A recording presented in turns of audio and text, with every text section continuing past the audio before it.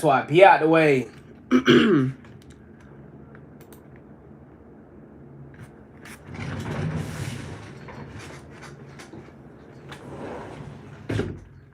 holding up the album name.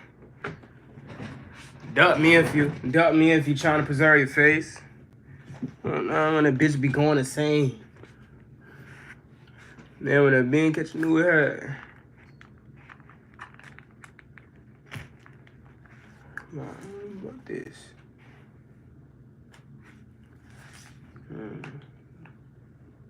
No more. It's like that bitch just automatically do that motherfucker. Like, damn. You don't fuck with me no more? Damn, you don't fuck with me no more? Body drop me on being in bed. Walk around with a 32 round bag. Fuck around and got lucky with 2 freaks. She be talking like a new me.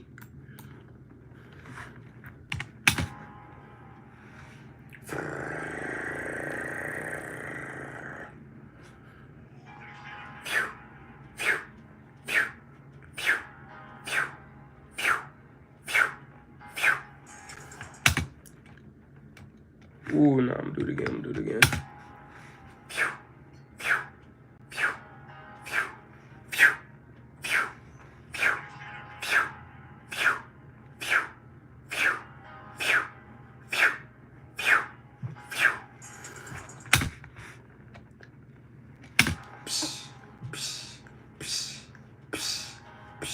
Oh, wait. Hold on. This shit finna be so far.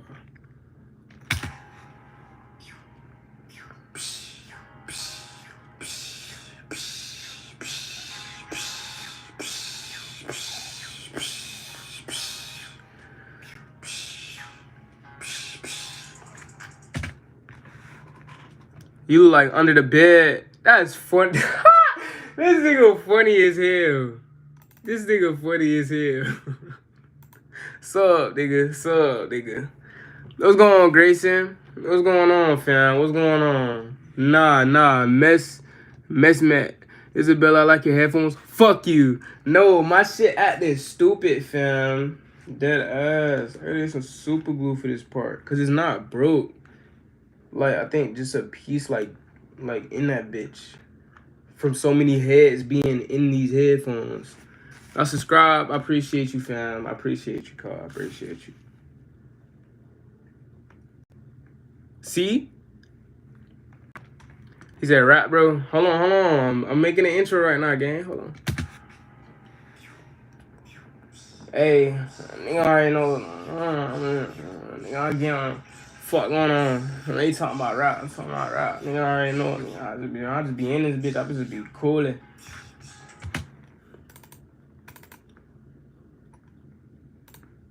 Yo, give me a word. He said, can you do a Harlem Shake? I think I can. I don't know. What up, Shaylee? When God said, let there be light, you was out of town. This nigga funny. What up, Trinity? What's up, Asthma Tall? I'm just call you Asthma. I'm just call you AZ. Fuck it. I'm making an intro right now, gang. Start moaning into the mic, bro. Yo, why is there so many funny niggas today, bro? Like, god damn. I'm trying to make the... Watch this. Hold on, bro. Hold on, because now I got to edit it real quick. See how that goes. The intro.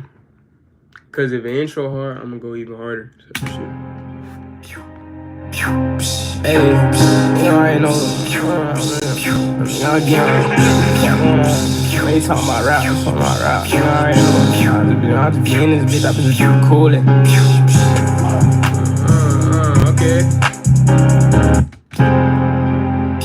My name is not Isabella. You already know. Oh, what's up, Leah? My phone. What happened? They talking about rap. Love you too, gang. I just be in this bitch. I just be coolin'. Yeah. See what I mean, fam? You gotta trust the process, gang. gotta trust the process. Hey, you already know. Hey, give me a word though. Give me a word. You gotta give me a word. I'm trying to go off that Rap. You already know. I just be in this bitch. I be just coolin'. Niggas be fucking with me, gotta push back and get that shit gone. I told her to push back. I told her to push that. Ooh, yeah. And niggas stay in my space to the pushback. No. My word, fire. Alright, bet. Hold on. Say niggas tryna. I told her no, man. Niggas gonna be in my space and I told her no pushback to get that shit gone. I told her no pushback, leave me. Tell her to push out, leave me alone. Niggas in my face.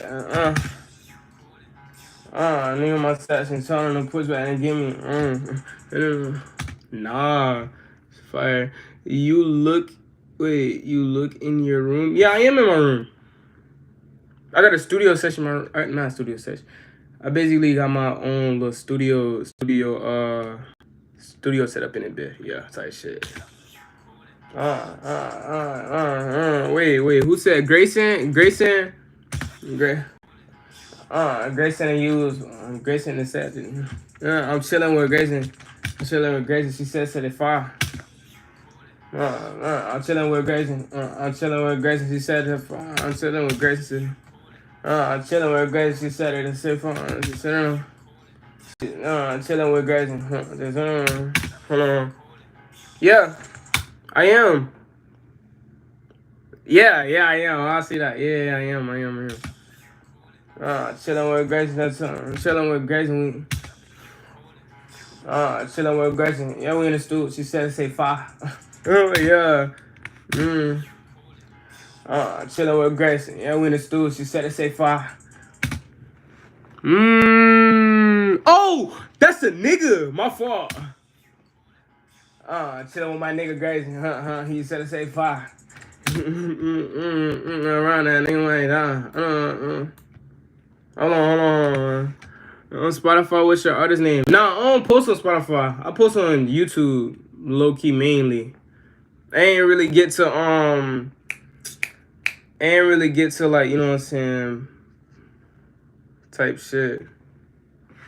I ain't really get to put my shit out there like that. Actually, I did, but it's gonna have to go through a whole fucking process. So I'm just doing it on YouTube right now. He said it's chilling with Grace. Yeah, when it's through, he said it say 5. Hold on. This might be it. Yeah. Chilling with Grace. Yeah, when it's through, he said it say 5. Chilling with Grace. Yeah, when it's through, he said it say 5. Alright, bet. That's it. I don't even gotta check that motherfucker.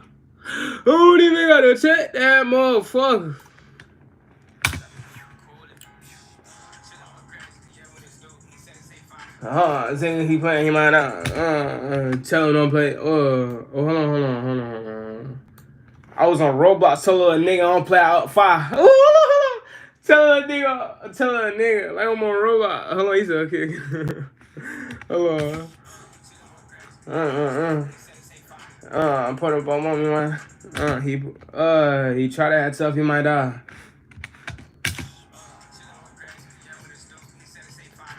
He tried to play tough and he fought. He tried to play tough and he died. He tried to play tough and he tried to play tough and he died. Wait a minute. Try to act tough, he might. He tried to act tough, he might die. Don't try to act tough, he might. Don't try to act tough, he. Oh, don't try to act tough, he might. Okay, wait a minute. Don't try to act tough, you might. Don't try to act tough, you might die. Hell yeah. Don't try to act tough, you might. Don't try to act. Hold on, wait a minute. I'm trying to tell you, man. I'm trying to tell you, man.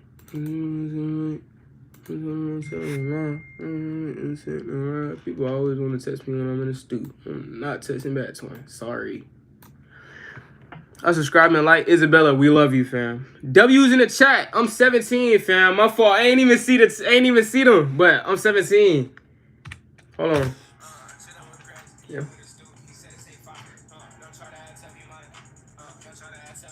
We pull up.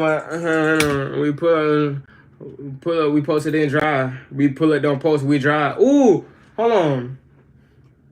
Me and my twin, we don't post. Me and my twin, we don't post. Me and my twin, we don't post. That's how you know you ride or die. The title of the song should be "Chilling with Grayson." Hell yeah, that's gonna be it, bro. What the fuck? Do I have a crush? Nah, I ain't gonna. Nah, hell nah.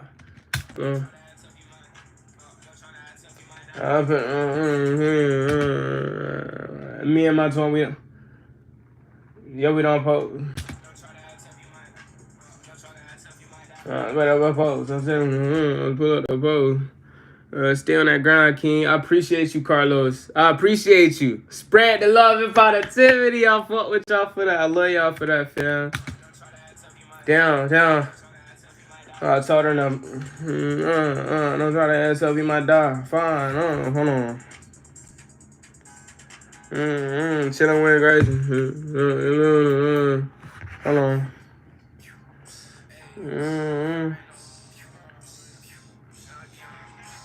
I feel like an Aaron. It hurt my pride. Aaron don't hurt my pride.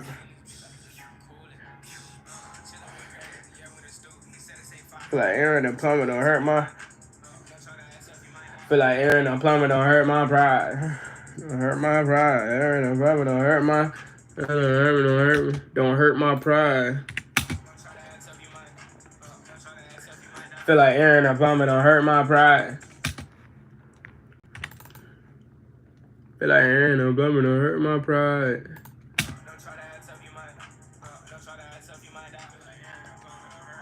I told a little nigga to read between the lines. Bitch, I'm a writer, read between the lines. Bitch, I'm a writer, live between the lines.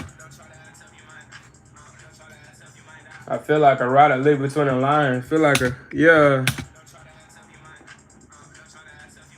I feel like a writer, read between the lines. I ain't even recorded. I feel like a writer, read between the lines.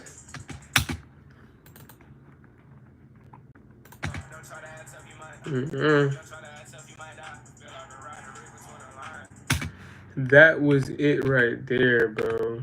Wait a minute. I ain't even changed this one. I'm tripping.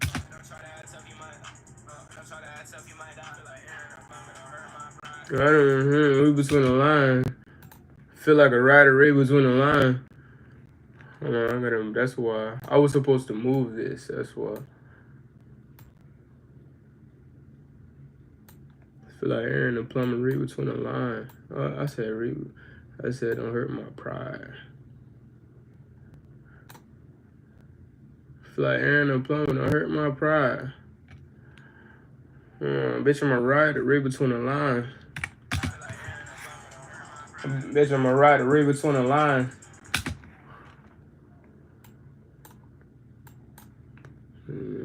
Chillin' with Grayson. Chillin' with my nigga Grayson.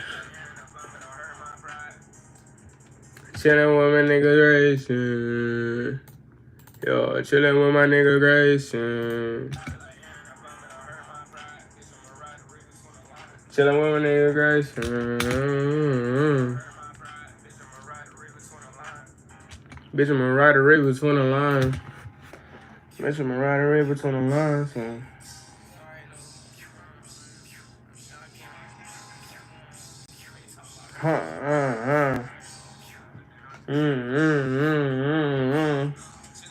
Hey, Grayson.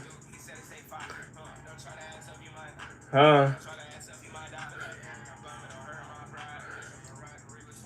impressed. Fuck a hamburger. Fuck the undercover pressure. Fuck the undercover. Ooh, that's gonna be the verse. Hey, somebody remember that. That's gonna be the beginning of the verse.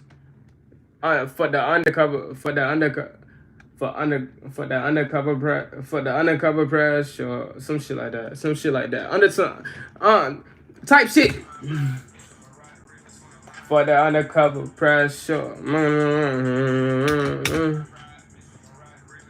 For the undercover. For the undercover pressure. You know, he not in my ring and I'm working at no, he not a fuck all that undercover pressure. He ain't even with me. Fuck that. I'm not even gonna sit right there. 444 is a sign. It's 444. That's a sign. It says 12 minus 6 is 6. Wait a minute. I'm not finna say that though, but ain't gonna lie, that's hard. I don't know why I thought that was hard, but that was hard.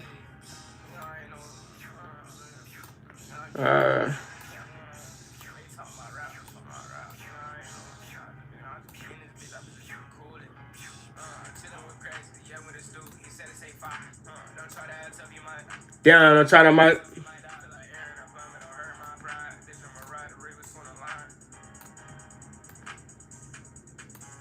I might play it, but it ain't right. I might play it, I know it ain't right. Yeah, I might play it, but it ain't. I might play it, I know it ain't right. Fighting. I might play it, I know it ain't. I know I might play it, but it ain't right. Yeah, I might play it, but it ain't right. But if she the one, give me a song. Oh, nah, fuck that. Hell nah. Oh, that kind of pressure. Yeah, nah. Can you please stop saying this? That I'm going to be chilling with Grace. Wait, what?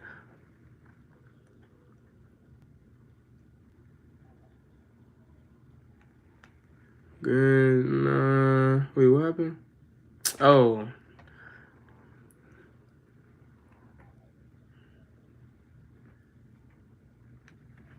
That's gonna be the title, chilling with Grayson.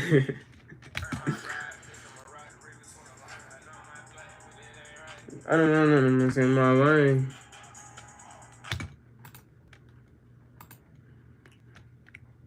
I don't know what's I'm putting on my phone.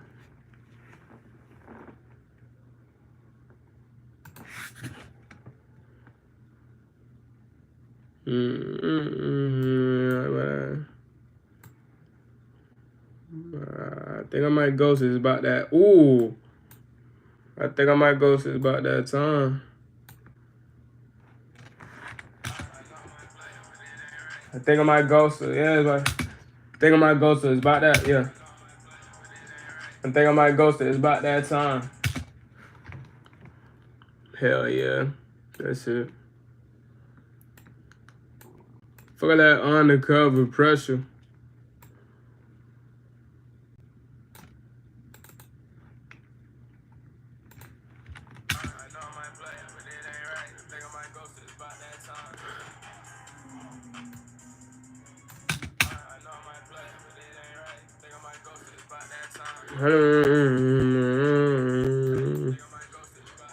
Having a war is on my mind. Having a war is just on my mind. Having a war is inside my mind. Having a war, but it's inside my mind. I'm going to war, but it's inside my mind. Hell yeah.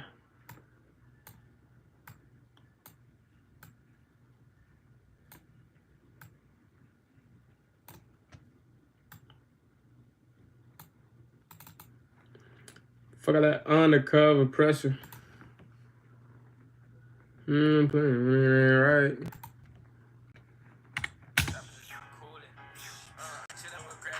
What's your name, Remy? We could be friends. Everybody here friends. Everybody here family.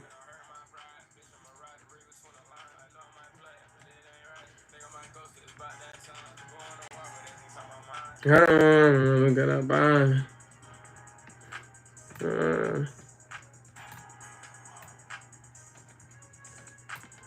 For sure, a long time. For sure, a long time. Yo, Z, bro, I'm about, bro.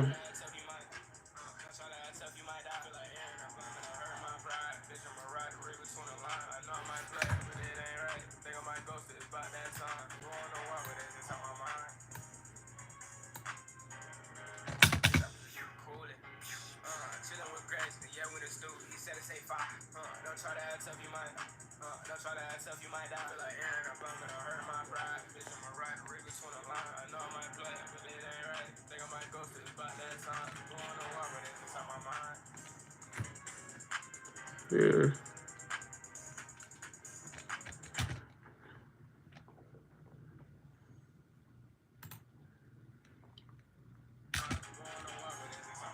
Grayson be stepping all over the line. Ooh. And Grayson be stepping all over the line. Ooh, wait a minute. Hold on, Grayson. Hold on, Grayson. Wait a minute. Nah, that's low key what I fought with. I love that, bro. Like y'all, when y'all give me suggestions and shit like that, I love that, bro, because I could really change it into something. I could really put it in, bro. What the fuck? So it's like, not only did I make the song, but you made the song. Like you helped me make the song, so we both, all of us made the song. Basically, it's our song type shit. Hold on. Grayson be stepping all over the lines. Wait a minute. Grayson, stop, dude. W Grace in the chat, bro. Grace in the chat, bro. Bro, W Grayson, bro. Real shit, bro. Grayson is stepping all over the lines. So wait a minute. That's hard as fuck. Hold on, that's hard as hell. Yeah. I'm feeling evil real quick. He said King of the Apes. Caesar! Hold on. Yeah, the store. He said it's. Damn, I'm trying to add stuff in my. Damn, I'm trying to add stuff in my. Read between the line.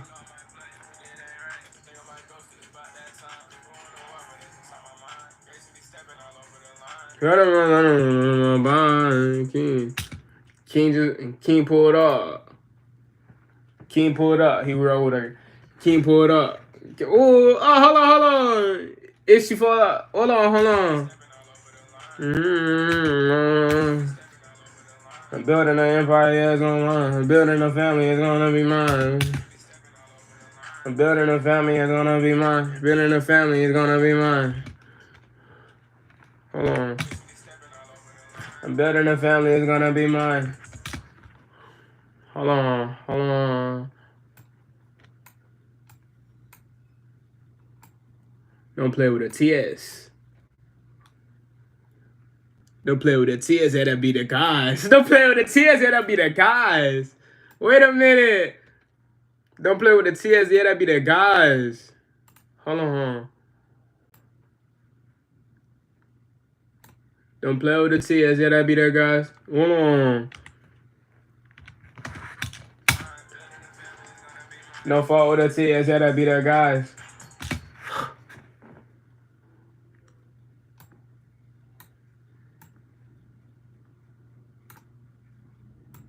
That's hard as fuck. No fault with the TS, that'll be the guys. That's hard as hell.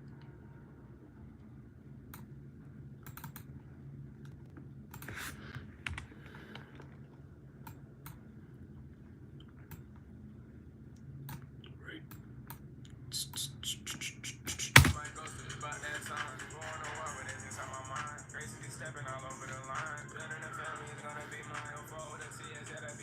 Don't fuck with the tears, that'll be the guys.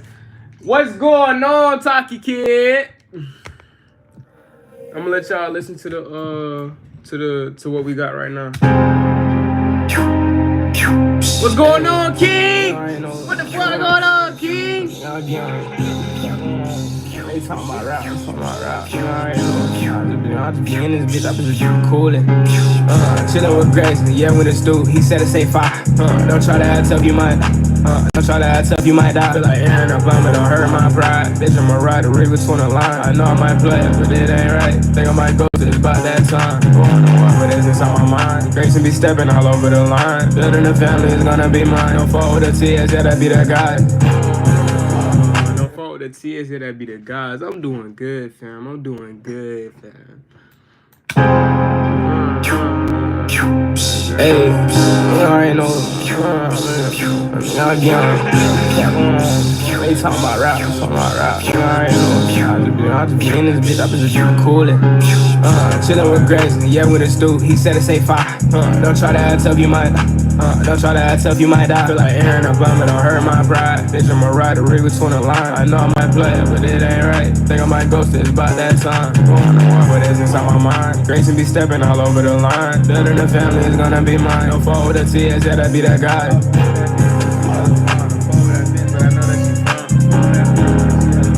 Ooh.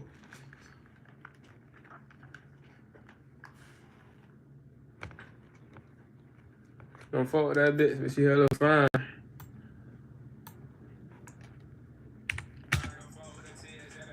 Don't fuck with that bitch, but she hella fine. Don't fuck with that bitch, but she hella fine.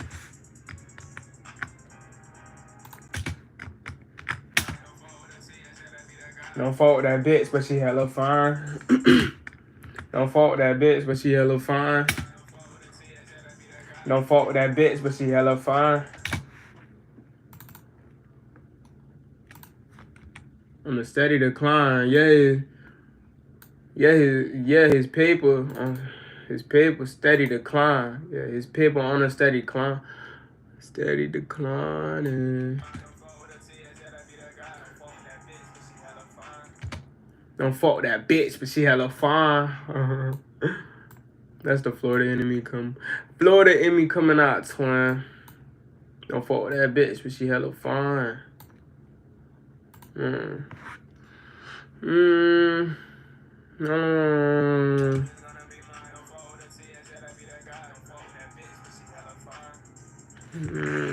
fuck with that bitch, man.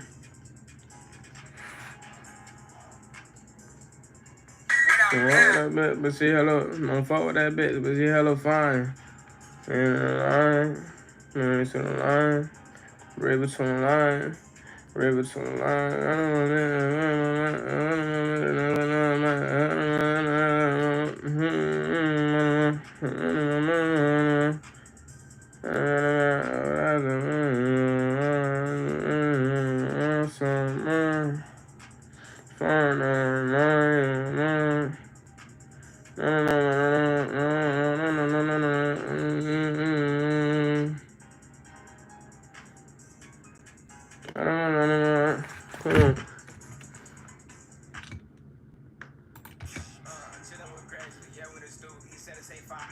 Don't try to act tough, you might. Don't try to act tough, you might die. Feel like Aaron, I'm bumming, don't hurt my pride. Bitch, I'm a rider, read between the lines. I know I might play it, but it ain't right. Think I might ghost it, it's about that time. Going to war, but it's inside my mind. Grace will be stepping all over the line. Building a family is gonna be mine. Don't fall with the tears, yeah, that be that guy. Don't fall with that bitch, but she hella fine. Fall with the tears, yeah, that be that guy. Hey, AJ just put up in the live. I think AJ put up in a, hold on. AJ just put up in a live. AJ just put up right in a, AJ just put up in a live on the right, so I don't even know how. Hold on. I was finna go stupid. Like on some Eminem shit, but nah, I ain't gonna do that. Yeah, AJ just put up in a live. AJ just put in a live. AJ just jumped. AJ just jumped in the live. Huh. AJ just jumped in the line. AJ just put out in line. AJ just jumped in the line.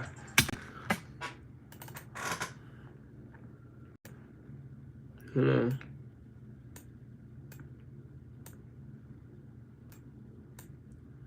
know, ain't right. Damn.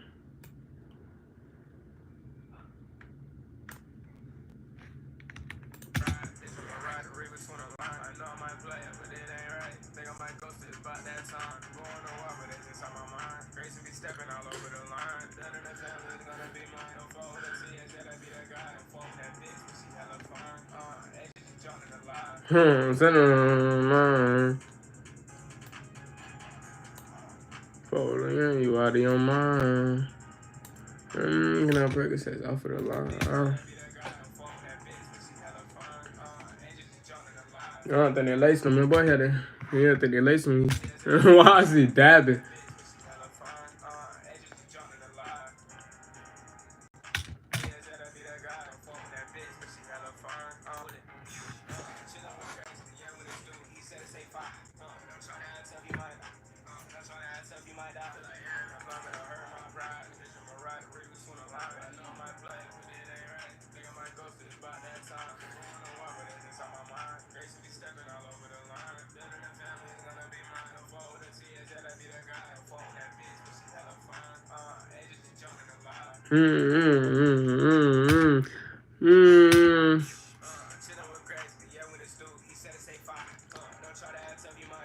But they just gonna beat that just.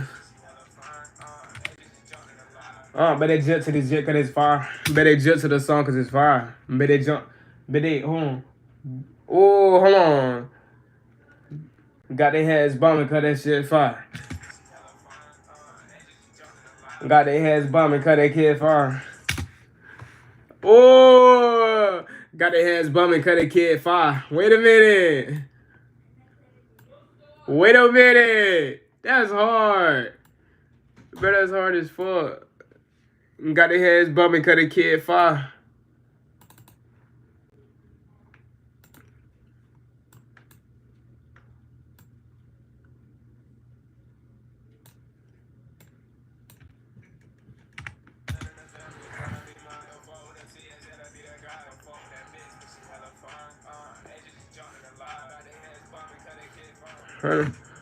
Yeah, got their heads bumming cause the kid fire.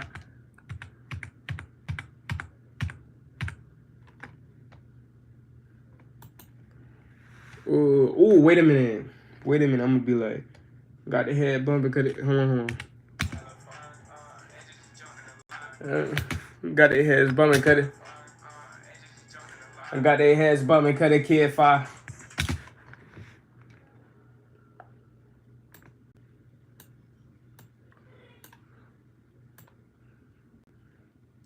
That bitch tried to play me. That bitch tried to play me. She passed to the team.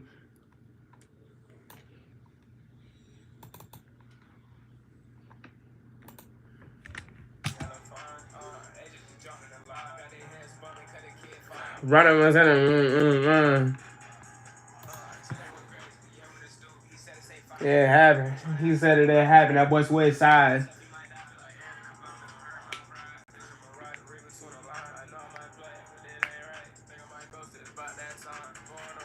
When you dropping this song today?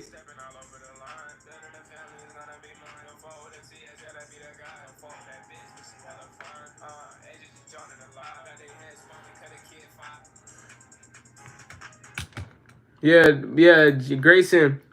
The people with the blue, you know, names and stuff. Whatever they say, go. Cause I told them what to tell y'all. Type. So when they say something, just listen. Type. It's not them being mean or anything. They're just looking out for me, you know.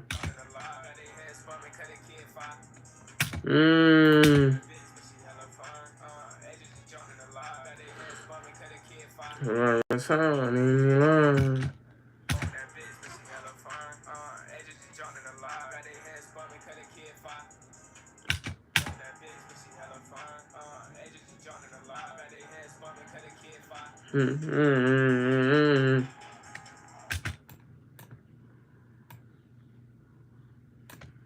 to the top of my mind.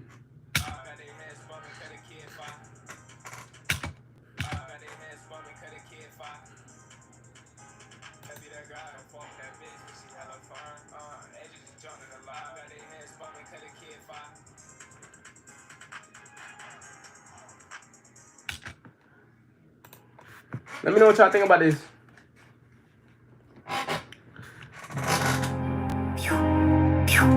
Hey, you already know. Y'all young. They talking about rap, I'm talking about rap. You already know. I just be in this bitch, I be just coolin'. Chillin' with Grayson, yeah, when it's due. He said it's A5. Don't try to act tough, you might.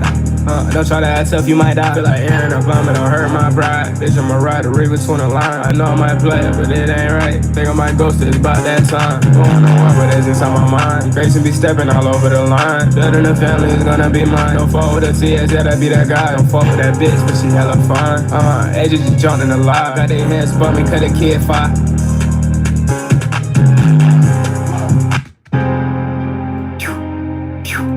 Hey, you already know. Y'all young. They talking about rap, I'm talking about rap. You already know. I just be in this bitch, I be just coolin'. Chillin' with Grayson, yeah, when it's due. He said it's A5. Don't try to act tough, you might. Don't try to act tough, you might die. Feel like Aaron Obama, don't hurt my pride. Bitch, I'ma ride the rig between the line. I know I might play it, but it ain't right. Think I might ghost it, it's about that time. Going on what, but that's inside my mind. Grayson be stepping all over the line. Building a family is gonna be mine. Don't fuck with the TS, yeah, that be that guy. Don't fuck with that bitch, but she hella fine. Edges just jumped in the live. Got their heads bumping, cut a kid 5.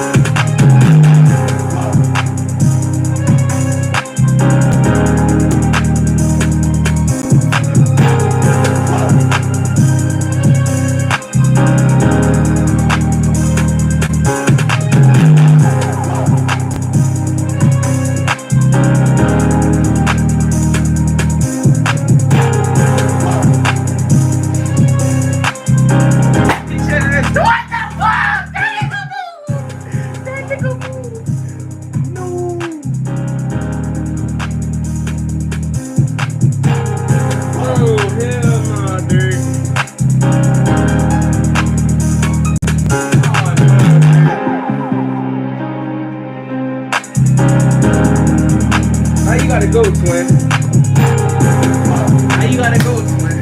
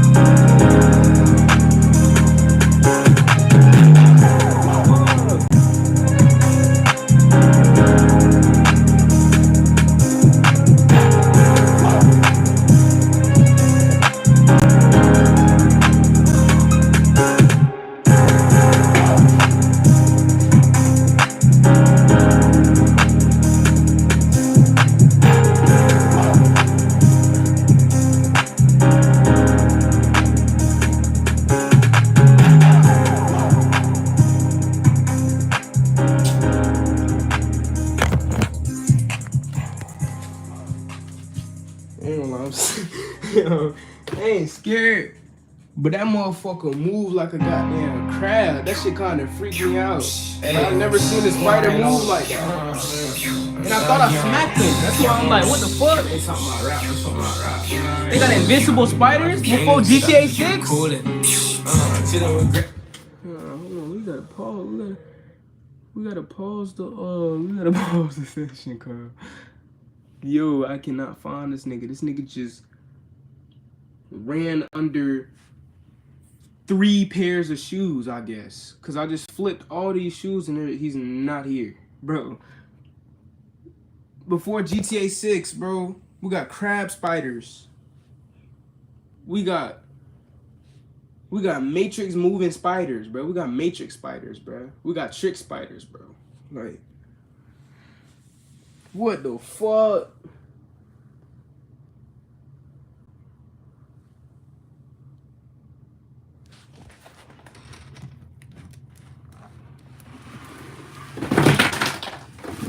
He's not even under the... Where the fuck did he go then? That's... Alright, hold on. Because this nigga moved. This nigga moved. Oh, wait, that fast. It's either that or that nigga just went right back outside through the sliding door. That's impressive as fuck, though. He moved hella fast. Like, props to Buddy. He ain't want to die. Shit, let's resume what we had going on then.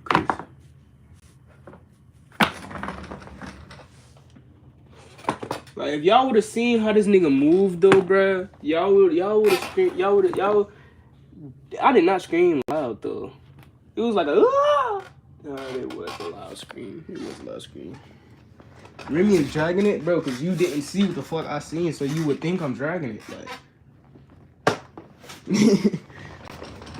what the fuck? What's up, Otto? I ain't see you in a minute.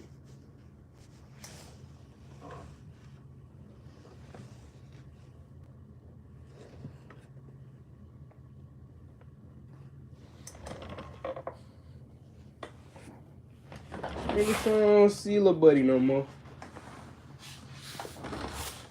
But anybody want a honey bun?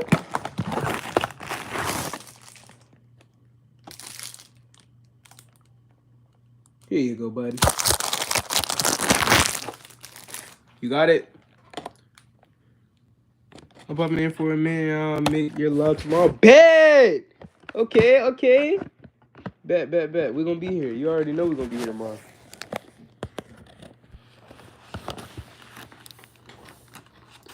Nah, but ain't gonna lie. I was hearing my stomach. I'm not hungry, but my stomach is making noises. I don't understand that. Skinny niggas go through a lot, bro. Skinny niggas have a whole syndrome, I guess. Do you got a honey bunny? I would say honey bunny.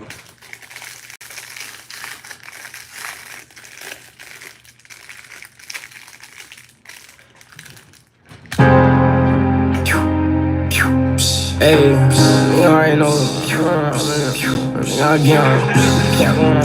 They talking about rap, I'm talking about rap. You already know. I just be in this bitch, I just be coolin'. Chillin' with Grace, yeah, with his dude. He said it's A5. Don't try to act tough, you might. Don't try to act tough, you might die. Feel like Aaron, I'm vomit, don't hurt my pride. Bitch, I'm a rider, read between the lines. I know I might play it, but it ain't right. Think I might ghost it, it's about that time. Going on what, but it's inside my mind. Grace and be stepping all over the line. Building a family is gonna be mine. Don't fuck with a TS, yeah, that be that guy. Don't fuck with that bitch, but she hella fine. Edges just jumped in the live. Got their head spun me, cut a kid 5.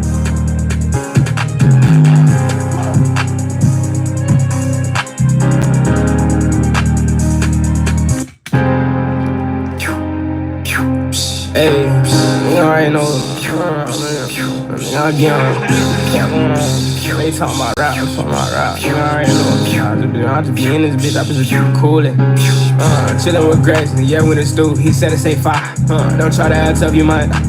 Don't try to act tough, you might die. Feel like Aaron, I'm vomit, don't hurt my pride. Bitch, I'm a rider, read between the lines. I know I might play it, but it ain't right. Think I might ghost it, it's about that time. Going on what, but it's inside my mind. Grace and be stepping all over the line. Building a family is gonna be mine. Don't fuck with a TS, yeah, that be that guy. Don't fuck with that bitch, but she hella fine. Edges just jumped in the live. Got their head spun me, cut a kid 5.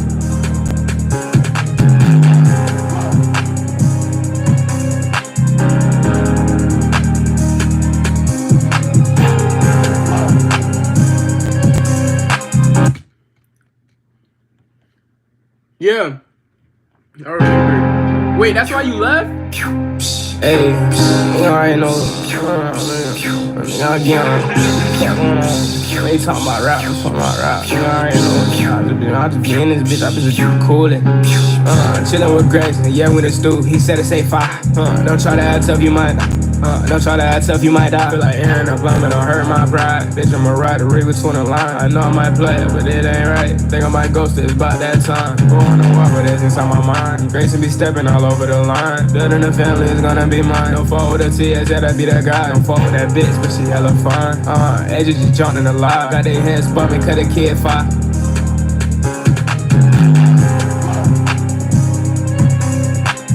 Hella fine. Edges just jumped in the live. Got their hands bumping, cut a kid fire. Told her she can handle me, but she can try. Ooh! Told her she can't handle me, but she can try. There you go.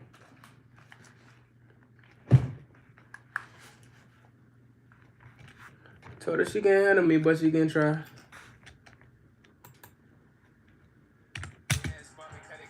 Told her she can't handle me because she can't find. Wait a minute. Told her she can't handle me, but she can try.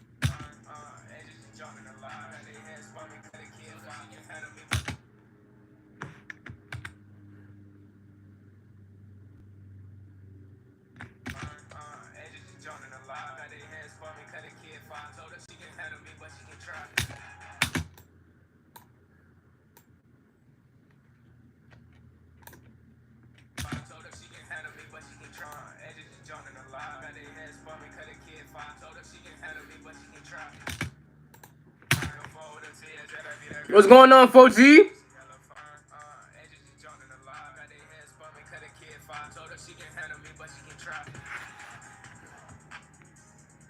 Oh, Remy, I got a lyric. I got so much pride, I feel like Vegeta. I got so much pride, I feel like Vegeta.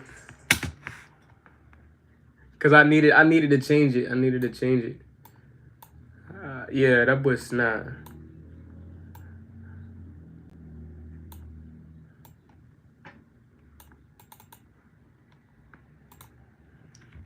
That boy snap.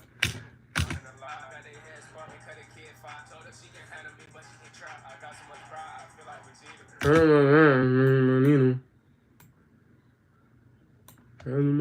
feel like Vegeta.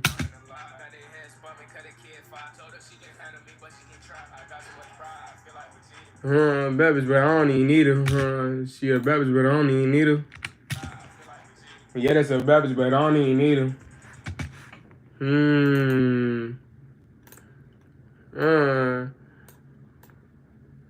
She wanna fuck every day. She wanna fuck every day. She got jungle fever. She wanna fuck every day. She got jungle fever. She wanna fuck every day. She got jungle fever.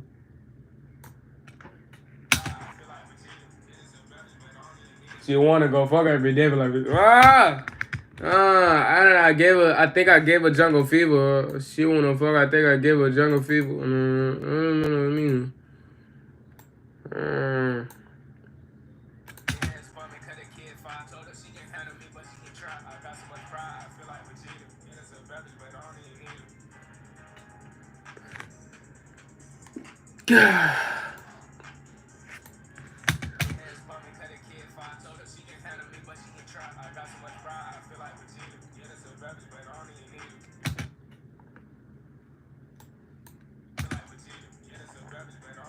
The sensual love, but I don't even see it. Said it's showing love, but I don't even see it. Love, but I don't even see it. Ooh. Said it's showing love, but I don't even see it. Said it's showing love, but I don't even see it.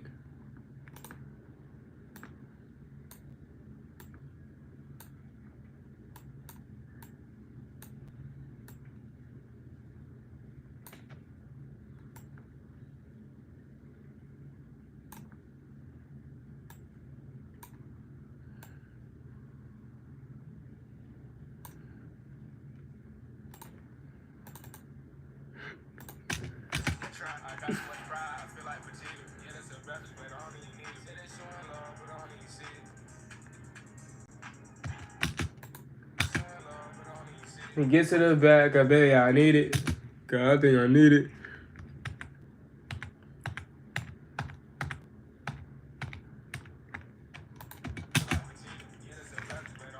Said they showing love, but I don't even see it.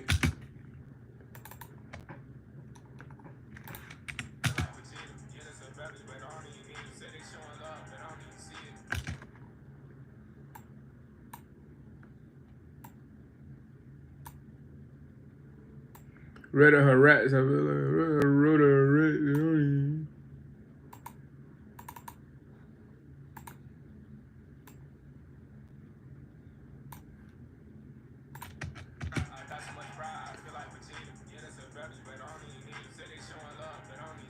Better than me.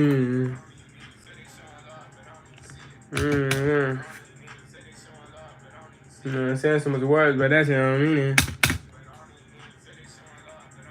Yeah, fuck that little shit, you know what I mean? Love over loyalty, that shit had no meaning. Ooh. Oh, loyalty over love. Loyalty over love, cause that shit had no meaning. Loyalty over love, that shit had no meaning. I put loyalty over love, cause that shit had no. I put loyalty over love. I put loyalty over love. I put loyalty over love. That shit got no meaning. Some shit. I don't know. It might not be. I might not put it right there, but it's gonna be somewhere.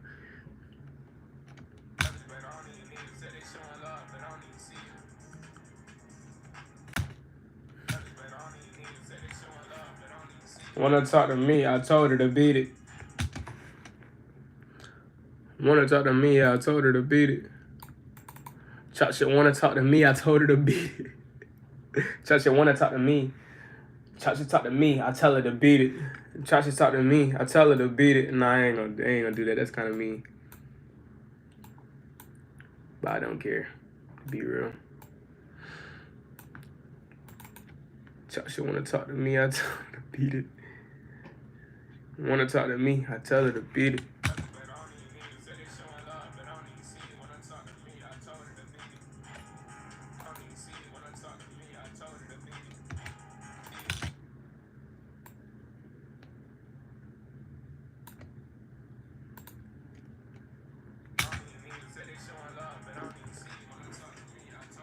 Screaming, oh my God, I feel like a prison.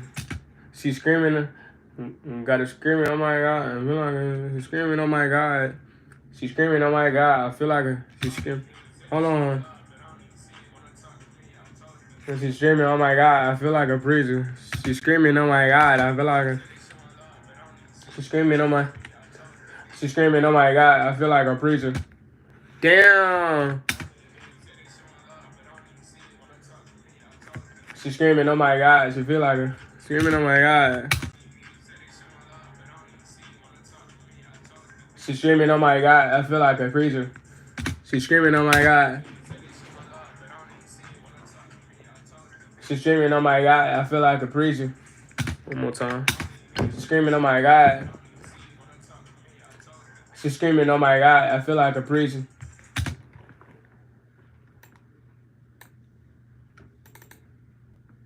Screaming, oh my God.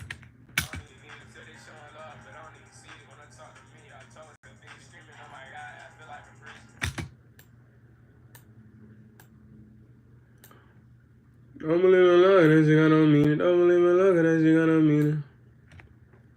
Don't believe in love, that. Don't believe in love, that shit got no meaning. Don't believe in love, that shit got no meaning. That's hard.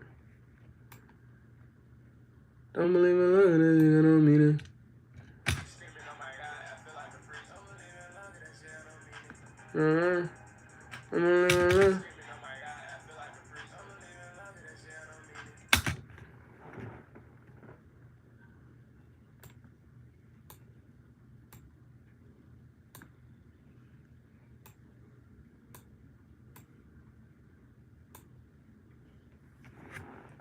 They she upset and I don't want to meet her. Wait a minute. Pulling me back like she wanted something, like she wants some real stuff. Like she wants some real shit. Like she wants some real shit.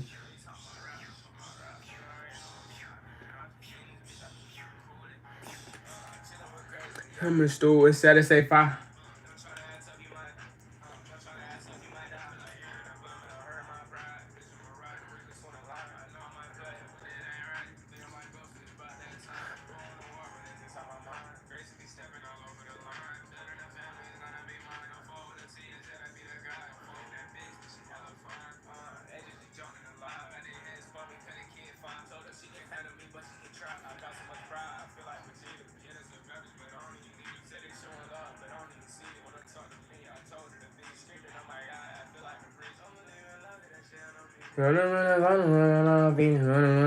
I turn to a phenom.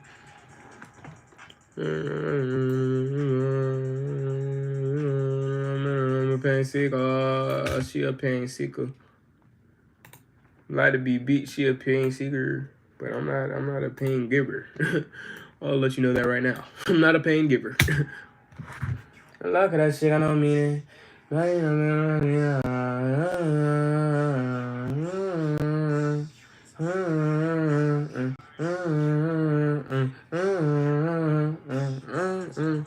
Yeah, I'm in the stool. He said to say 5. Don't try to tell me my. Don't try to tell me my die. I heard the permanent hurt my pride. I'm gonna write a read between the lines. But it ain't right. Think about ghosts. It's about that time.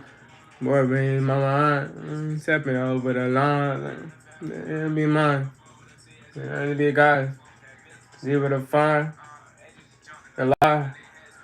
Be a 5. It'll be what she could try. Legit. I don't even need her. But I don't even see it. I told her to beat it. I feel like a preacher. Cause that shit got no meaning. Look at I got a feeling. Steven. I'm a quarterback. I'm a quarterback. She receiving. Oh, I'm a quarterback. She receiving. I'm a quarterback. Yeah, I'm a quarterback. She receiving. I'm a quarterback and she a receiver.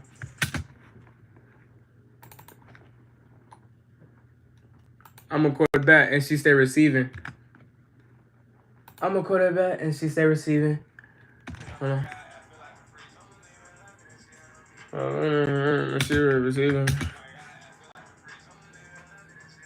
Whatever. I'm a quarterback and she stay. I'm a quarterback and she stay receiving. I'm a quarterback and she stay receiving. I'm a quarterback and she stay receiving.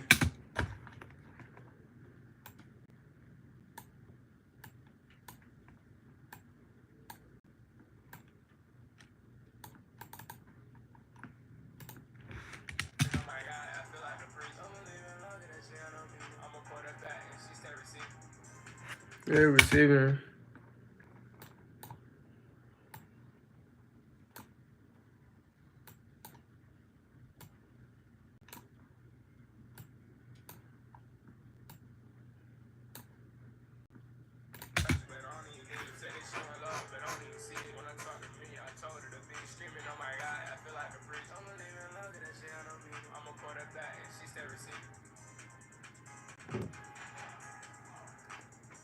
Wait a minute. I'm only one bad bitch. I only got one bad bitch named Bowman. Bad bitch named Bowman. Wait a minute. Cause that's Vegeta wife. I see what you doing.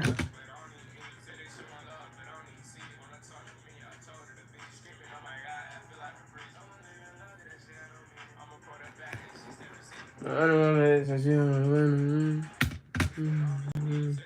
I overseas it. Yeah, she bad. I overseas it. If you wanted her. If you want it bad, get overseas it. Yeah, overseas it. Bad, and she overseas it.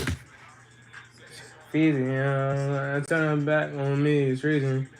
I told her, man, don't turn your back on me, it's treason. I told her, turn her back on me, yeah, cause it's treason. Nah. Don't turn your back on me, cause it's treason. It counts as treason. Don't turn your back on me, it counts as treason. Don't turn your back on me, cause it's at a treason. Don't turn your back on me, it's at a... Don't turn your back on me, cause it's... Don't turn your back on me, cause it be treason. Don't turn your back on me, it be treason. Don't turn your back on me, it counts as treason. It counts as treason. Don't turn your back on me, it counts as treason. Don't turn your back on me, it counts as... I don't even know, bro. I might not even put that shit right there, bro. I had a bad bitch. I had a bad bitch named Bowman. I had a bad bitch. I got a bad bitch. Oh, nah. I'm gonna use that later. I don't know me, man. Fiendin'. She fiendin'. She my little sucky bitch. She say fiendin'. Nah, I don't know about that, bro. I don't know. I don't know. I don't know. I don't know. I don't know. Gotta listen to it out loud. See what direction I'm going. Hey, you already know. Y'all they talking about rap, I'm talking about rap. You already know. I just be in this bitch, I just coolin'. Chillin' with Grayson, yeah, with his dude. He said it say 5. Don't try to act tough, you might. Don't try to act tough, you might die. Feel like Aaron or Plummet, don't hurt my pride. Bitch, I'm a rider, rig between the line. I know I might play it, but it ain't right. Think I might ghost it, it's about that time. Going to war, but it's inside my mind. Grayson be stepping all over the line. Building a family is gonna be mine. Don't fuck with the TS, yeah, that be that guy. Don't fuck with that bitch, but she hella fine. Edges just jumped in the lie. Got their head spun me, cut a kid 5. Told her she can handle me, but she can try. I got so much pride, I feel like Vegeta. Yeah, that's a bad bitch, but I don't even need her. Said they showing love, but I don't even see it. Wanna talk to me, I told her to be screaming, oh my god, I feel like a priest. I'ma leave it long, that shit, I don't mean it. I'ma pour that back, and she stay receiving.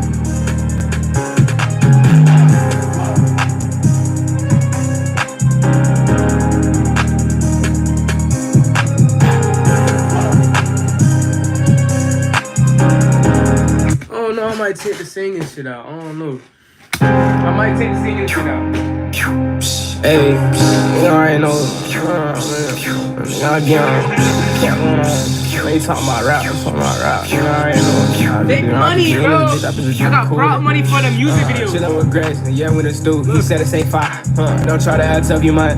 Don't try to act tough, you might die. Feel like Aaron or Plummet, don't hurt my pride. Bitch, I'm a rider, rig between the line. I know I might play it, but it ain't right. Think I might ghost it, it's about that time. Going to war, but it's inside my mind. Grayson be stepping all over the line. Building a family is gonna be mine. Don't fuck with the TS, yeah, that be that guy. Don't fuck with that bitch, but she hella fine. Edges just jumped in the lie. Got their head spun me, cut a kid 5. Told her she can handle me, but she can try. I got so much pride, I feel like Vegeta. Yeah, that's a baby, but I don't even need it. Said they showing love, but I don't even see it. When I talk to me, I told her to be screaming, oh my god, I feel like a priest. I'ma leave it alone, that shit. Bro, nah, but this right here, I use the prop money so I could learn how to money spread like different ways. Type shit, you know? Type shit. Wait a minute. Wait, did I? Ah, shit, I almost did it. I need more like paper. Wait a minute. I'm gonna have to do it with the 100 ones. I'm gonna have to do it with these ones. This shit might. Hey, you already know. Y'all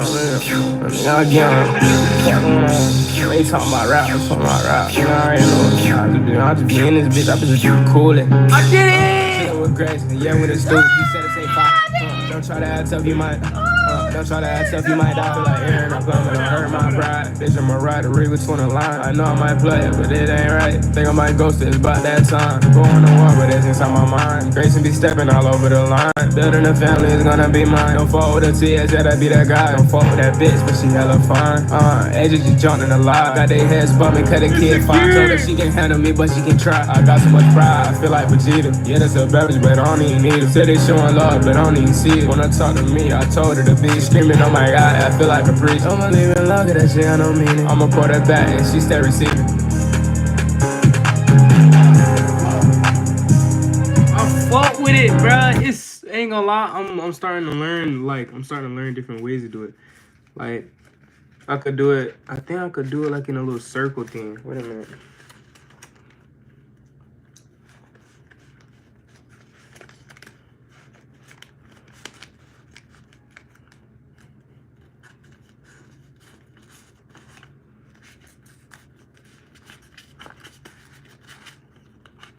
Shit.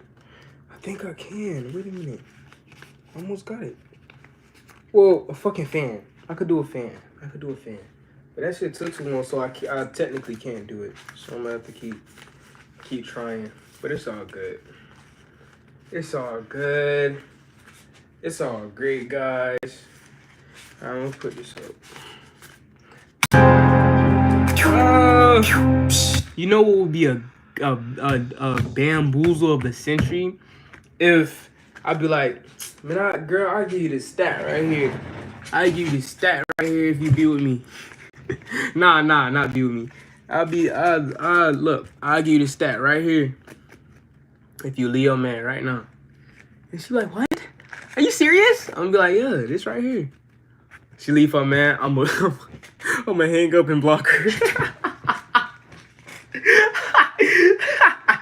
I just broke up a happy home, bitch. I just broke up a happy home type shit. Cause niggas wanna do that to me, so I'm gonna do that to people type shit. You know what I'm saying? Shit like that. Shit, he said, nah. This was some troll shit, cause I know a thirsty ass female will do that shit, bro. Like, if anything, I just helped bro out, to be real. If I actually did do that. Hey, I ain't know. They talking about rap, I ain't know. I just be in this bitch, I just coolin'. Chillin' with Grayson, yeah, with his dude. He said it say 5. Don't try to act tough, you might. Don't try to act tough, you might die. Feel like Aaron, I'm coming, don't hurt my pride. Bitch, I'm a rider, read between the lines. I know I might play it, but it ain't right. Think I might ghost it, it's about that time. Going to war, but it's inside my mind. Grayson be stepping all over the line. Building a family is gonna be mine. Don't fall with a TS, yeah, that be that guy. Don't fall with that bitch, but she hella fine. Edges just jumping alive. Got they heads bumping, cut a kid fine. Told her she can handle me, but she can try. I got so much pride, I feel like Vegeta. Yeah, that's a beverage, but I don't even need it. Said they showing love, but I don't even see it. Wanna talk to me, I told her to be screaming, oh my god, I feel like a priest. Don't believe in love, that shit, I don't mean it. I'ma pour that back, and she stay receiving.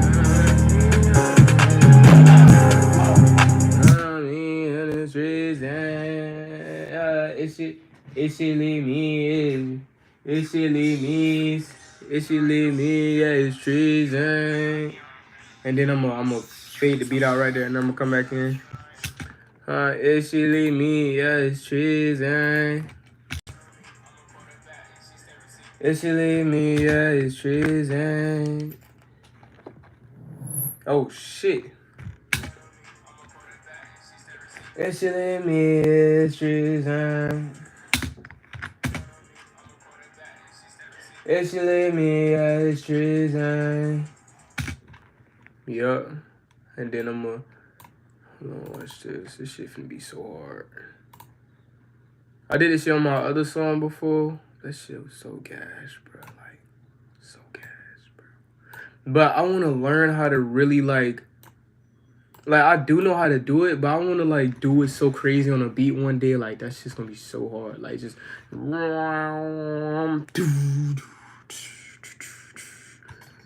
oh my goodness, bro.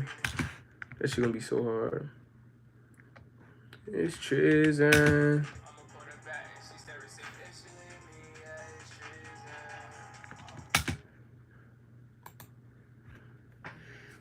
Hold on, I'm finna cut.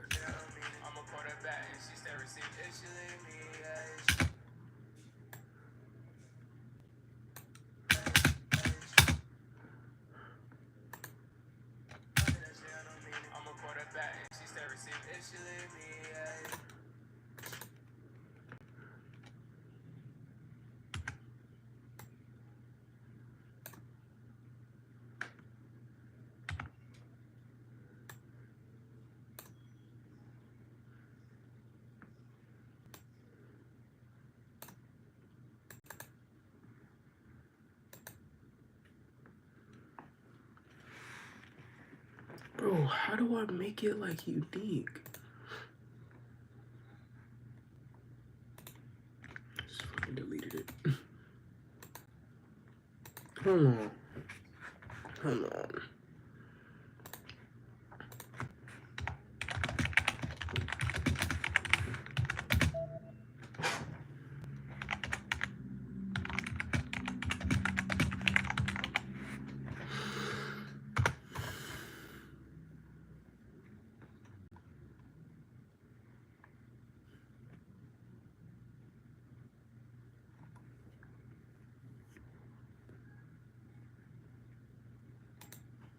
ImageLine just dropped a new update for FL Studio, and they added a whole bunch of new features, including a new way to make items unique in the playlist. So instead of having to go onto your element, right-click, and do Make Unique or Make Unique as Sample, what you can now do is hold Shift and V, and then click and drag the element over, and it will automatically make it unique.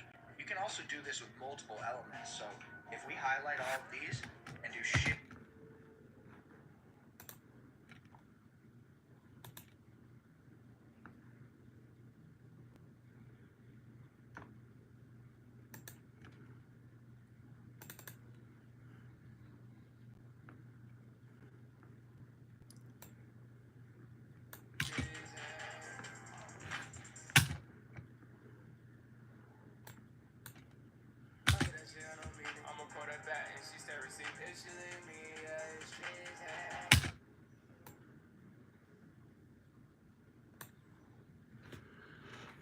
I'm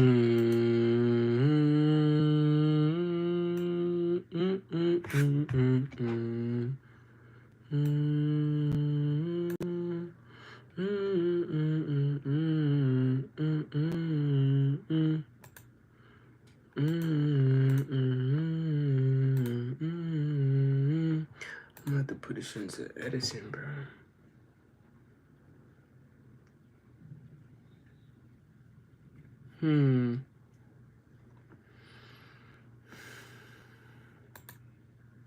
Either that, or I'm gonna just change it like this. Fuck it. I'm gonna just do it like this.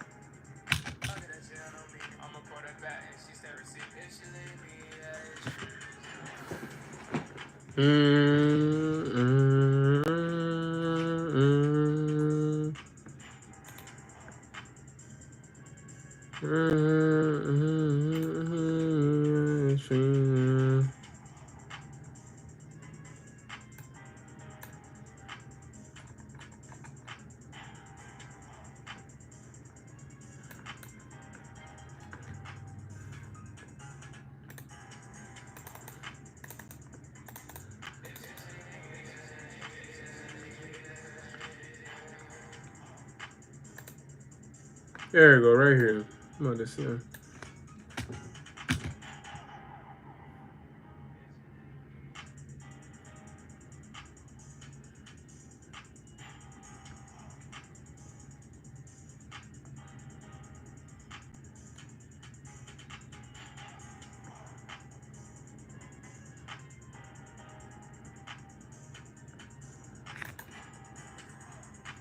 Wrong thing, wrong thing, wrong thing.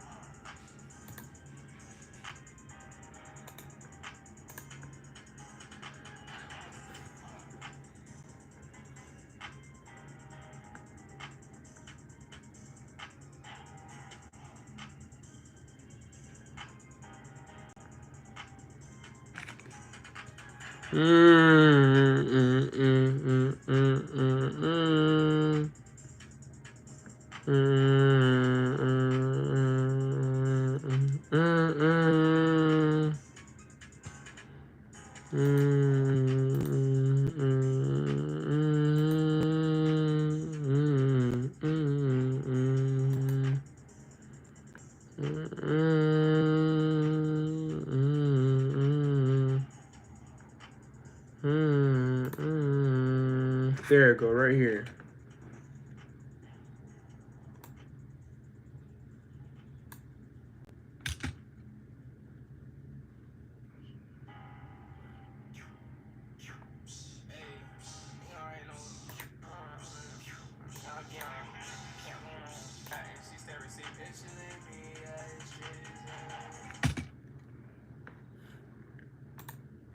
Right here, okay. I thought I lost it. Oh my god, I was gonna cry.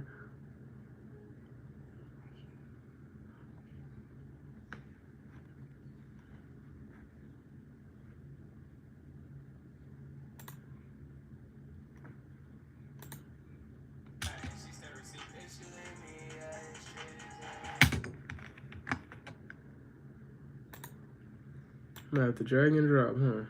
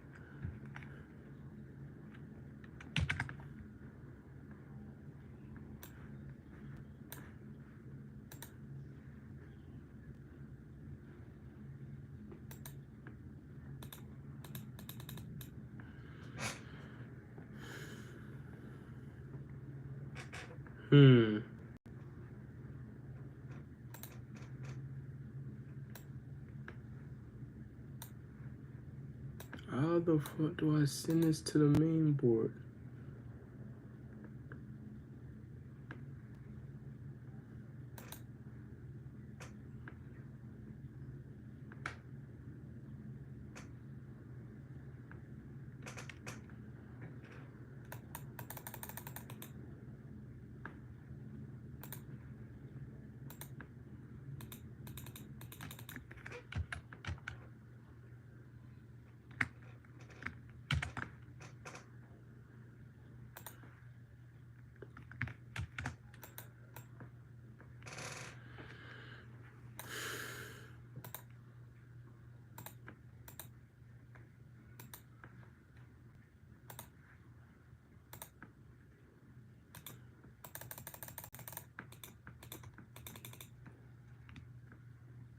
So, how the I'm about to tweak out. Oh, what the fuck, what the fuck, what the fuck?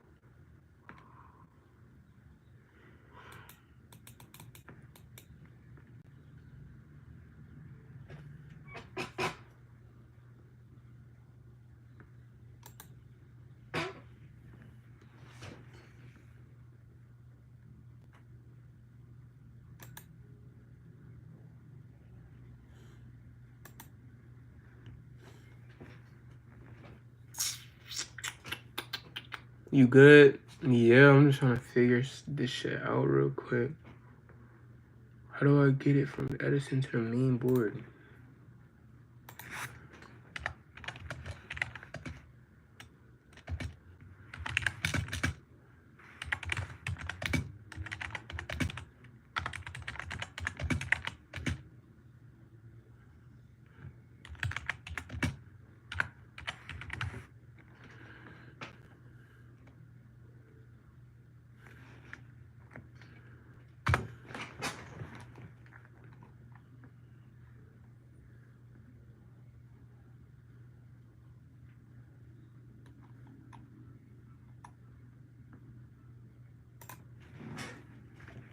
Let me show you why I stopped paying for all my other sample libraries.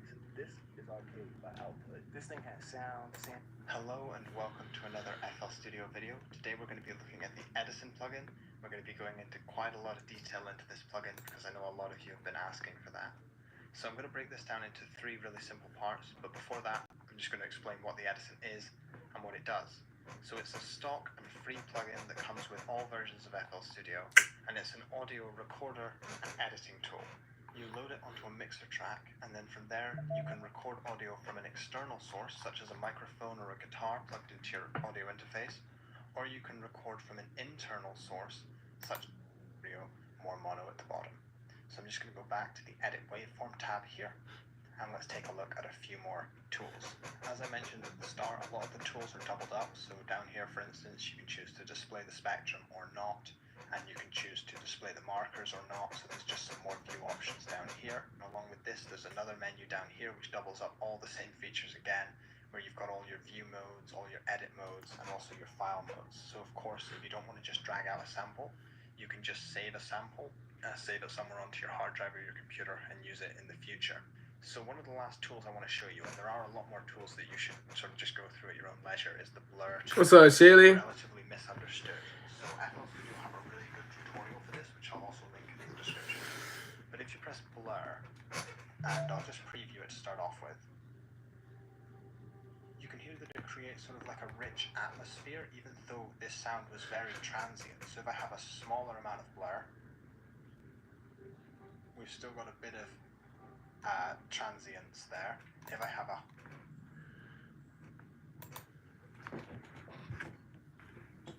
What's going on, King?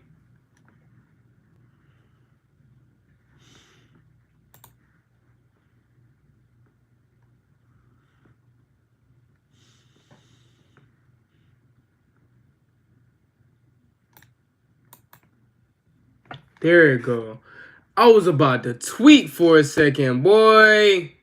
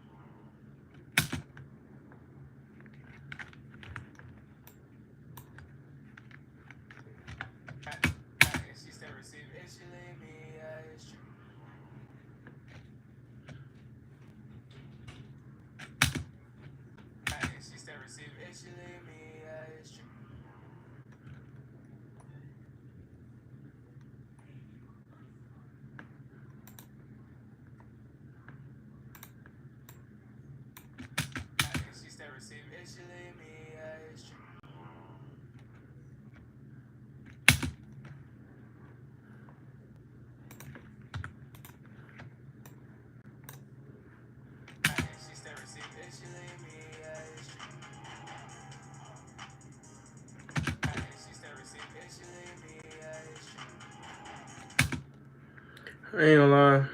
Man, fuck that deep voice shit, to be real. What the fuck? I was trying to do some hard shit, but I ain't gonna lie. I still gotta work in that field, to be real. Shit is not it. He said it's treason. What's going on, Grayson? What's up? Hold on. When I say hold on.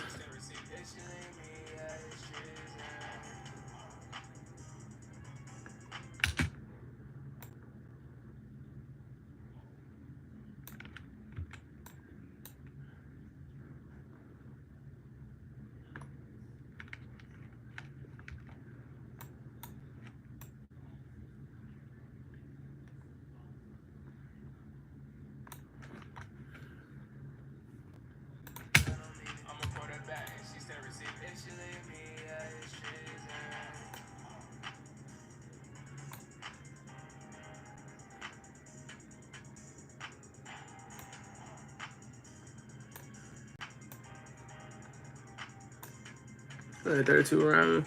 Around I got like a two-face. They ain't talking about the talk like knew me. I'm talking about the talk like who me. I've been talking about parents to go up in. Wrong. Go.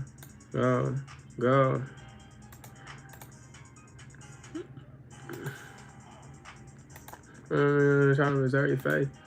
I'm under the building. Man, got a 32 round bag. Man, I got like it with two freaks. Talking about talking. Homeboy parents to go up in. Go.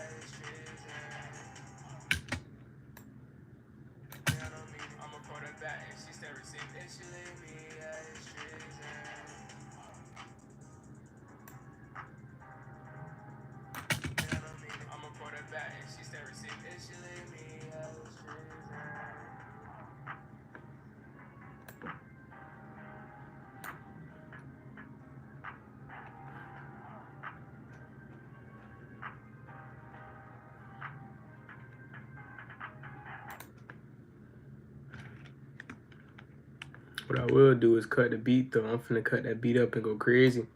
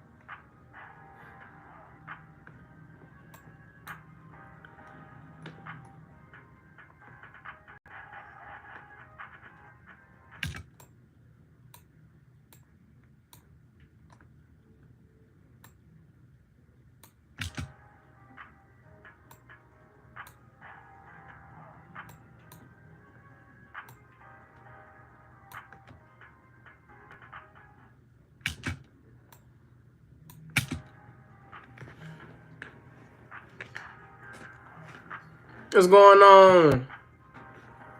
Yeah. Yeah.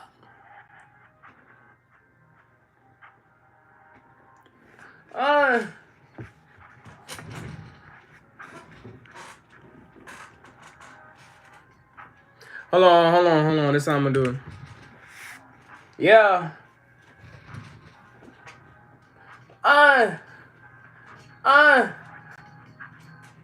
Yeah. I don't want to switch my flow up. Smoke to my light up. Yeah. Yeah. Okay, so right there. It's right here, far, and then on this.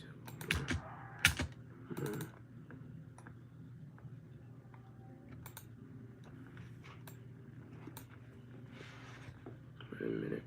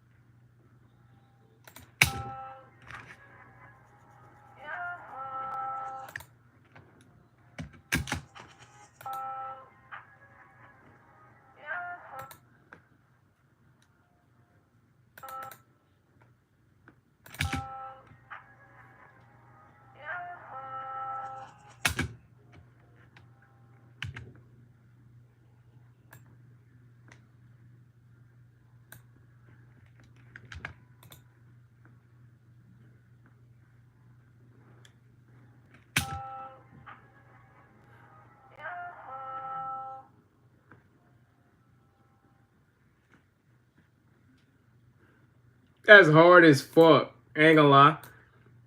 That's hard as hell.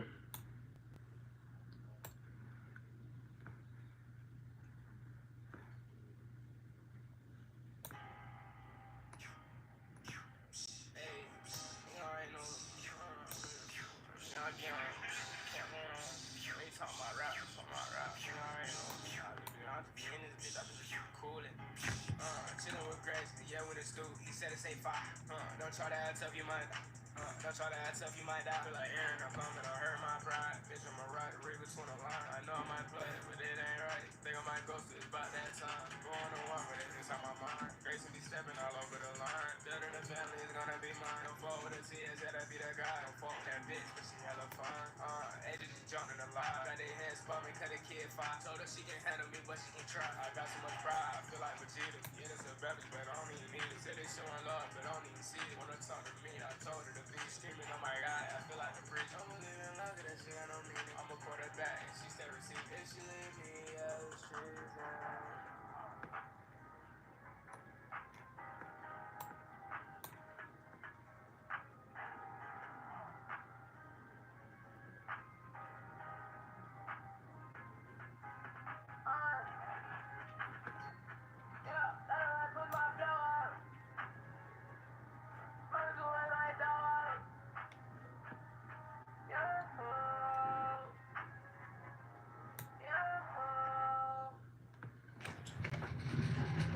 That's hard. I gotta put some ad-libs on that bit, but this is what we got. Ain't gonna lie, I had to switch it a little bit. Switch it a little bit at least. A little PC if I still got that fit, that little beat switch fade in shit on FL. Hey, you already know. Y'all get on. They talking about rap, I'm talking about rap. You already know. I just be in this bitch, I just be coolin'. Chillin' with Grayson, yeah, with the stew. He said it's A5. Don't try to act tough, you might. Don't try to act tough, you might die. Feel like Aaron, I'm blumming, don't hurt my pride. Bitch, I'm a rider, read between the lines. I know I might play it, but it ain't right. Think I might ghost it, it's about that time. Going to war, but it's inside my mind. Grayson be stepping all over the line. Building a family is gonna be mine. Don't fall with the TS, yeah, that be that guy. Don't fall with that bitch, but she hella fine.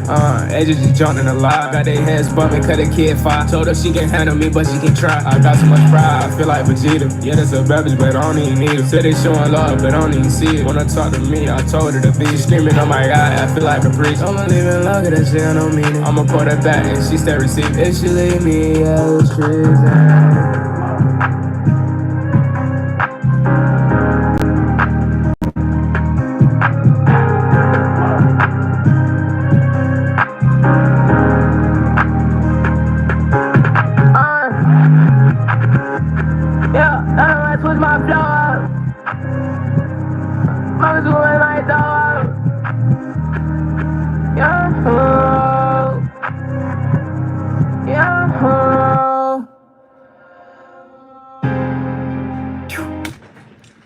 Should I put another beat? Should I put another beat? That would be hard. That would be hard as fuck, bruh. That would be so hard.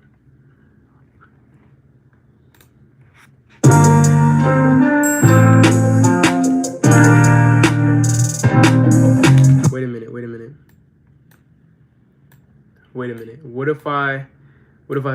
What about this beat right here?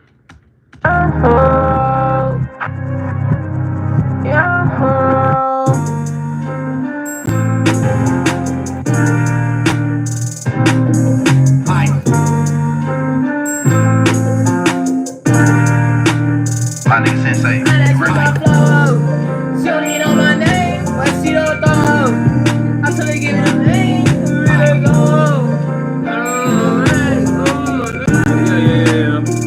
Yeah, I'm fucking beat, so I'ma hop on the beat. Now I'm seeing the baby that be cool. I'm like, it's crazy. It's crazy. She gon' throw. I see you.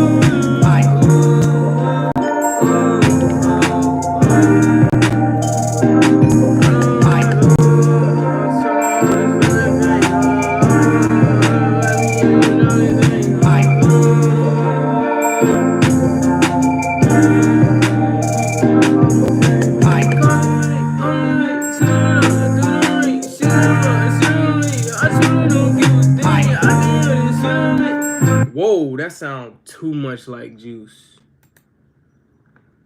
What the fuck? Yo, that look, he scared the fuck out of me, bro. It's like that nigga was speaking through me, bro. It's like I'm a vessel, fam. What the fuck? That's crazy as hell, though. That's crazy as fuck.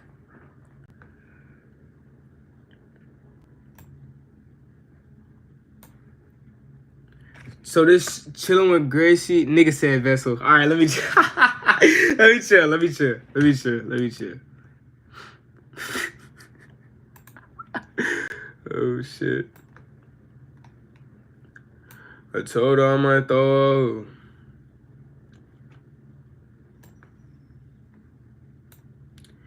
Do do do do do do do.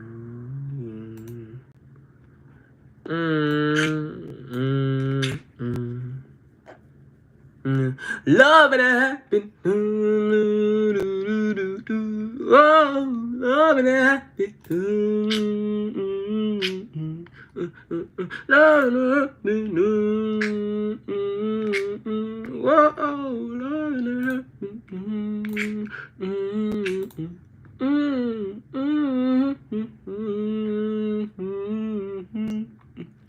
Love and happy. Whoa, love and happy. Love and happy. Love and happy. Oh, love and happy. This song's so hard. I don't know why.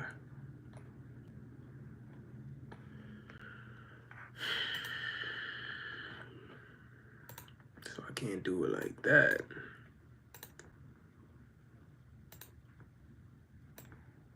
There you go. I was about to say.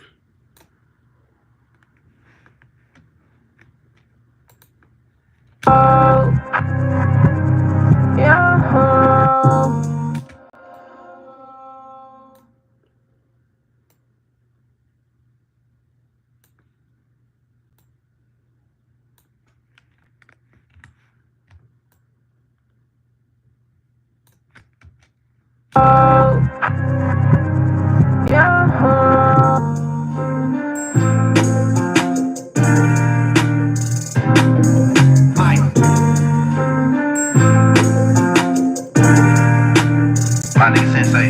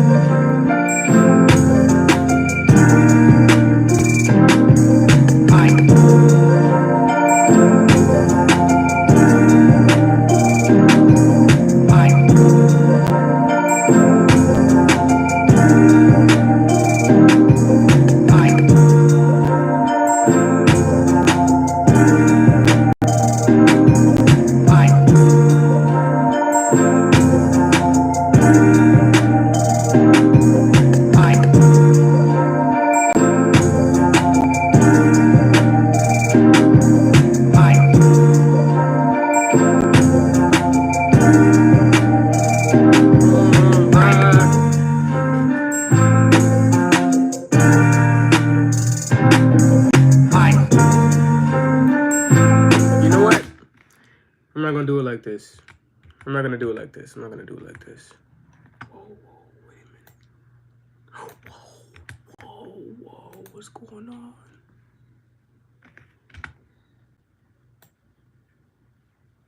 All right.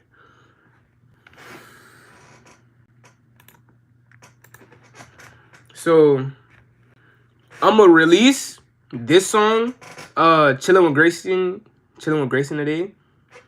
I'm gonna release another song tomorrow, and then the next day after that, I'm gonna put both of them together, and I'm gonna release it like that, like a little deluxe type shit, but with the transition and all that type shit, you know. That would be so hard.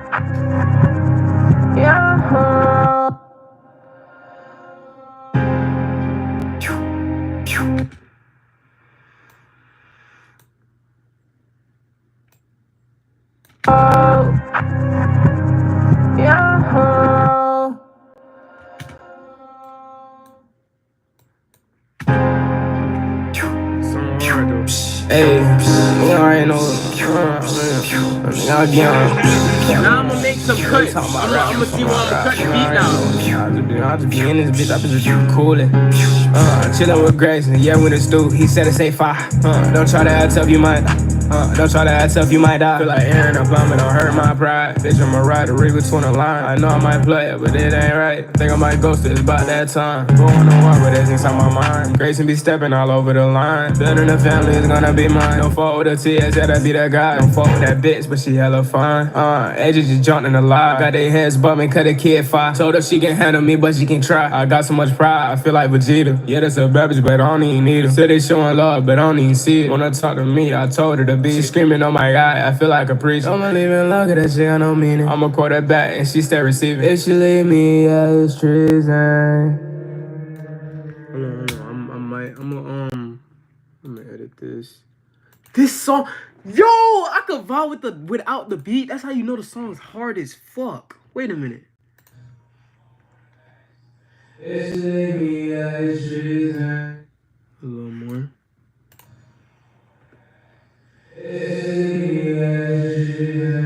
Actually, no. Cause it was still.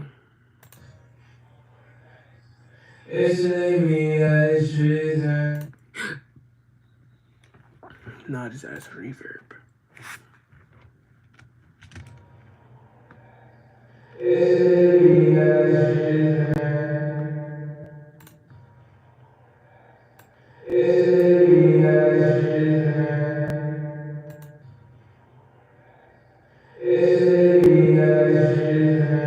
Yep, that's it.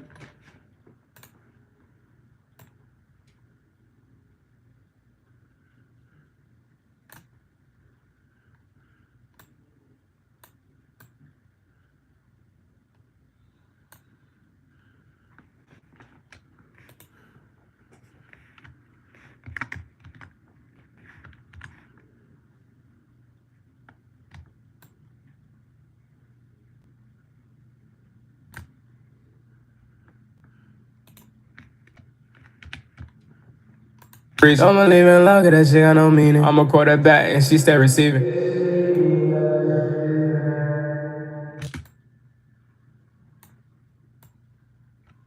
I'ma leave it look at that shit, I don't mean it. I'ma quarterback and she stay receiving.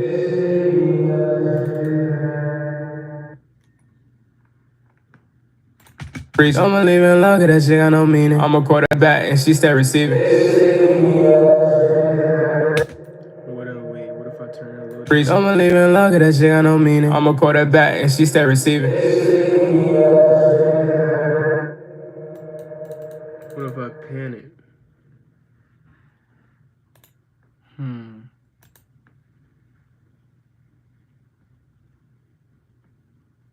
Where's the pan button? Yeah, I switch my flow up. Mama's away my throw up. Yeah, yeah.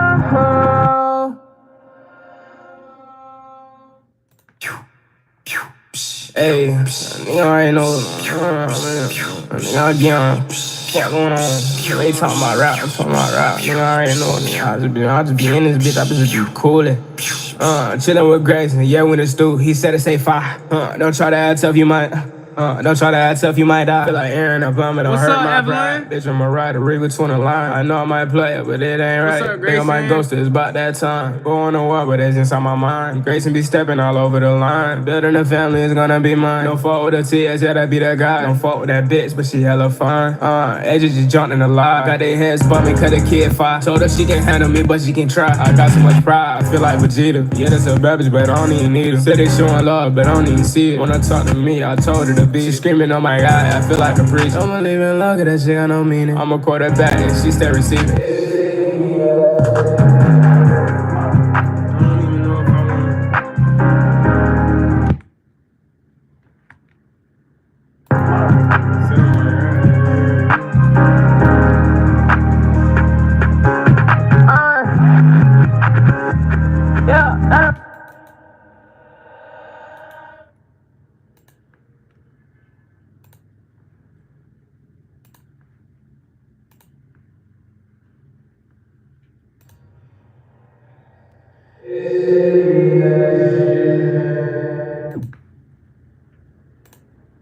Big dog dies to the big dog, yeah. I just went about to the beat, oh, yeah. No, that's just a ad that pops up that I remembered.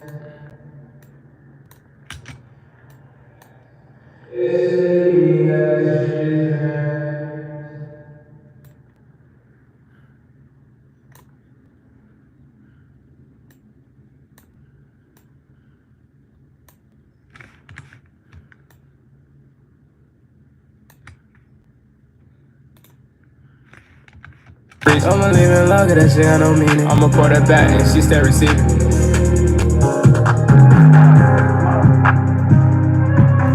I'ma leave it long, that shit got no meaning. I'ma pour that back and she stay receiving. I'ma leave it long, that shit got no meaning. I'ma pour that back and she stay receiving. I'ma leave it long, that shit got no meaning. I'ma pour that back and she stay receiving.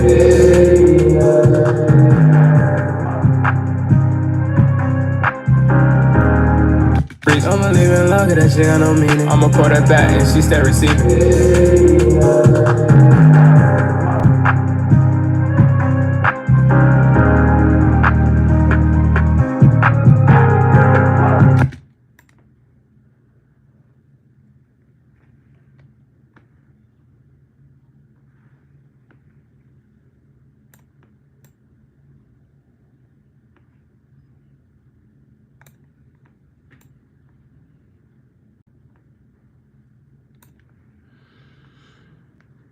No, I'm leaving running as you know what I mean.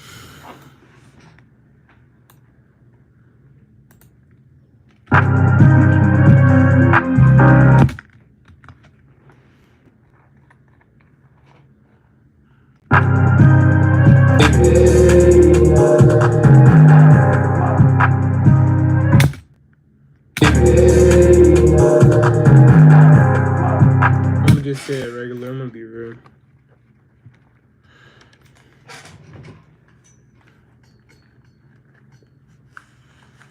Issue me is considered as treason.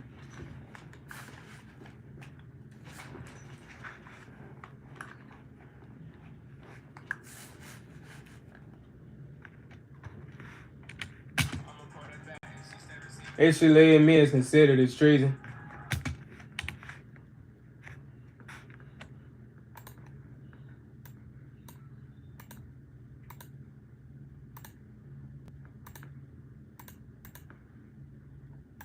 Issue me is considered as treason. Hello? Hello? Hi!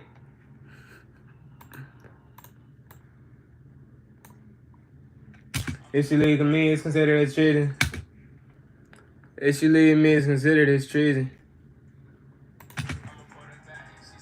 Issue me, she's.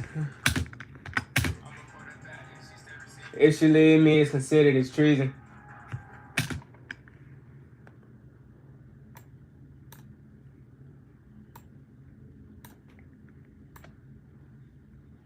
Issue me is considered as treason.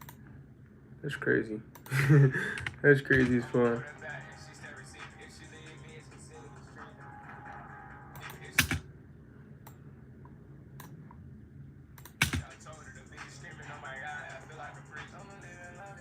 Don't believe in love, 'cause that shit got no meaning.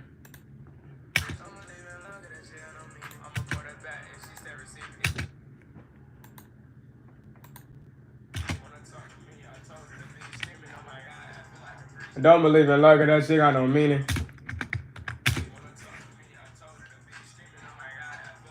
Don't believe in love, 'cause that shit got no meaning.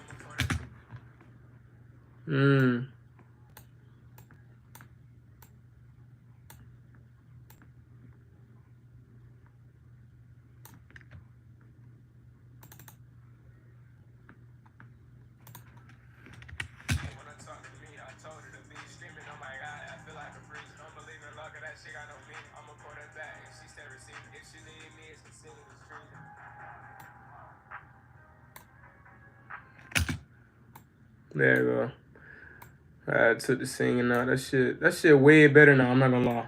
Without the singing is better.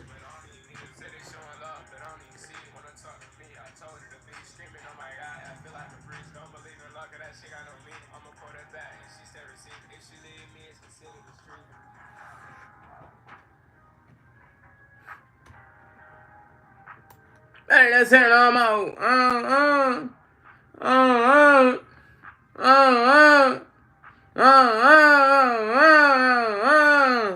down, flow. I told her, my flow. Told her this was my flow. Told her this was my flow.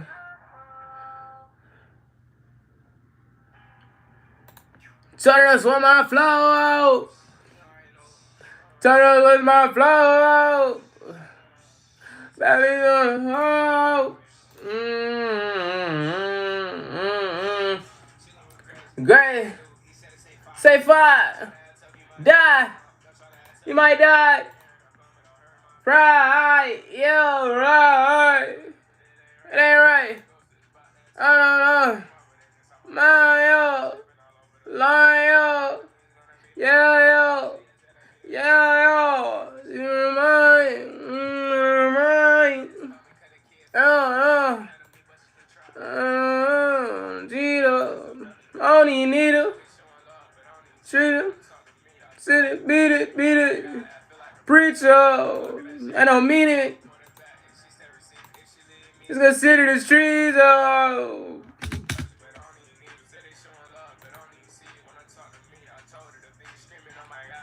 The preacher, needle. Just consider the trees,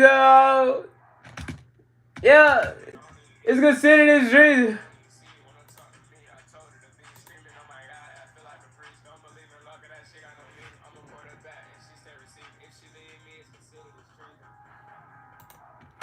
Told her talk to me, consider the trees.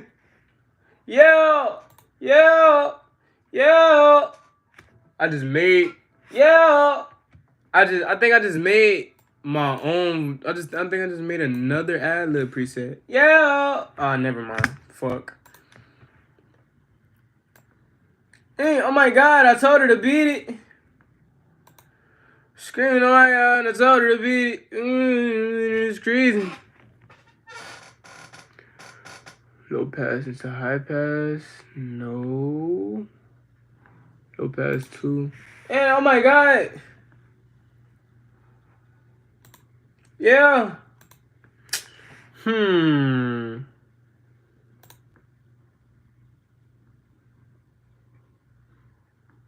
Said, oh my god, I told her to beat it.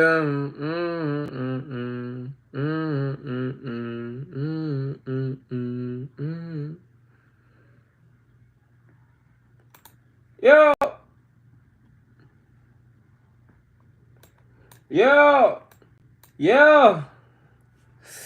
I don't know. See, oh my god, I told her to beat it.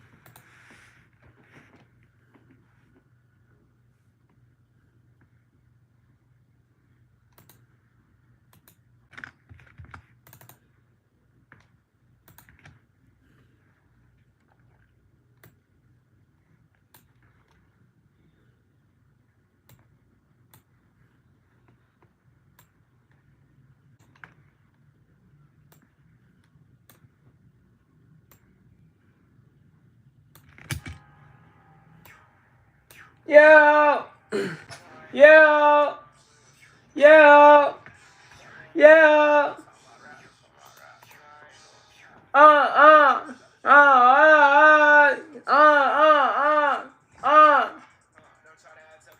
What the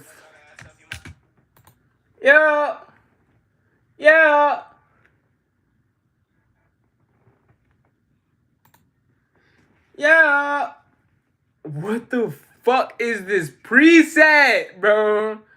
Not preset. What is this? See, this is why you don't touch the wrong shit. Cause why I got something pulsing in my earbuds right now, in my eardrums right now. Yo! Yo! Yeah!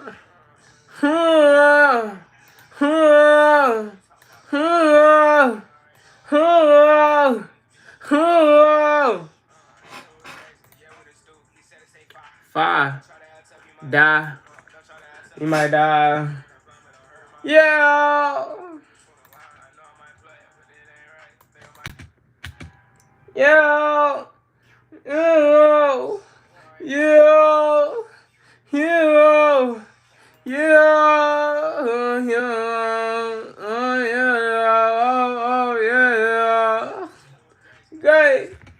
Alright. I think we good with the preset now. My friend keeps fangirling about Sofago. That is crazy. Remy being silly. R.I.P. Remy's eardrums. Yeah. Yeah. Yeah. Yeah. Nigga always on. What the fuck? Alright, yo. Chilling with Grace. Man, we chilling with Grace. Man, nigga, that's that. We're doing right. Yeah, yeah. Great. 5. Die. You might die. Pride. To the line.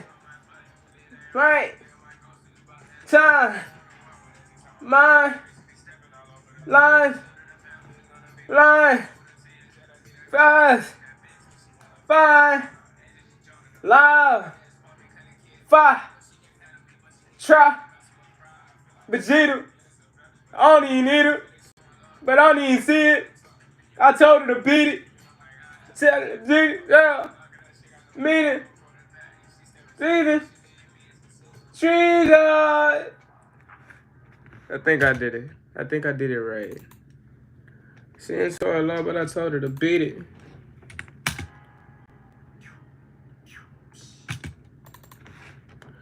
She like, oh my god, I told her to beat it.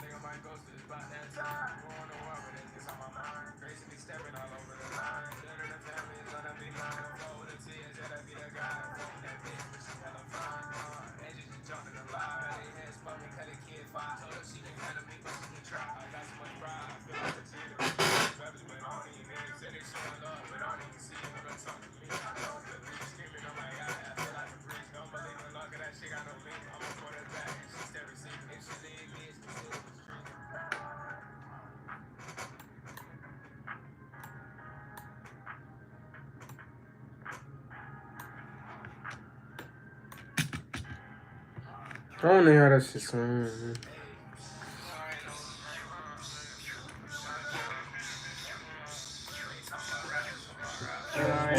I just be in this bitch, I just coolin'. Chillin' with Grace, yeah, with his dude. He said it's A5. Don't try to act tough, you might. Don't try to act tough, you might die. Feel like Aaron or Bummer, don't hurt my pride. Bitch, I'm a rider, read between the lines. I know I might play it, but it ain't right. Think I might ghost it, it's about that time. Going to war, but it's inside my mind. Grace and be stepping all over the line. Building a family is gonna be mine. Don't fuck with the tears, yeah, that be that guy. Don't fuck with that bitch, but she hella fine. Ages just jumped in the live. Got their heads bumping, cut a kid 5. Told her she can handle me, but she can try. I got so much pride, I feel like Vegeta. Yeah, that's a beverage, but I don't even need it. Say they showing love, but I don't even see it. When I talk to me, I told her to be screaming, oh my god, I feel like a priest. Don't believe in luck, that shit got no meaning. I'ma put her back and she stay receiving. If she leave me, it's considered as treason.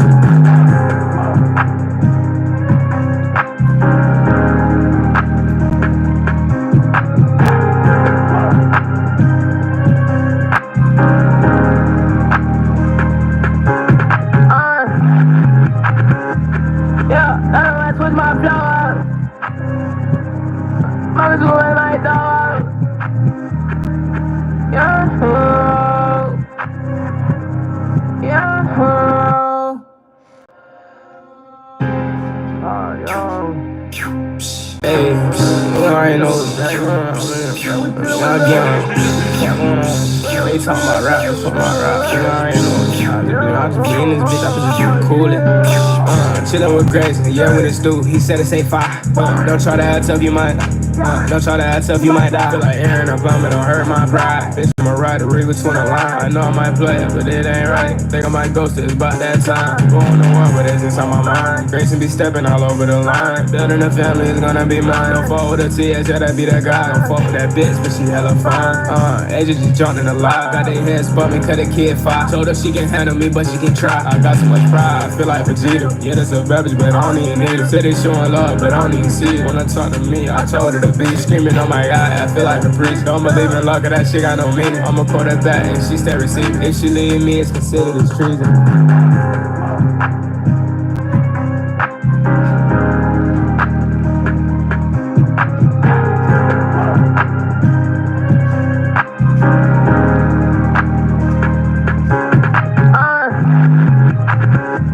Yeah, I switch my flow up. Mama's moving my throw up. Yeah. Yeah. Oh, yo. Hey, I ain't know they talking about rap, they talking about rap. I ain't know. I just be in this bitch, I just be coolin'. Chillin' with Grace, yeah, with his dude. He said it say fire. Don't try to act tough, you might. Don't try to act tough, you might die. Feel like I gotta do the first words over.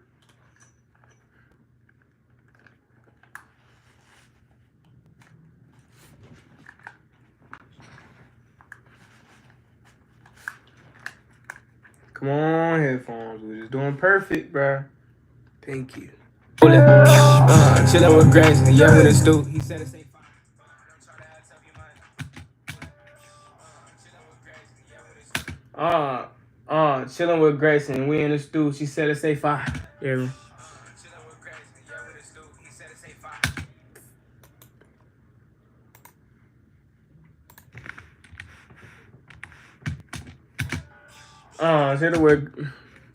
Chilling with Grace and we in the stew. She said it say fire. Yeah, we in the stew. We in the stew. She said it say fire. Don't try to add to your mind. Don't try to add to your mind, though. Man, it's taking lines. Man, I know it ain't right. Chilling with Grace. You in the stew. She said it say fire. Here we in this. Chilling with Grace and we in the stew. She said it say fire.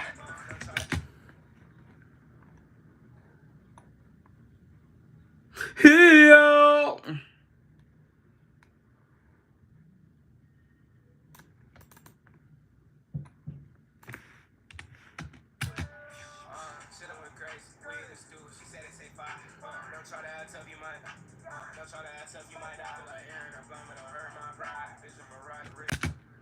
I just did that with no effort. I thought that was gonna be like way more difficult. It wasn't.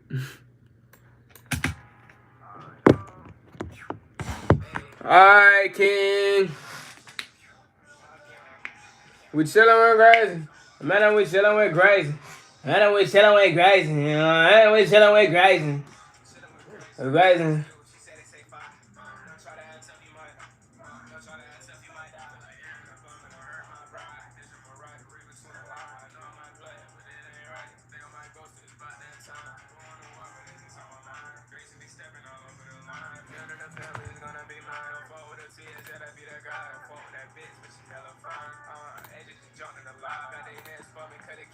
Told her she can handle me, but she can try. I got so much pride, I feel like Vegeta. Yeah, that's a beverage, but I don't even need it. Say they showing love, but I don't even see it. Wanna talk to me, I told her to be screaming, oh my god, I feel like a priest. Don't believe in luck,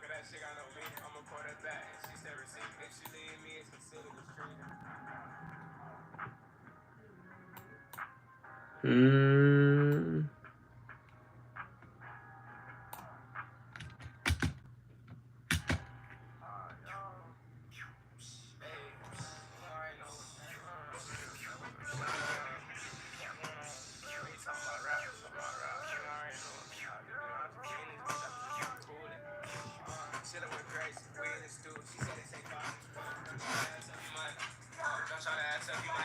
And I vomit, don't hurt my pride. Bitch, I'm a rider, rig between the line. I know I might play it, but it ain't right. Think I might ghost it, it's about that time. Going to war, but that's inside my mind. Grayson be stepping all over the line. Building a family is gonna be mine. Don't fuck with a T, I said I be that guy. Don't fuck with that bitch, but she hella fine. Edges just jumped in the lie. Got their hands bumping, cut a kid 5. Told her she can handle me, but she can try. I got so much pride, I feel like Vegeta. Yeah, that's a bad bitch, but I don't even need it. Said they showing love, but I don't. All right, folks. We finna get on the game. We finna get on the game. I'm about to release this song.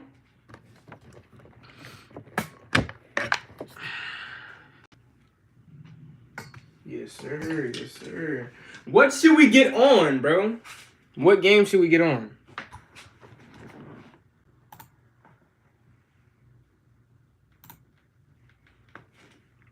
What game should we get on, folks?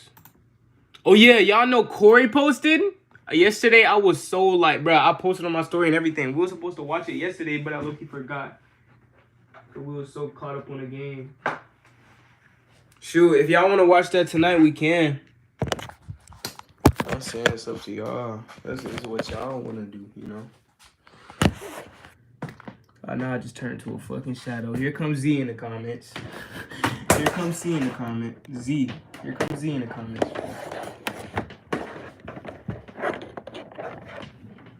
I'm waiting on it at this point.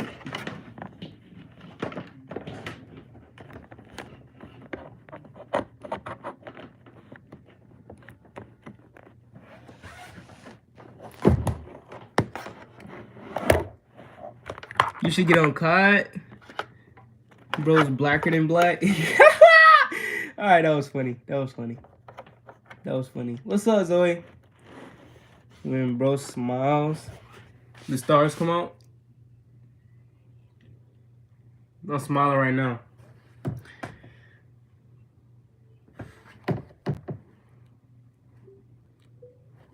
Bro's the thing I fear in my closet. Here we go. Here we go, fam.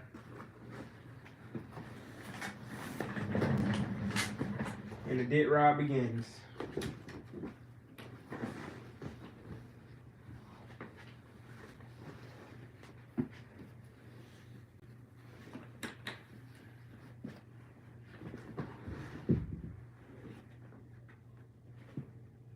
Here come the dick ride.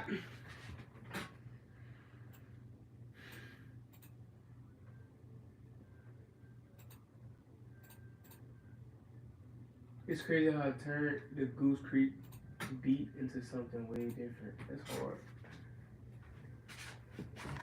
hard.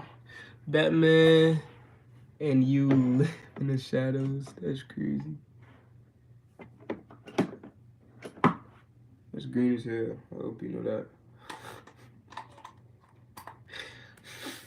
She said he's the thing. He's the thing I fear in my closet. He's the thing I'm scared of in my closet. That's crazy.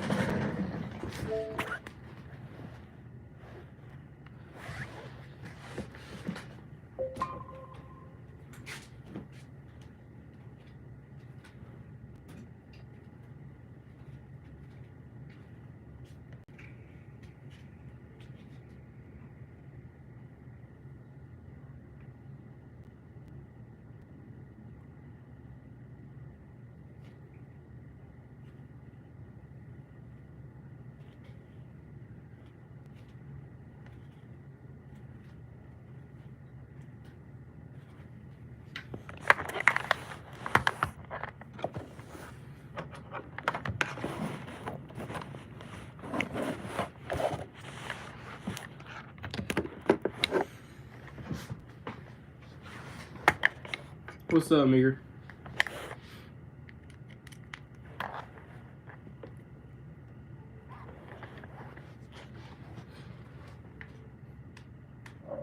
Yeah, I know what it is. COD. It's COD time. It's COD time. You know what I can do? I can stream this shit and put it on Twitch back here.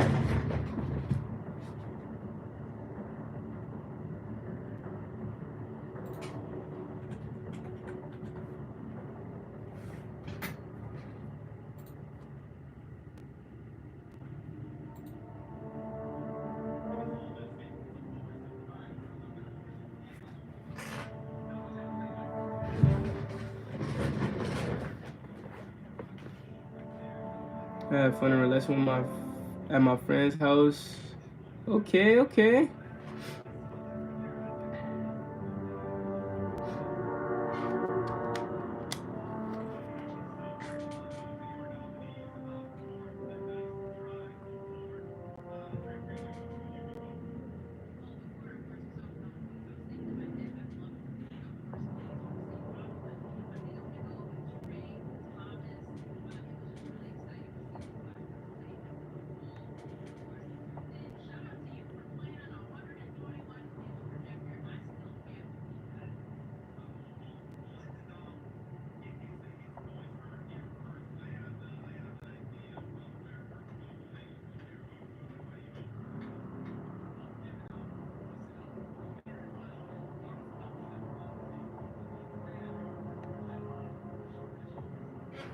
All right.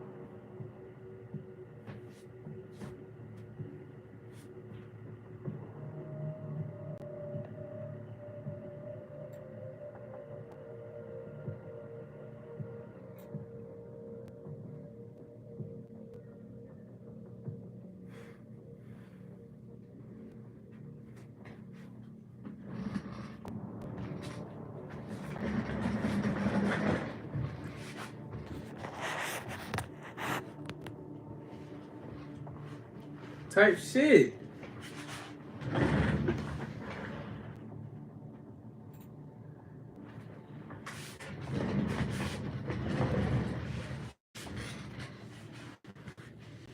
Type shit, type shit.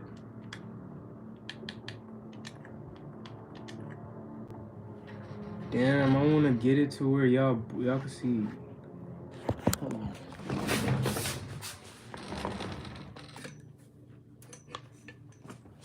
I might need to. Actually, nah. I could do it like this. Y'all can see the game back there? Down here. Type shit. We fucking with the angle or nah?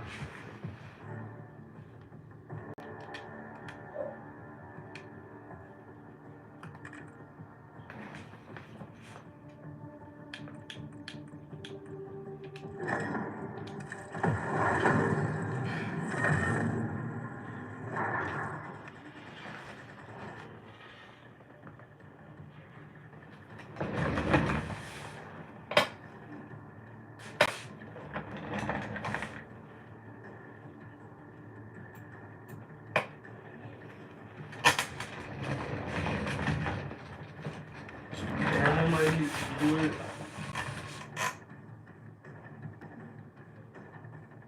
Damn, dude.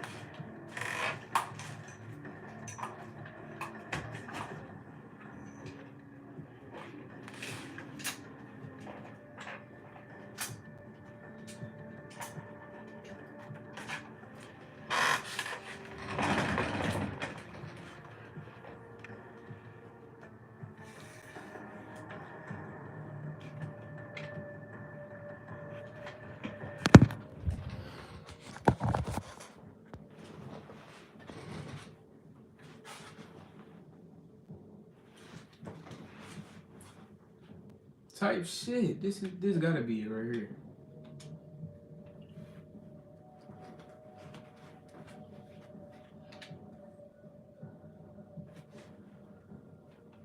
This gotta be it right here, dude. This gotta be it.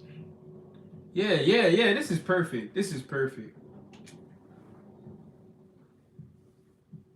Getting in the first game, folks.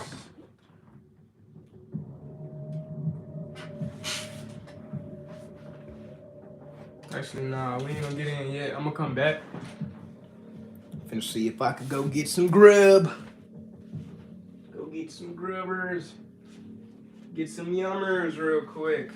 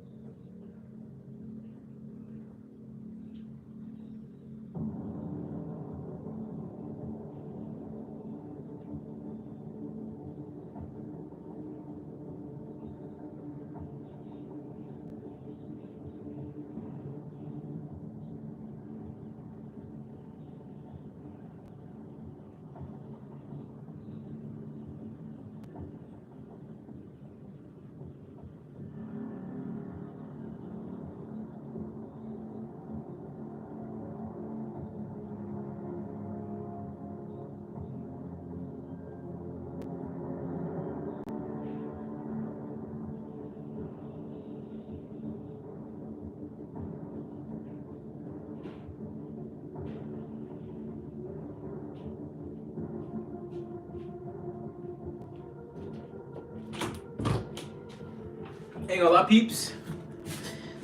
I'm finna cook something, fam. I ain't gonna lie. I'm finna cook something. So I'm finna put Corey on for y'all. Okay? I'm finna I'm finna put Corey on for y'all. So yeah, it's gonna be on this TV right here.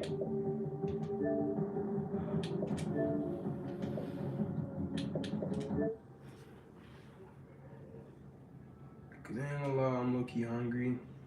I ain't eat since like this morning, I'm gonna be real. So not too bad. But do y'all wanna do the regular? There was something off about this. This? The way she would wander this neighborhood, the way she would look at me. This dude, y'all want to do him? That woman. I wish I never met her. And I turned my Let me know, yeah or nay. This. Yes or no, yes or no. But I'll be quick. If you're ready to We can duel. and become fully immersed in I think you gotta have like a certain amount of subs, gang. Once a week, but there's plenty on the channel to binge. So if you're ready, like the video for good luck, because you're gonna need it. And make sure you subscribe so you never miss an update. Sure. Enjoy the show.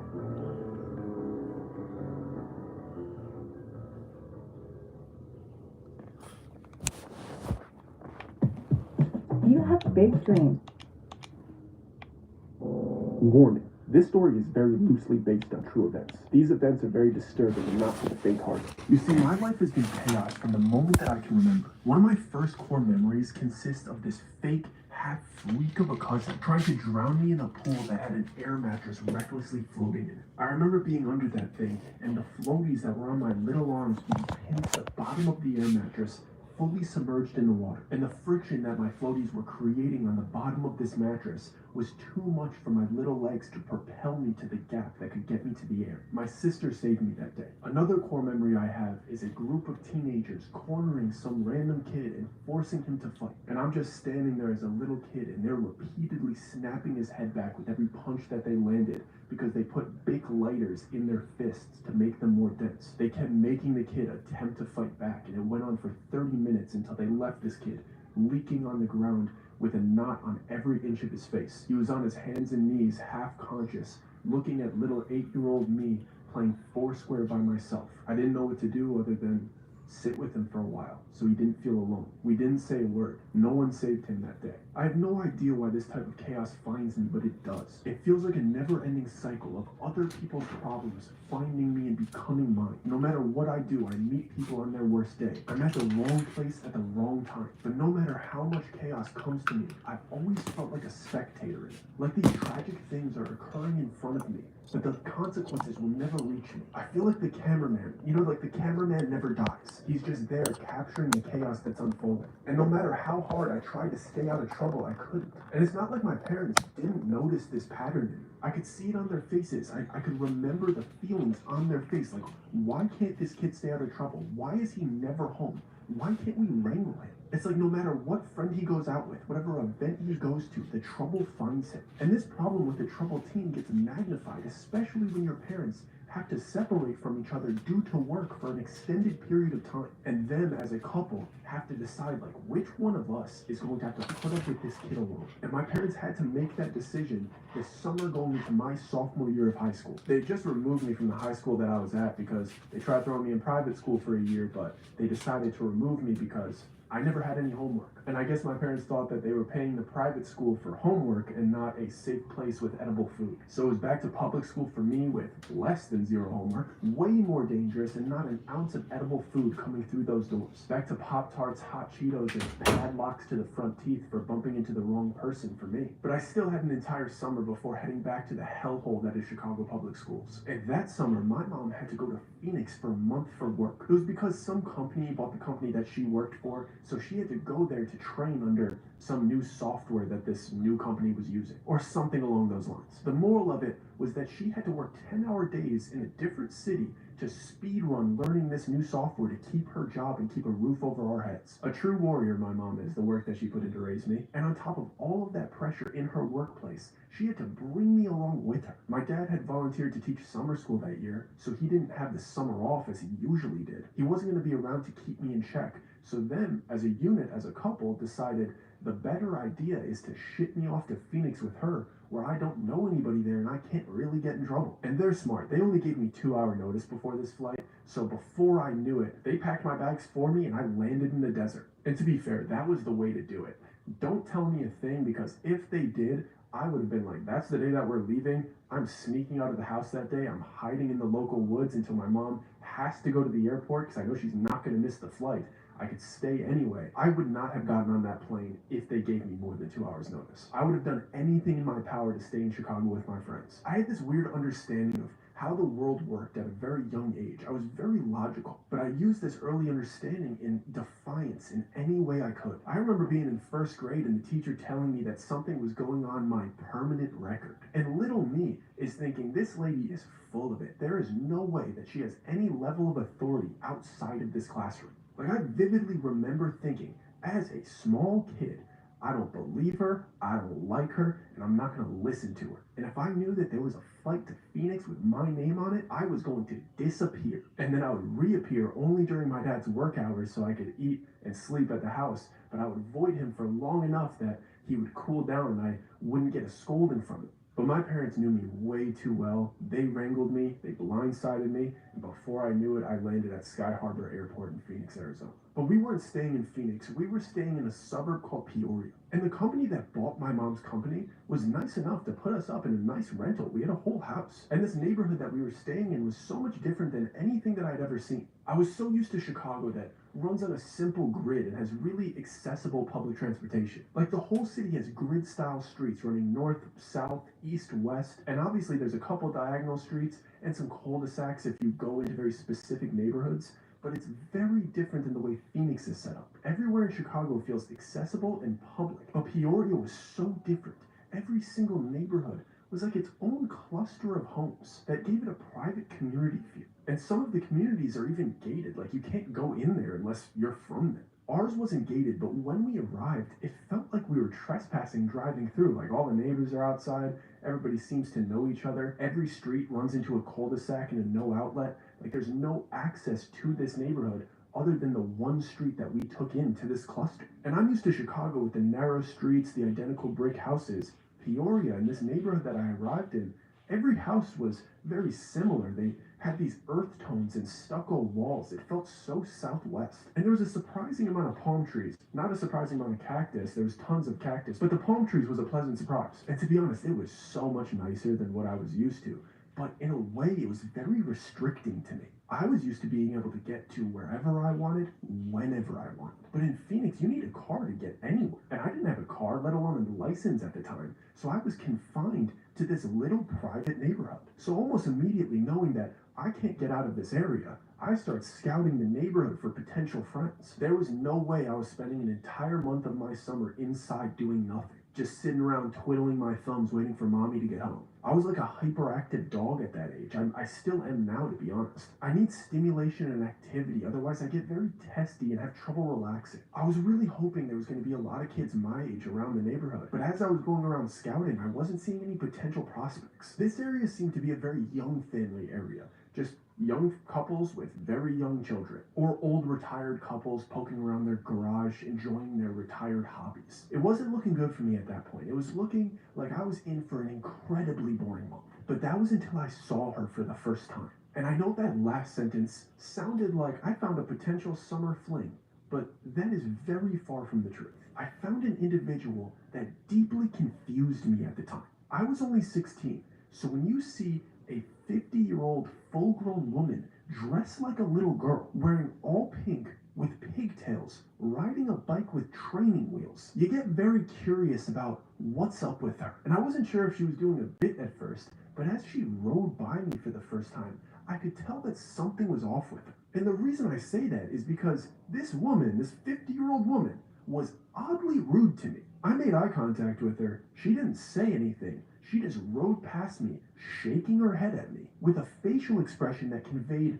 bully-like disapproval. The energy she was giving off was neighborhood mean girl that is too cool to be nice to anybody. But the only issue here was that she was clearly in her late 40s, early 50s. Actually, there was plenty of other issues. The childlike attire, the training wheels, the pigtails. There was a lot going on with her that didn't add up, including her clear and unwarranted disdain for me and my presence. But within a few seconds, I knew that she was not doing a bit. This is who this woman was, and she owned it. And over the course of my first week there, I saw this woman every single day, and she was zipping around the neighborhood like she was a busy DoorDash driver with places to be. And every time she rode by me, as I'm trying to find friends in this neighborhood that I've never been to, she'd give me this same nasty look and shake her head at me. And then as it progressed, she'd even stop and watch to see where I was headed at times. Just this odd older woman peeking around neighborhood corners, keeping tabs on me. And then whenever we got close, just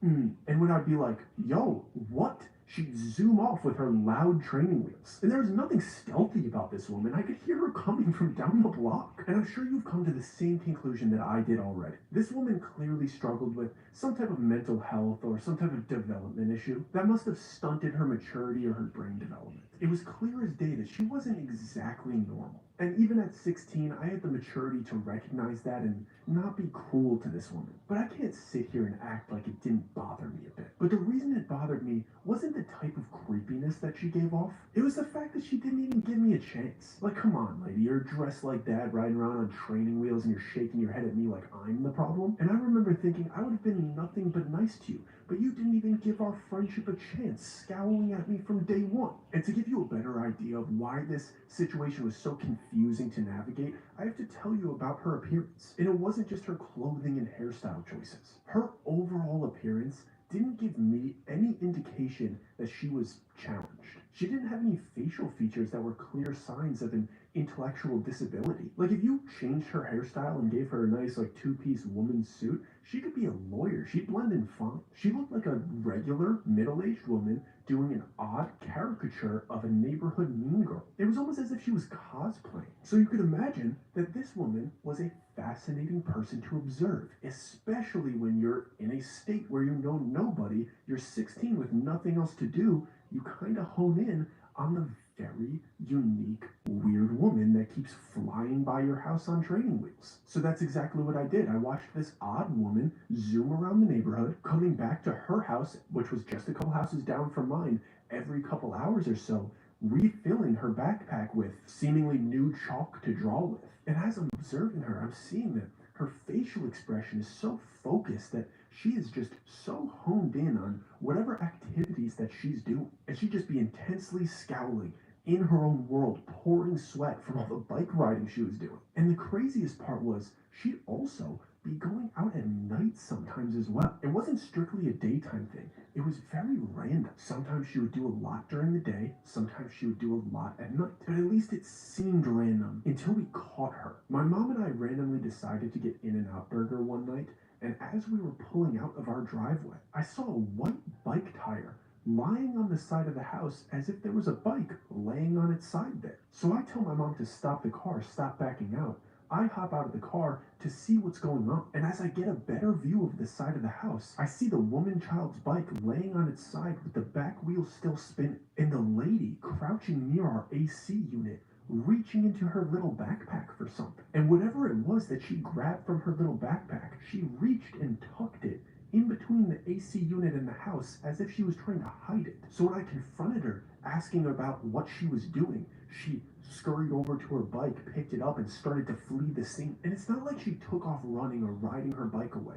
She was just speed walking, still holding her bike handles, looking back at me every few steps with a look on her face like I got in the way of something important, like I was a nuisance and she was wrongfully being called out. And right away, my mom and I went back there to see what she was doing, and the AC unit was mangled. All the wiring and tubes were either yanked out or torn up, which is a major inconvenience when you're in Phoenix in the summertime for your first time. So I came to the conclusion immediately that this girl had a real vendetta against me or us. Like, why would she maim our AC unit like that? It was such a specifically cruel thing to do to us. And she had no motive to do it. I didn't do anything to her but ask her, like, what's up? Why do you keep staring at me? We had done nothing to this girl. And unless somebody could come fix this AC unit ASAP, we were about to have a very uncomfortable few days. I almost forgot that I saw her stash something because I was so shocked about the AC. But I shoved my hand into the crevice that she stuffed it, and I pulled out this weird wooden block with an even weirder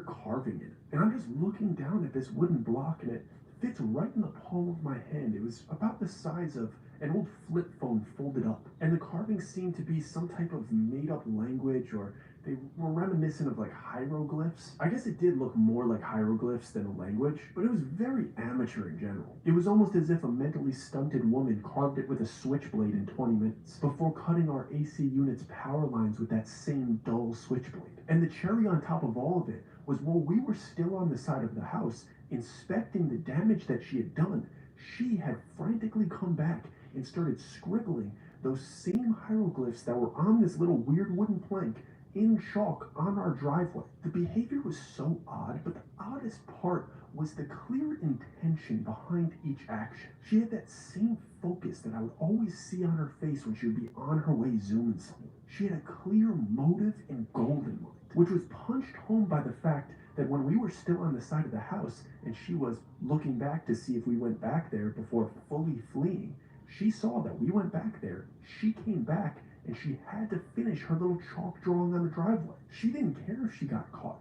She set out to do these 3 particular tasks, and she did not care who saw her, and she didn't stop until she was completely finished. My mom and I felt so violated by this. We were so far from home, and we didn't know anybody in the area, and this random person carried out this weird, incredibly inconvenient, and thoroughly thought out vandalism on our temporary house. It's not like we moved into the neighborhood and started causing problems right away. We hadn't done anything to deserve this. But when something like that happens and we have no backstory on the person that did it, other than the fact that they dress up like a little girl, you get insecure and start to wonder if you've done something wrong. Like, maybe there is something that we did that we didn't know we did that isn't normal, and we rubbed some of the neighbors the wrong way. But even with the insecurity flying around, you still call the police because you can't let something like that slide, even if you're an outsider to the area. Like, drawing chalk is one thing, but cutting major wires to a major device that cools our house in the place that we're staying for the entire month is a completely different thing. So we had to report it, even if it meant getting this disabled woman in trouble and getting further on the neighbor's bad side. But who knows, maybe a visit from the police will scare this woman straight and she won't do this to anybody else. So the cops show up, we show them the vandalism, they talk to the woman child's family, and then they come back to us and tell us a absolutely devastating story. The cop fills us in on this poor woman's story. He goes, guys, the girl that you found on the outside of your house this evening is named Victoria. Victoria has lived in this neighborhood her entire life, and everybody that moves here goes through the learning curve that you're going through right now. You see, Victoria is not all there anymore, but she still deeply cares about all of her neighbors and everybody that lives here. She had a very serious accident on this block when she was about 11 years old. She was playing make-believe by herself when she ran into the street and she got struck by a car. The car fled the scene and left her there unconscious. By the time her mom found her, she had stopped breathing, and it took 8 whole minutes for the ambulance to get to her. She was pronounced dead at the scene, but somehow she woke up before they even put her in the ambulance. And the entire neighborhood used to call her their little miracle while she was still young. But most of the people that lived here then don't live here now. She didn't seem to mature past the age that the accident happened, so she's really difficult to communicate with. But her mom assured us that all she has done since that accident is try to keep the neighborhood safe. So what happened to her never happens to somebody else. This story was so sad, but it also didn't make much sense to me. I totally understand giving somebody the benefit of the doubt and giving somebody grace who went through something so tragic. But to so confidently act that she means no harm and she's just trying to keep the neighborhood safe after she just cut wires outside of our house is ridiculous. So I said exactly that. Like I told you, At that age, I called things out if I disagreed. I felt like I saw through the BS, so I stood up for myself and my mom. And I very sarcastically and aggressively said, "So you're just gonna let this slide because she's a miracle baby from 4 years ago? Dude, she was snooping around our house and vandalizing. Go do your job and arrest her, scare her, set her straight. She's clearly targeting us." I made sure that I said this loud enough for her and her family to hear, and also the snooping neighbors that are peeking out of their windows to hear. I didn't exactly want this woman arrested. I just wanted to scare her so she didn't mess with us anymore. And to be real, I was 16 and I wanted to look cool and tough, talking back to a police officer, letting everybody know how I feel. Like I just grew my first chin hair. I give cops attitude. I'm so cool and mysterious. Man, I'm badass. The cop handled this attitude very quickly and put me in my place faster than Usain Bolt. He said, "Maybe you were a reminder of the irresponsible prepubescent dork that hit her and drove away all those years ago. Because you're living in the same house he was. How about you show that woman some empathy and stop reminding her of the kid that ruined her life?" I was used to talking back to teachers in horrible school systems that couldn't put me in my place. I'd never experienced the verbal whooping a Southwest police officer could give you. He made me deeply regret on acting out, and he made me reflect on how I treated this situation in general and the way I treated this woman. And most importantly, he showed me how far away I was from being a man at the time. I realized in that moment that if I had to call somebody else to protect me and my family, that also meant I was forfeiting decision-making rights. You're not allowed to call somebody into a situation you can't handle and then tell them how to handle it. They're not your personal security. He also genuinely made me feel bad for her. She had been through something horribly traumatic, and for me to not have AC for a day or two was nothing close to what she's experienced. And my mom was shaken up by the situation because of everything she already had on her plate with work, as well as being so far away from home. And I could tell that she just wanted to get on with it and just have the situation be gone so we could just get back home. The reality was that we were not staying in this neighborhood long term, so ignoring a little neighborly tension was doable. It's not like we were stuck here in a 30-year mortgage. We went and got some In-N-Out Burger after the cops dispersed and everybody went back into their house, and while we were eating, we ordered a Ring camera. We felt like if we had a Ring doorbell that we could talk through from inside, or even if we weren't home, we could see if Victoria was approaching our property and we could scare her away by talking through it. And if it didn't scare her away, we would at least have video proof that she kept coming on our property, and maybe then the cops would have some means to do something about the situation. But having that Ring camera did not do what we thought it was going to do.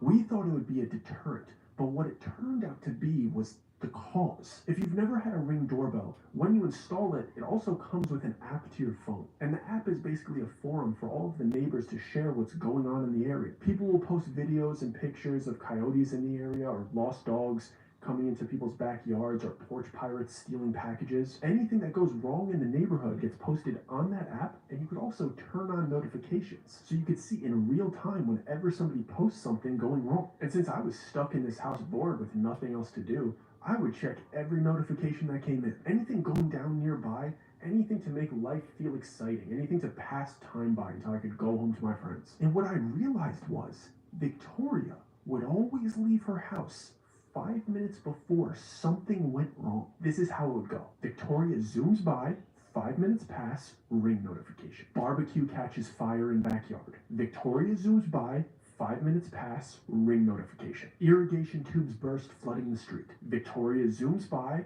5 minutes passed, Ring notification. 10 dogs let out of various yards. Victoria zooms by, 5 minutes pass, Ring notification. Gas leak and power lines cut. After the first 3 days and over 10 coincidences lining up perfectly, I was 100% convinced that Victoria was a deranged woman setting out to cause havoc wherever she went. And the first thing that came to my head was, how is no one else noticing that she's doing this? I've only been here like a week, maybe 2, and I'm the only one that's realizing that she's clearly doing this? Has nobody else caught her, or does everybody let her off the hook because of her sob story? I had to know. I had to follow this woman. Over the course of the next few days, I waited patiently for Victoria to spring into action and go off on her next mission. And I had to follow pretty far behind her because this girl is constantly checking her surroundings. She looks like the most motivated, paranoid, petty criminal that's ever walked this earth. Specifically because of how many times she turns around and just peeps her surroundings. And the first time I decided to actually get out there and try to tail her and try to follow her, I was taken aback by how many times I had to hide and find coverage because she would stop pedaling and just check all of her bearings. I thought for sure she knew I was tailing her, but after like the fifth time, I was just like, no, she just does this. It doesn't even matter if I was here looking for her. She's always this paranoid. So I couldn't get really close to her. I knew I had to trail pretty far back, but I would be able to be close enough going in the right enough direction that once the ring notification came in, I would be able to get there pretty quickly. And once I would get the notification of the general area, I could hustle to it to try to beat her there, or at least get there before everybody else did and see what she was doing, without it seeming like I was following her there. And every time I would show up to one of these incidents, there would be adults already handling it, neighbors already arguing, police or fire department trying to resolve it, and little old Victoria sitting crisscross on the sidewalk, drawing her hieroglyphs as if she's just an innocent bystander that has nothing to do with the situation that's unfolding. Her appearance and her reputation around the neighborhood seemed to give her a free pass. Nobody would acknowledge her or suspect her of doing anything other than playing with chalk, and she just happens to be here. But I knew the truth. She was doing all of it, and everything that was going wrong in the neighborhood was because of her. All I needed was proof. So I became obsessed with tracking this woman and trying to keep track of all of the crimes she was committing. I would be so bummed when my mom would finally come home at night, not because I didn't want to spend time with my mom, but because I would no longer be able to follow her if she went out to go do something. It was especially annoying because it seemed as if she did her most heinous work at night. The ones during the day were mostly light work. A hose turned on here, a dog let out of a gate there, maybe a tire popped down the road. But at night, it would be straight up arson attempts sometimes. It was clear she took much more risk at night, and for some reason at night she would be much more violent. The things that she would do were way riskier, way more life-threatening. But I couldn't follow her to those crimes. I was stuck in the house once my mom came home. She would be asking about what I was doing. I was not allowed to leave. So I was stuck watching her zoom by and watching the crimes unfold from my phone. I felt like a detective closing in on his perp. And Victoria, dude, this girl was my mortal enemy, and I was gonna close this case. And she was giving my life purpose. She was making my summer meaningful. I was gonna be the one to take her down. I was the only one that could do it. I was the only person in this neighborhood that saw through her facade. So it's 2 a.m. I'm looking out my window like I'm a vigilante. I'm Batman, ready to take out some petty Gotham perps when I hear her little training wheels coming by. So she zooms by, and I'm watching her with pure disdain in my heart as she gets to go to her next victim's house with zero resistance. She disappears out of my sight to the left of my window, and I'm considering pulling this window open, hopping down off the second floor and getting after her. Just pumping the arms and going high knees, chasing her down, stopping her once and for all. But right as I'm about to act on this impulse, I see another person zoom by. And this person zooms by on an electric scooter wearing all black, head to toe, with seemingly night vision goggles on their head. I only saw this person for about 2 seconds before they were out of sight as well. But they were clearly going in the same direction as Victoria, so was somebody else onto her as well? Was he going to try to chase her down and catch her tonight? Did I just find an ally in my war against Victoria? I had to know, but I just didn't know how to get out of this house quietly. I knew all the ways out of my house at home. I could sneak out from any window, any door. I knew my way around it. But this house was completely armed with a security system, and my mom would arm it before she went to bed, so I couldn't leave. And obviously she wouldn't tell me the code to it because she knew my tendency for sneaking out. So I'm tiptoeing around this house trying to find any chink in this house's armor. I'm having no luck. But then I start to hear people shouting at each other out front, and I get a notification on my Ring app at the same time, so I tiptoe sprint back upstairs into my room to check this notification and look who is yelling out front of my house. And I could still hear people shouting and arguing, but I can't see them. So I quickly checked the Ring app from the notification that came up, and I could see that people in the neighborhood are reporting black smoke coming from nearby. Then I start hearing the sirens entering the neighborhood from police or firefighters, whoever it is, and the people that were shouting that I heard from downstairs come in front of the house, and they're having a full-blown argument right below my window. So I duck so they don't see me, so they don't think I'm snooping on their conversation, and I start listening from our video doorbell's microphone so I could hear them more clearly. The first few sentences, I couldn't tell what they were talking about because I caught them mid-conversation out of context, but I clearly understood a female voice saying, "Stop following me, you don't know what you're doing," followed by a man's voice saying, I know that you're working with them. I'm going to catch them. I couldn't help but to peek out the window to get a glimpse of the guy and then also make sure it was Victoria, because this was the first time I heard her talk. I didn't even know she could talk up to this point. So I popped my big stupid head up right out of the window looking down at them, and the movement catches their eye right away. And I don't think they knew that I could hear them so clearly through the doorbell that was coming through my phone, because the guy said, "This guy's onto you too, he's been following you." And she immediately rebutted, "He's clueless," before storming off like she was throwing a temper tantrum. And the guy was standing at the edge of my driveway, looking up at me, smirking at me before he gave me like a little salute, and then slowly walked across the street into his front door. And his door in his house just so happened to be right across the street and 3 houses to the right. It seemed as if he purposely showed me where he lived so we could team up. And I was so pumped to have a teammate in this now, especially because I just found out Victoria was playing dumb and could talk this whole time. There was no way me and my new bud were going to let her get away with this. In my head, I have somebody else on my side, and we're going to team up and we're going to take this lady down. I could barely sleep with how excited I was to go meet this kid the next day. But I finally managed to fall asleep. I managed to let my mind start racing, but I wake up in the morning. My mom's already gone for work, so I can do whatever I want till nighttime comes around. I shower up, I hydrate up, and I walk my little tush across the street to my new best friend's house. And as I'm about to walk up to the house, I see a hand sticking out of a window on the side of his house. And the hand is clearly like trying to get my attention, like telling me to come to the side of their property opposed to the front door. So I hustle over to it and I hear the same voice that I heard the night before telling me, "Yo, you gotta climb up." And the hand that was sticking out of the window pulls back behind the curtain that it was protruding out of.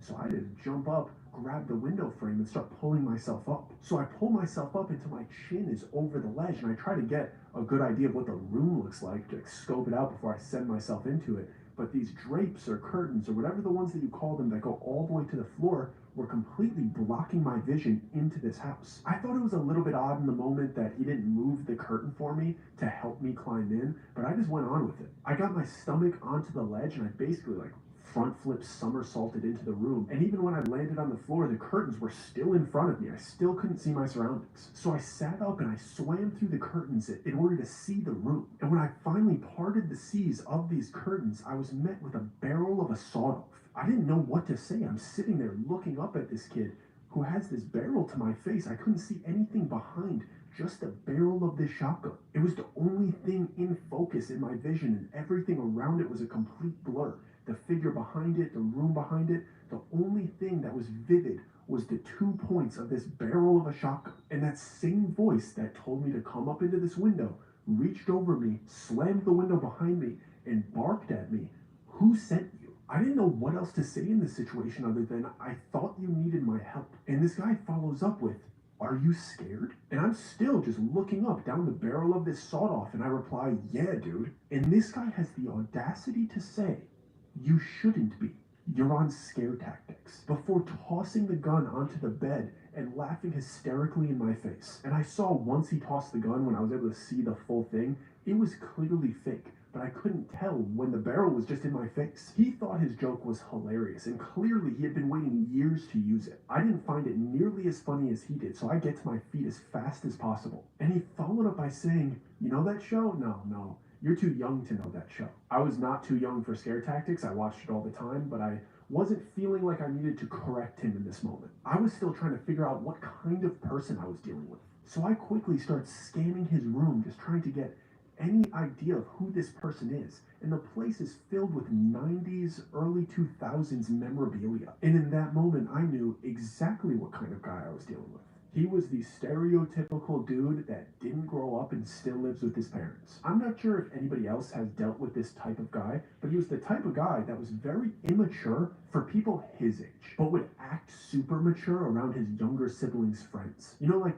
that kid, that random friend's older brother that's always in his basement, and when you go down there, he acts like he's the smartest dude alive, and it's literally just because they've watched The Matrix and Fight Club like 1,000 times, and that's what they base their manly reality on. But the reality is that they're unemployed and smoking pot at their parents' house, trying to red pill their younger siblings' friends. This dude was exactly that. He's just YouTube rabbit hole guy, trying to take people's innocence and acts like he's super smart. He looked like he went to Woodstock 99 and headbanged to Kid Rock and Limp Bizkit. I want to make this clear, no hate to Kid Rock and Limp Bizkit, they had some great tracks. But this dude had a bookshelf in his room decorated with bongs, and his ceiling was covered in glow-in-the-dark stars that were shaped like weed plants. And he was wearing an oversized Metallica graphic tee with red flannel pajama pants. I deeply regretted climbing into this stinky room with this weirdo, who's sitting in the corner of the room in his worn-out gamer chair looking at me like he's a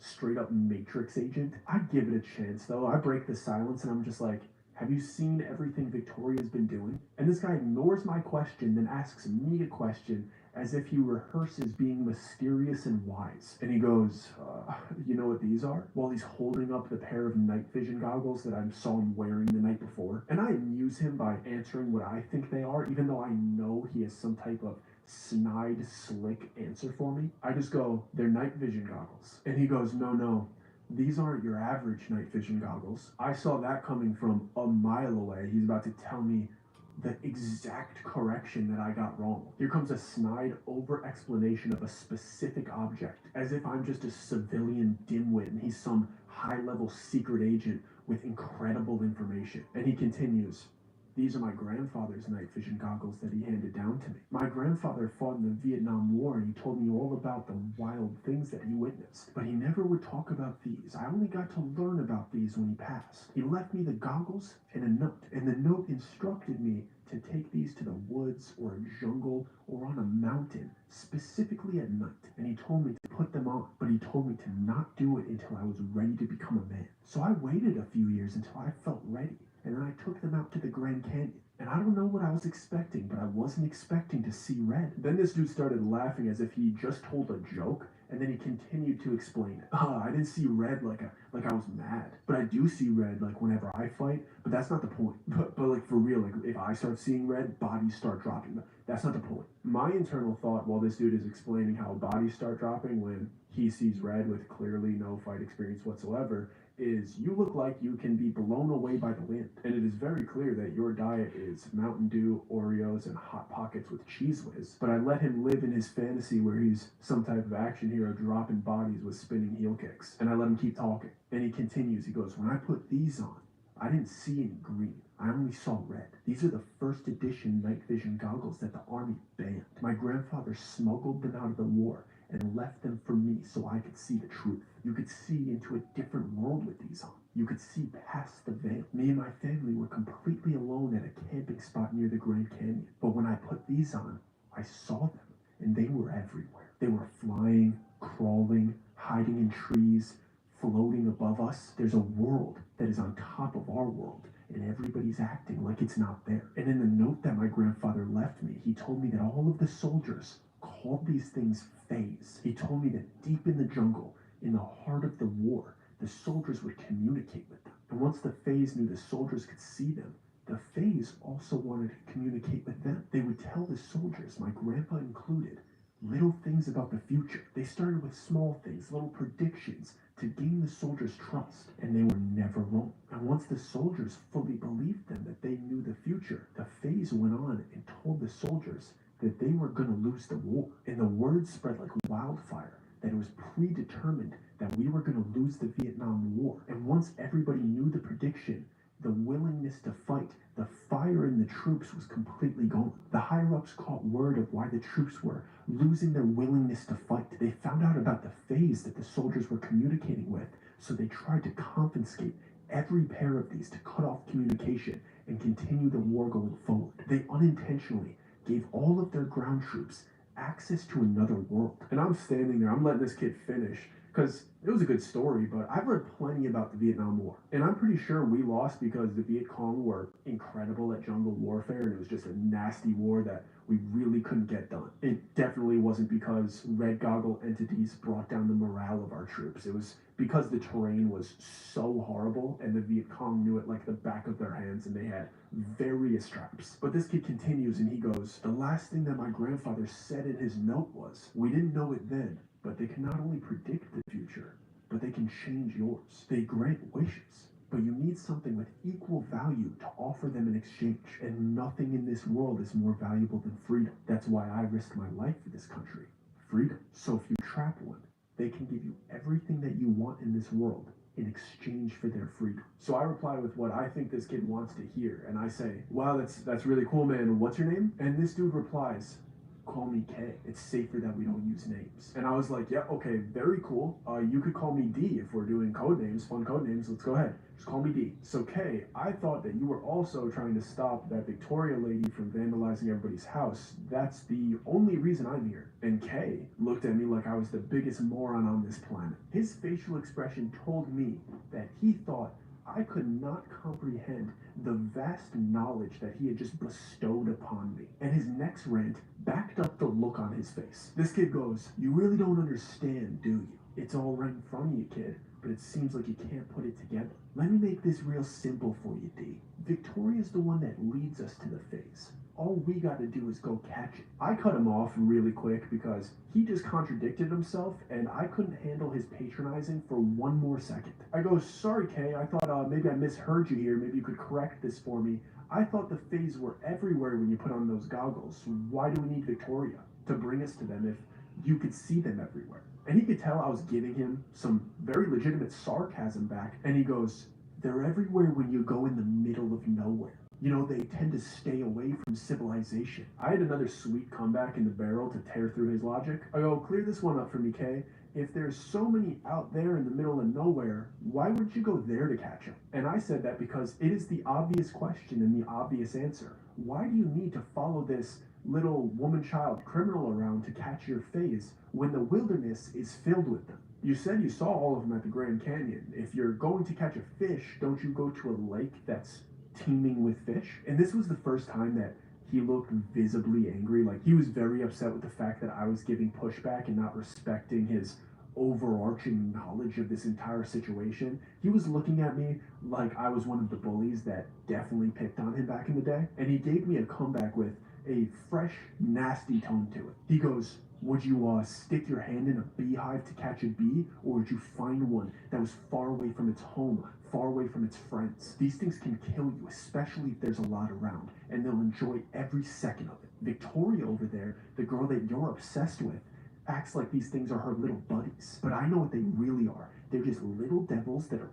only good for their wishes. That last thing he said, even though he was being very rude and annoying, it piqued my interest a bit. So I said, so you told Victoria about the phase that you could see as well, and you're mad because she didn't want to help you catch one? I was trying to understand the dynamic of their relationship because I was clearly entering something with some history. It felt like when you get a new job and you enter the workspace and everybody seems normal for the first week until some of your coworkers start letting you in on the drama that's been boiling over for a few years. I was not from this area, but this odd man-child clearly had beef with this odd woman-child from down the road. So after a long, annoyed inhale, Kay finally answers my question. Victoria could see the ones that I can't see. Apparently the red goggles can only see one half of the other world, but the ones that she says are the good ones are always around her, helping her. And they're the reason that she survived her accident. She told me that she ran into the street to save her fae from one of the bad ones. And now they teach her tricks to keep the bad fae away.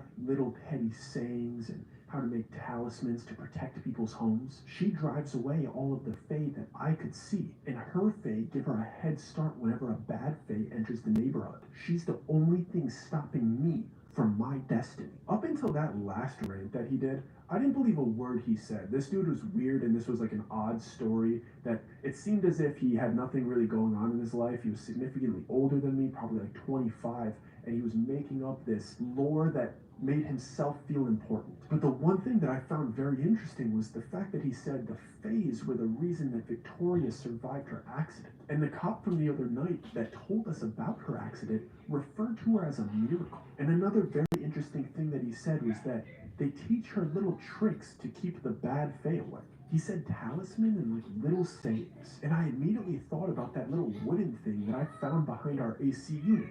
The wooden block that had carvings in it. And then those hieroglyphs that she drew in chalk while she's like mumbling to herself. And then the last thing that he mentioned that stood out was that the good fae, her fae, give her a heads up on when the bad fae enter the neighborhood. And it made me think, she always beats the ring notification by 5 minutes. I thought it was her committing the crime, but if that's true, she just has a heads up to try to go stop it. It's either that or she is a crazy deranged woman child that is fully convinced this other odd, crazy, deranged man-child, that they're both in contact with otherworldly entities, and this is what gives their life purpose. And these two are just battling it out at odds for the favor of these fates. Either way, I needed out of this kid's room, and I was not planning on asking to leave, especially after he did that scare tactics bit on me. I was pissed at this kid. I was pretty positive that the only reason he had me climbing through the window was to do that scare tactics bit, so I didn't care if there were anybody else home. I was just gonna walk straight out his front door. I did not care. I did not care if he was in trouble. I did not care if he couldn't have company at the time. I was done with this kid. So without giving him any notice, I swing open his bedroom door and I march out the front of his house. He tried to command me to stop like he was in charge of me sitting on his throne, worn out gamer chair, as if I respected his orders even remotely. But he gave up when he saw that I couldn't care less. So I cross the street, I get back into my house, and I watch from my window Victoria fulfilling her daily missions. And I'm just trying to figure out, like, what's true about this? If any part of what he said is true, let me get to the bottom of it. What is true here? So I'm just hanging around the house, and eventually, after a few hours, I see Kay coming over to my house, knocks on my door. I open the door, I'm like, dude, what do you want? And he goes, it's going down tonight. And he tells me that I could be there when he patches one if I want. I'm looking at this kid so confused, but I gotta know a couple more details, so I go, how are you expecting to do it? And this kid reaches into the reusable tote bag that you would take to like a Costco if you didn't want to take one of those cardboard boxes. He reaches into it and pulls out a chainmail net. And this kid tells me that the Fae can't escape from iron. So if he could get close enough to it tonight and toss it over it, it won't be able to escape from this specific net. So I'm looking this kid up and down, trying to figure out how this kid believes what he's saying. And while I'm drinking him in, I see under his hoodie, because he's wearing a hoodie now because he's undercover, he's wearing a chainmail shirt under this hoodie as well. Like he's in medieval times or something. I cut him off and I just tell him, dude, like, if you're gonna help me catch Victoria so she stops doing all of the weird crimes she's doing in this area, I'll come with you. But I'm definitely not coming with you to fulfill your weird Lord of the Rings style quest. Because to be honest, I was pissed that Victoria cut our AC. Even if there was something else behind it, she was there. I feel like she cut our tubes with a dull switchblade, and I've been sweating every night since. I wanted my get back. And this kid Kay scoffs at me, basically telling me that I'm about to miss the biggest opportunity of my life, and storms off with his tote bag filled with an iron fishnet. And I didn't tell him this, but to be realistic, I probably wouldn't have been able to go out that night with him anyway, because my mom was going to set the alarm and I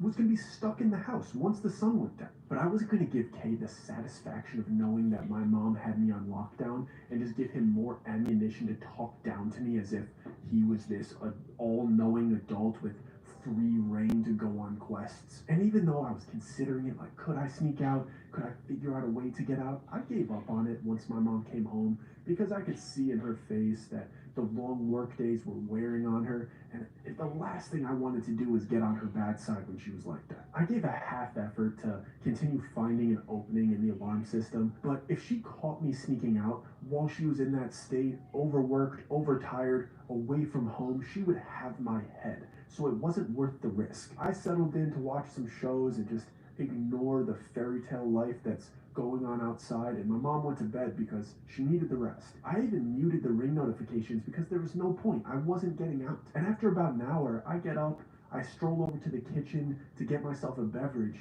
and I strike gold. My mom left her phone on the island in the kitchen, and she never does that. She usually uses her phone as an alarm. She doesn't let me have access to it. She takes it up into her room and she locks her door. But there it was, on the island, ripe for the picking. And I didn't have to guess her password. I knew that password by heart. Because if my sisters ever wanted to tell on me for anything, or my dad wanted to fill her in on what my teachers had said I'd been doing that week, I'd just get my hands on her phone, get in there, delete the messages, and act like nothing happened.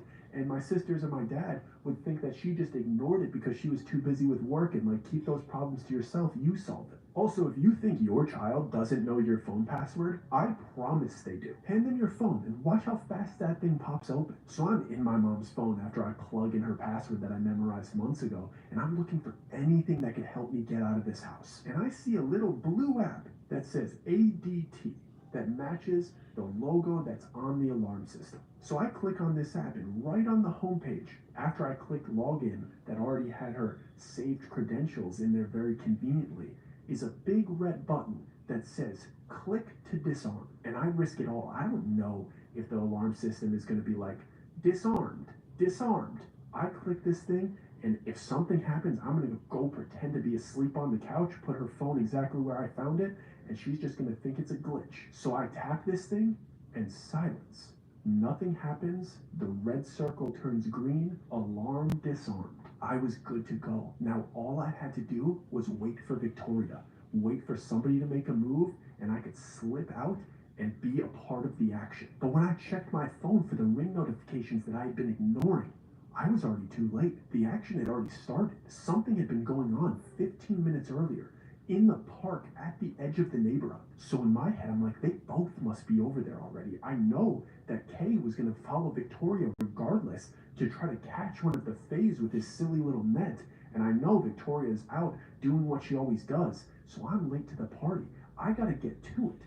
I slip out the back door because I know that my mom will check the ring notifications the next day and see me leaving the front door. So I gotta go out the back sliding door, hop over the cinder block fence into the neighbor's yard, leave through his front gate, go around the area so my mom doesn't see me fleeing in the distance, and go around the block to this park that I know that they're at. The only thing I thought to grab before I left was a flashlight because I knew how dark it got in that area. So before even thinking, the only thing I'm wielding is this little flashlight, and I'm walking through this unfamiliar neighborhood because I don't really go out at night.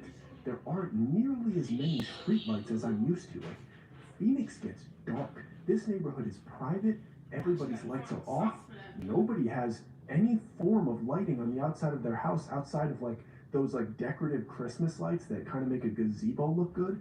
And there's areas of this neighborhood that are just pitch black. So I'm immediately a little bit spooked. I got out there on an impulse. And once I was out there, I was half regretting it. But I knew something was going down.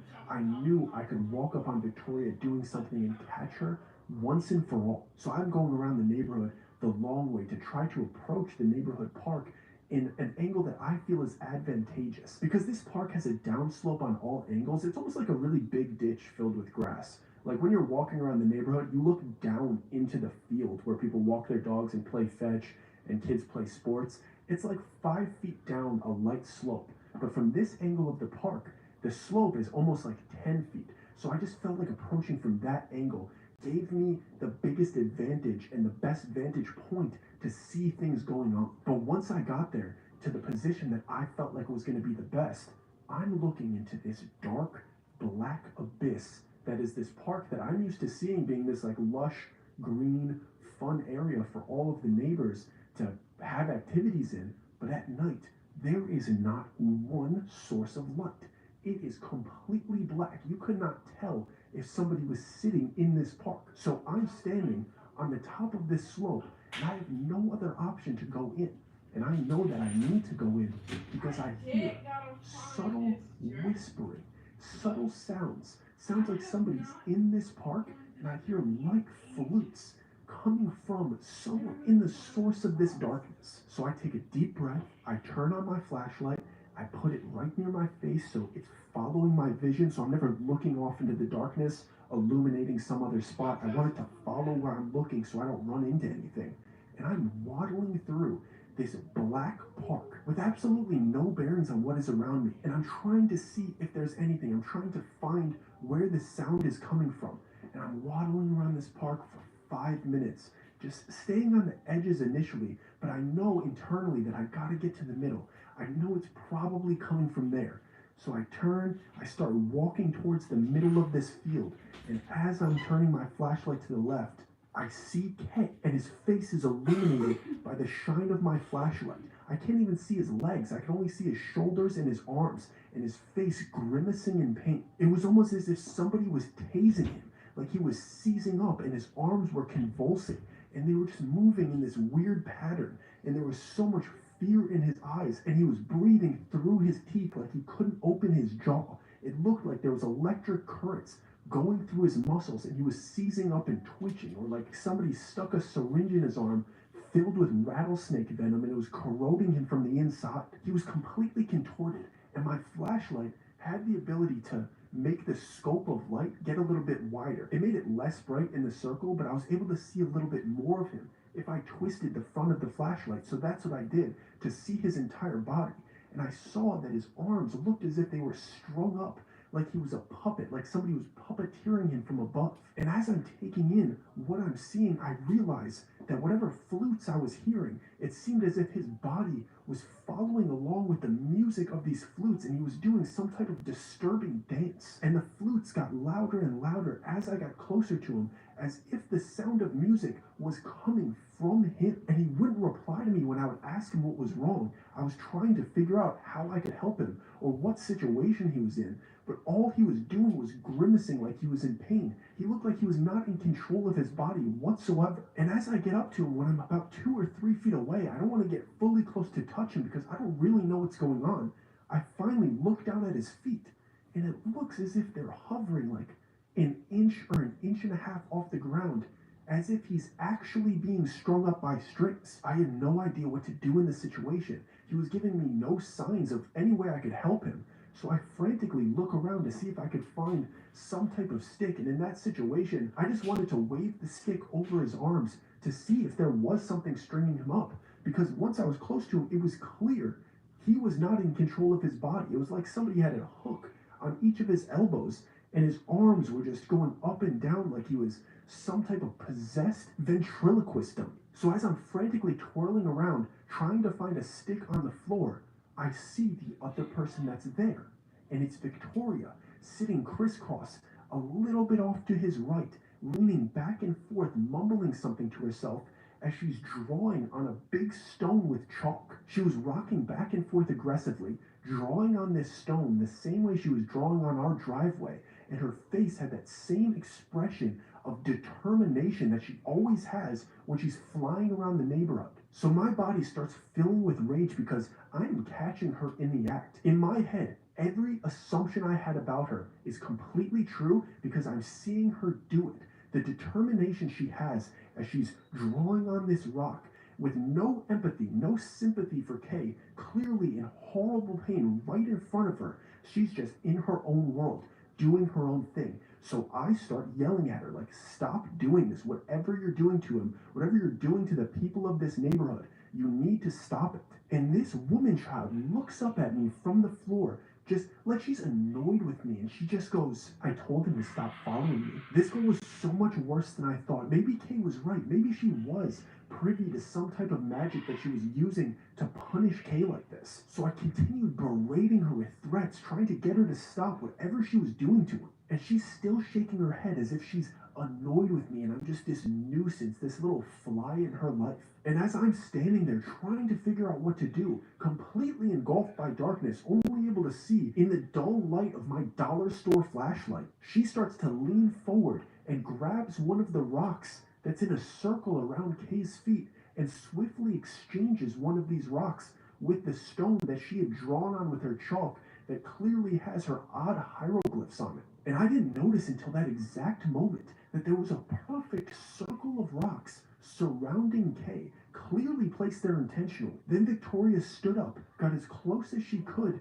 to this circle of rocks, and reached in towards Kay, directly over the stone that she had written on with chalk, and grabbed his shirt before slowly pulling him towards her. And the way she moved her body was as if she was trying to reach her arm through like a fence post, or in this case, through a gap of a force field, as if the stone that she put in was the only way she was going to be able to reach through to him. And by the way she pulled him, the way she grabbed his arm and was able to pull his body towards her, towards this gap that she had created, it confirmed to me that he was hovering in the air, because she was pulling him, and it wasn't as if he was stepping forward. It was as if he was gliding towards her. As she started taking steps back, pulling him through this gap, and his body shimmied through it as if there was a legitimate force field on either side of the stone that she placed. And she yanked him out of it until he fell onto the floor at her feet, and he got control of his body. But what he did was not stand up, not run. He curled up into a ball and started sobbing and crying like he was a child. He was freaking out and calling for his mom. And it wasn't like one of those old war movies where one of the soldiers is about to die and he's calling for his mom. It was like a little kid begging for his mom. And the weirdest part was that his voice was almost unrecognizable. I was used to his deep, all-knowing, fake bravado voice, but now he's talking with a light tone, really begging for his mom. It was like he regressed in maturity. Not that he was incredibly mature for his age. He was full of it, but this was different. It was as if he had regressed in legitimate age and he was a child. Everything about his voice and the expression on his face was filled with a childlike innocence. It was very different from his fake, mature, red pill bravado that I was used to. So I moved my flashlight to this dude that's just curled up in a ball, and I put it on Victoria's face, and I demand to know what just happened. And in her childlike voice, she says, "They tricked him too. He's like me now."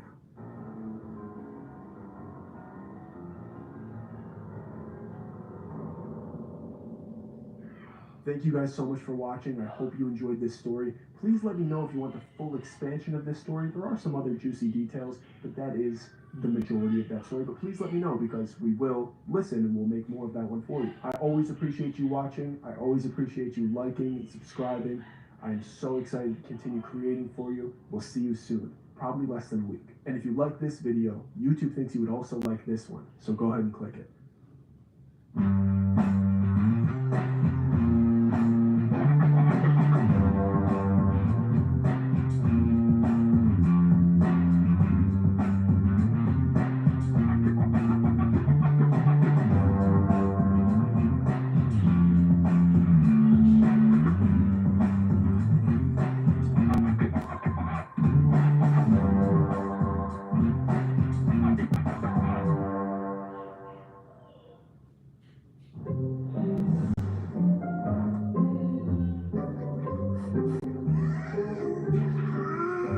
With amazing scents and friendly ingredients, Hello Deodorant makes every day yay.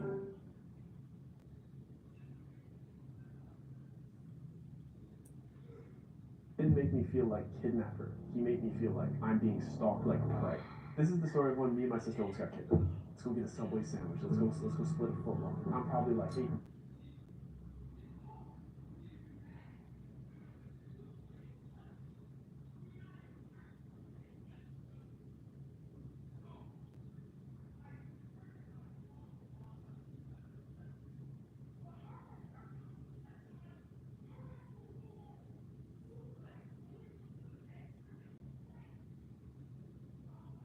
And my sister's 11, 12. We're the only ones in there. It's just us and the Subway worker. I'm about to start ordering, and I see the door swing open. It opens all the way. Tell me why this 75-year-old man whips this door open, and as it's closing, long steps in. It's the way he did it. It was just like caught my eye. Like, why did he swing the door open? Why did he step in like that? So I start ordering. He cuts us in line. He starts ordering, and he's talking in like, he's not talking like cool. He's not talking like a person. He's talking like very robotic, like as if he's pretending to be a person. The way he turns his head at us. You ever see it like a predatory bird? His head's on a swivel. It just turns. See him do that from the corner of my eye again. Weird. He looks like a wholesome old man. And then he looks at me and he goes, "Hello, young man." Reaches his hand out. "What's your name?" He's already giving me weird vibes. I lied about my name. My name's David. His hand still reached out. I'm like, a bit odd. I reach out and I shake his hand. This man's hand, it was massive. Not just adult massive. It engulfed my hand. The thing that freaked me out is that it was soft like a baby's hand. It was so soft. And he didn't squeeze. He did it really lightly. Really rubbed me the wrong way. You know, like those animals that are like a little flower that the fish comes to eat? That's what his hand felt like. It looked like soft, body something. He felt like he was setting a trap, but he couldn't hide that he had like predatory tendencies. Yeah. He goes, "I'll be paying for that. Don't worry, I can get whatever. Get whatever." Didn't really want to. Like, we had enough for a foot long to split. He's insisting. And we go sit down. I have my back to him. He says, I give it like a little look over my shoulder to see where he's at. His head shifts forward like, you know, this guy's weird. And he's holding in on me. She like looks nervous and she's like, we're staying. Actively eating as slow as we can. He leaves, gets in his car, sitting in his car. His car's right in front of the restaurant, just sitting. The worker goes, "Kids, I'm not letting you leave this story until that man leaves with him. He can tell. That it's weird. The 10-15 minutes guy drives away. So we leave. He goes, get home as fast as we can. We're going down the main street before we turn onto our side street. I hear a car approaching first, and then I look, and it's him looking straight at us. He's not looking at the road we were going over. Not even a little bit. A little bit in, a little bit down. That's like he looks at us. The entire 180 head turns and staring at us. We lose our go. We're sprinting home. We take the left. Now we're down on our side street. Because we're like, dude, this guy always flies by in front of us. Same thing. He is not looking at the street. 180, eyes tracking us, but drives by. So as this dude passes us for the third time, we're approaching our house. We're about to be home free. Our parents are home. We made it. But this guy's parked to the street light. As I'm going inside, it sounded like he's talking to himself, and all he said was, it can't have him. It doesn't know his name. And I never saw that dude. When you're a kid and stuff like this happens, you just kind of shake it off. Because you don't really understand what the consequences could have been. When scary things like that happen, but no real consequences occur, in your childhood brain it turns into a funny, crazy story. It's scary in the moment, but in hindsight, it almost feels like a scary, adrenaline-filled chase. I remember it as almost a better version of a game of cops and robbers. And I understand some people would say it could be a traumatic experience. But for me, a crazy 11-year-old, it felt like a highlight of my summer. We obviously told my parents about it, and they took it way more seriously than we did. They had conversations with local authorities, and we gave descriptions of his car and his appearance. But nothing came of the situation. My sister and I were no longer allowed to do late-night subway runs, but it didn't change much of our daily lives. I even recall downplaying the situation to my parents, in fear of losing the privilege of going to the park by myself. A privilege that I had just gotten a few weeks earlier. I just wanted to be able to play at the park with my friends without my mom chaperoning, or being attached to her schedule. We had a park down the street from our house that I spent all day, every day, all summer. And the thought of only being able to go there, here and there, under parental supervision was an absolute nightmare once I had tasted that sweet freedom of being able to go there and spend as much time as I wanted. Obviously, our parents made us stay home for a couple of days after the incident, but once the weekend came around and I knew all my boys were going to be at the park, I started begging to go the second that I woke up. And it turns out that an annoying 11-year-old begging to leave the house at 8:30 a.m. on a Saturday, on the only day that his parents can sleep in, is a very convincing argument to let him leave, especially when they know that there's Little League games all day at the park, with hundreds of players and parents attending. My parents finally obliged after 30 minutes of begging. So I hopped on my brand new Mongoose BMX bike with black pegs on the front and the back. I know you're jealous. And I headed to the park for the rest of the day. And it was everything that I knew it was going to be. It was one of those peak July summer days when everybody you knew was there. And there's different activities to do every hour. There's hordes of kids riding their mongooses and diamondbacks and haros, going from activity to activity, playing pickup football, playing horse at the basketball court, playing wood chips on the playground. The concession stand is open with $2 walking tacos, corn dogs, tamales,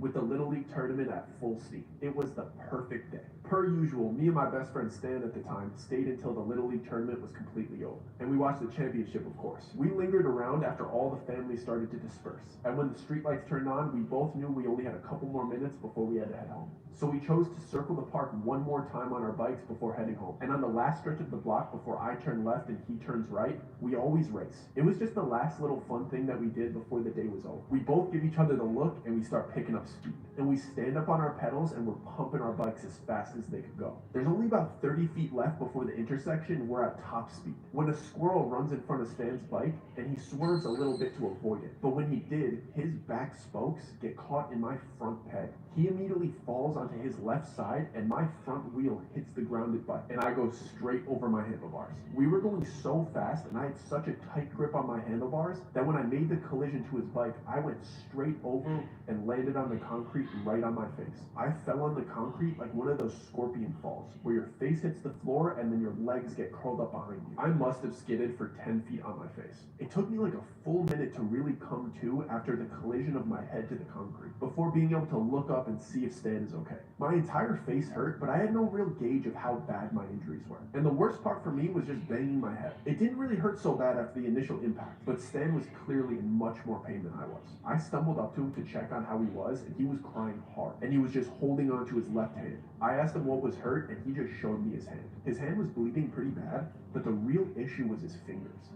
They were pointing in every direction like he was throwing up gang signs. He must have broken every single finger except for his thumb. But when he looked at me, it looked like he saw a ghost. And he said, "We both need to go home right now." I initially thought he had that look on his face because he knew how bad his injury was. But I now know he had that look on his face because what I looked like. And he just said, "You're cut really bad, Doug. You need to go home." We only lived a block away from each other, and we were already on the corner where we part ways anyway. So he picked up his bike and started jogging it home, and he just shouted back to me that he'll call me tomorrow. So I'm just standing on this corner not knowing the extent to my injuries. But the adrenaline must have been so high that I could barely feel them. And foolishly, in my little 11-year-old brain, the only thing that came to my head was that I can't go home until I'm cleaned up. And I don't look that bad, so my parents don't take my park privileges away. So instead of going home like Stan told me to, I hop back on my bike and I ride it back to the park house. And I run into the bathroom to look at myself in the mirror, and I'm shocked. The right side of my face had concrete burns from the hairline to my chin. But they weren't bleeding that bad, they were just oozing a little bit. But right above my hairline, there must have been a gash from the initial impact.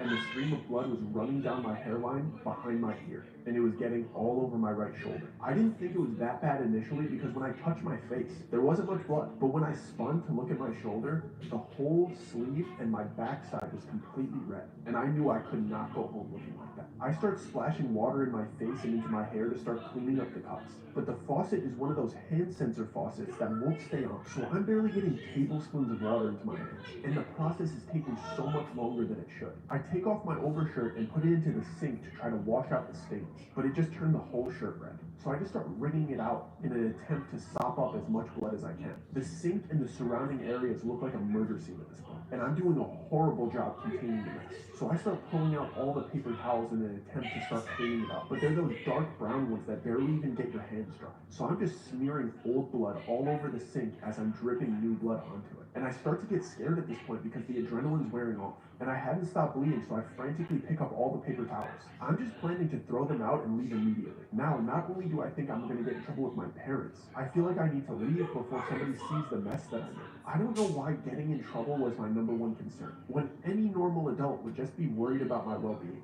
But I was. And right as I pick up the last few paper towels, I hear somebody enter the bathroom. I expect to hear a concerned voice, but all I hear is a smug tone say, "You expect me to clean this up?" I immediately feel an intense sense of dread. Not just because I feel like I got caught, but because the voice sounded familiar. When I turned around, the first thing I saw was the Park District employee t-shirt. It was a man wheeling in the custodian's cart, and my nightmare came true. The janitor was upset with me for bleeding all over the bathroom and smearing it everywhere, and I was going to get in trouble for this. I immediately began apologizing and starting to clean up more, and I could feel the anxiety in my body rising, and my eyes are just darting all over the bathroom trying to avoid eye contact with the janitor that caught me. I was feeling really nervous, but the feeling of dread overwhelmed the nerves. When the man spoke again, I heard him open his flip phone and he said, "What's your father's phone number?" And again, my initial thought is that my parents can't know about this. And right when I'm about to lie to this man about my dad's phone number, I finally take a look at his face and I realize it's the same man from Subway,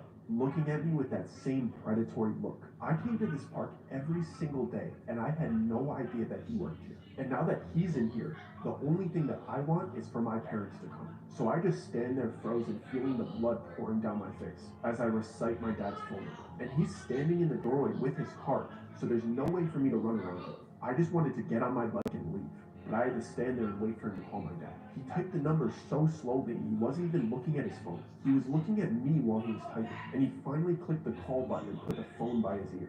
And as it started ringing, he asked me, "What's your father's name?" And out of pure fear, I replied, "His name's Douglas." And the man tilted his head like he was an owl and replied, "Oh, so you're a junior then." People ask me this all the time because me and my father have the same first name, and I always have to explain that we have different middle names, so I'm technically not a junior. I nervously blurt out a similar response to what I just explained, and his eyes light up and he snaps his phone closed. And I realized right at that moment he was never calling my dad. He used that opportunity to find out my real name. He played me. I have no idea what to do at this point. I'm still bleeding, I don't have a shirt on, and this man is just blocking the doorway, staring at me. It's the same man that chased me down in his car earlier in the week. Wawa's up and ready for you every morning with fresh coffee, hot sizzlers, and more. Mornings made easy. With Sophos, your future stays protected. Our technology silences cyber threats, and our experts stop attacks cold. We keep it quiet, so you can keep it booming. That's a win-win. That's Sophos. Sadly, windshield chips can turn into windshield cracks. But at least you can go to SafeLight.com and schedule a fix in minutes. Sweet. SafeLight can come to you for free, and our highly trained techs can replace your windshield right at your home. Safe light, safe light. Don't wait. Go to SafeLight.com and schedule now. Safe light repair, safe light replace.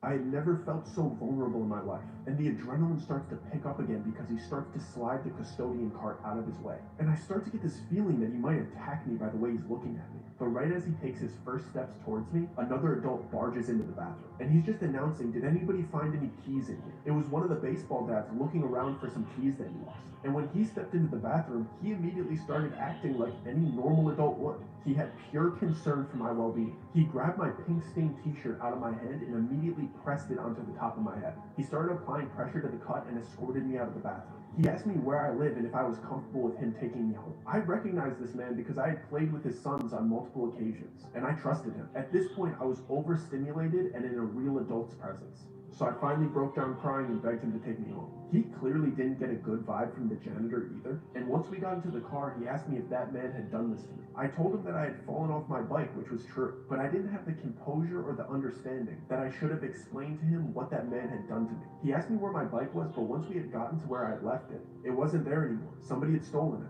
So now I also think that I'm about to get in trouble for losing my brand new bike. Not to mention I'm covered in blood and it's well past curfew at this point. The baseball dad looked around for my bike for less than a minute before apologizing to me and saying, "We just have to take you home." He clearly knew that I needed medical attention. I was so scared on the drive home about what my parents' reactions were going to be. But what was bothering me the most was that that man now knew my real name and that he works at the park that I go to every day. When we finally get up to my front door and the baseball dad rings the doorbell, I composed myself and I was actively ready to play down my injuries. I don't know why I thought I was going to be in trouble. Because of course, when my mother answered the door, she was nothing but concerned. She brought me into the house and her and my dad just wanted to know if I was okay. They didn't care about my bike. They didn't care that I was late. They didn't care that I hurt myself when I was alone. They just wanted to make sure I was okay. Once they got the bleeding to stop, they let the baseball dad know that it was okay for him to leave. And they spent the rest of the night making sure that I didn't fall asleep until they were positive that I didn't have a concussion. We didn't go to the hospital because the cut was more of a dent than a split, and there was no real need for stitches. I also didn't have a headache or any concussion symptoms, so we just chose to see how I was feeling the next morning before we decided to go to the hospital or not. I didn't need to go to the hospital. Once we got the big cuts clean and bandaged, I felt fine physically. I know what you're thinking. Why wouldn't I tell my parents that the man that chased me from Subway worked at the Park District? But you have to understand that I was 11 years old, and I was just so confused. I was really scared when I recognized him in the bathroom, but then I started to second guess his motives because when I realized that he worked at the Park District, that I attended every single day, then he easily could have recognized me at Subway. He could have just been being nice because he recognized me. Maybe he thought I would even recognize him and that I was being disrespectful for lying to him about my name. He could have even been making sure that we got home safe because we were young and it was late.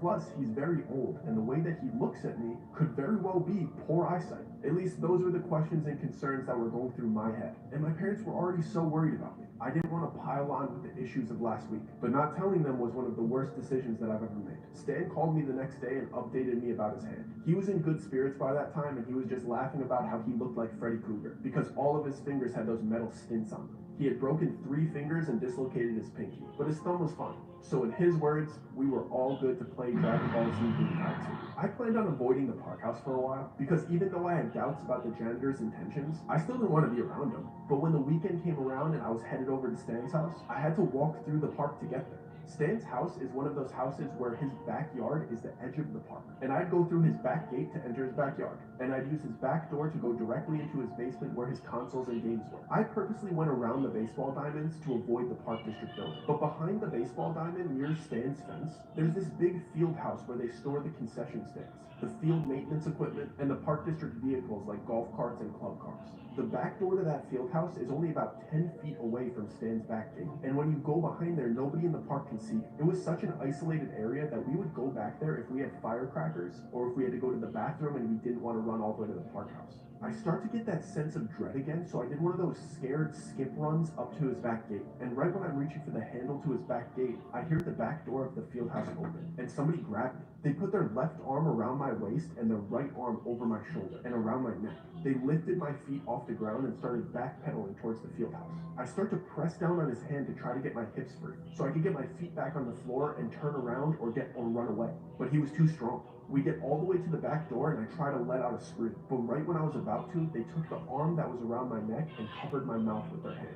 In doing so, they slid their hand from my left shoulder across my cheek and over my mouth until their palm was covering my mouth. And from the way that their hand felt brushing across my face, I knew exactly who this was. It was the man with the soft hands from Subway. It was the janitor from the Park District building, and he got me. The door closed from the field house and he started manhandling me in the pitch black. He shoved me into what felt like a hard plastic box and he shut it, completely locking me in. I didn't see his face because it was so dark and he was behind me, but I knew it was him from the way his hand felt. I maneuvered to get onto my stomach and on my hands and my knees. And whatever container that I was locked in, I could feel the bed of it and it had ridges. And when I felt the corners of it, there were round outdents in each back corner. And I immediately knew I was in the bed of some type of truck. So I start feeling for the emergency handle that's in the trunk of every car. And right then the engine turned on and I knew that he was kidnapping it. I hear the garage-style door of the field house open and the vehicle starts moving. I'm trying to yell as loud as I can, but the ride is really bumpy and I'm getting thrown around back there. And it knocked the wind out of me. We're driving for about 1 minute and I start trying to memorize the turns that we took, so I at least have an idea of what direction he's taking me or which way that we're going. But then the vehicle stops and I hear another garage-style door opening. I could feel that we slowly pulled into it and parked, and I could hear the garage-style door closing again. So in my head, we must be in the Park District building. I start thinking, why would he manhandle me like that and throw me into the bed of this truck just to bring me into the Park District building where so many people definitely are? He circles the vehicle and opens the trunk and pulls me out by my collar. And I realize that we're in the football equipment shed where they store all the helmets and shoulder pads. I've seen inside of the shed from when I picked up my equipment, but I've never been inside of this part of the Park District building. He dragged me by my collar into the back of the shed, and I see the door that must be connected to the main building in front of me, but he drags me in the opposite direction. When I gator roll to see where we're going, I see a staircase that I didn't even know was back there, and this staircase takes us into the basement of the building. I didn't even know this place had a basement. When we got down there, he dragged me through a little common area that had lockers and a small table and a microwave, and then we passed a room that just had a mattress and a TV on the floor, and after that, it was all storage. It was a large storage area that was similar to the storage areas in the basement of apartments, where each section had a cage and a lock. They had all of the different sporting equipment locked and organized into different cages, but he dragged me all the way into the back into an empty one. He basically threw me in there, all the way up against the back wall and locked me in. He just stood there on the outside of the cage and I barely got these words out, but I managed to ask him, why are you doing this? And I could see his predatory eyes honed in on me, looking through the top of his eyelids while most of his face is shadowed. And he just says, you know exactly why you're here. And he just storms out of the room and up the stairs. And my child brain just starts going through any scenario where I would deserve to be treated the way that he's treating me. Was it lying to him about my name? Was it running away from him? Was it getting blood all over his bathroom? Why would he throw me in the bed of a truck and lock me in the basement of the Park District? Even at this point, I didn't even really feel like I had been kidnapped. It felt like I was in trouble. And since he was an adult and didn't even take me out of the park area, it just felt like he was punishing me for bad behavior. I wasn't scared for my life until I turned around and I saw what was on the concrete wall behind me. It was really dark in there, so I wasn't sure what I was looking at first. It looked like one of those corkboards that they display in park districts or school hallways, filled with a collage of photos from a summer camp or a field day. But when I got up close and started looking at the contents of each picture, I realized that they're all pictures of me taken from a distance at the park. I look up at the title of the corkboard, and all it says in big font is Good Boy. This man has been watching me for months, and I could even recognize what days the pictures were taken, based on who I was with, what I was doing, and what clothes I was wearing. There had to be at least 100 photos on that corkboard. But why is it making good boy?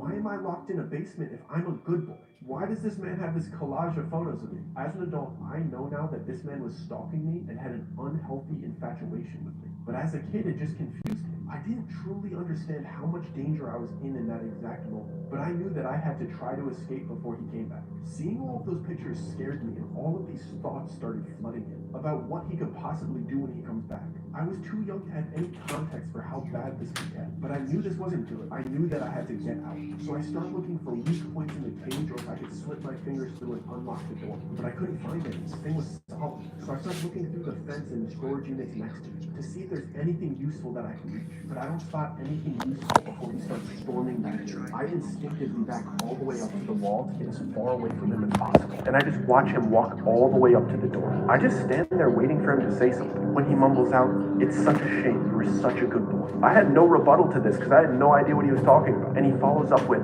"I hope it was worth it." And he starts to reach for something in his back pocket. I was expecting it to be some kind of weapon, but he holds something up that just looks like a dark rectangle with a little yellow strip at the top. And he slides it under the fence into the middle of the cage. So I take a closer look at it to see what it is. And it's a black Game Boy Advance with a yellow Pokemon cartridge lodged in the back. And I realize what this is about. A week earlier, before the subway incident, I had lost my Yu-Gi-Oh cards at the park. So I went into the park district to look in the lost and found bin. And I found this Game Boy Advance in there, and I took it. I stole it. I had gotten my own for Christmas that year, but my dad had returned it 2 days after Christmas because he thought I was playing it too much and didn't want me to develop that habit. So when I saw this one in the lost and found bin, I just stole it. I wanted one so bad. So was he doing this to me to teach me a lesson about stealing? Is this all over a Game Boy? Is he even allowed to do this over a Game Boy? I start to get so confused again because I don't know if this is what being arrested is. I was so young. If somebody catches you stealing, is this the punishment? Are police about to show up? But the weirdest...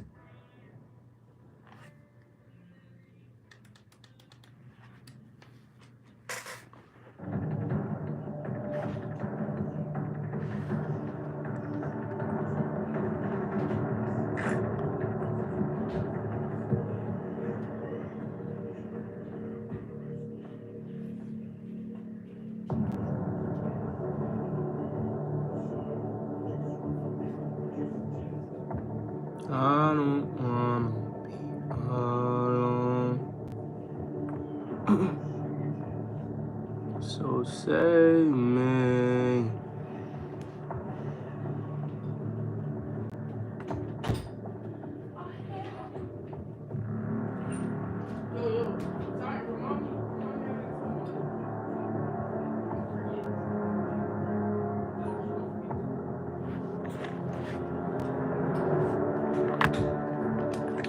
I don't wanna be alone.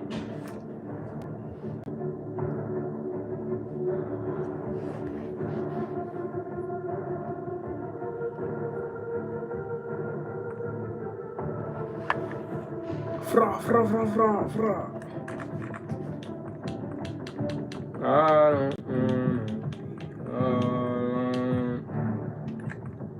It's not.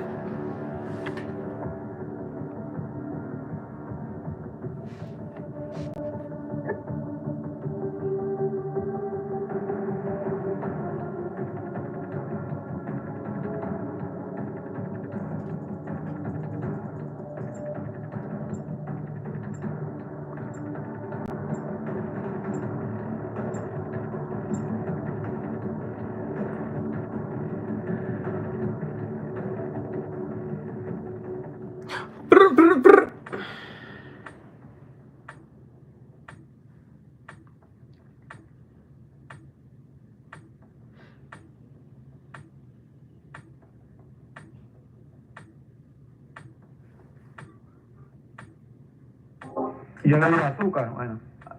Me salgo a nada. Mamá huevo, que lo que, mi gente.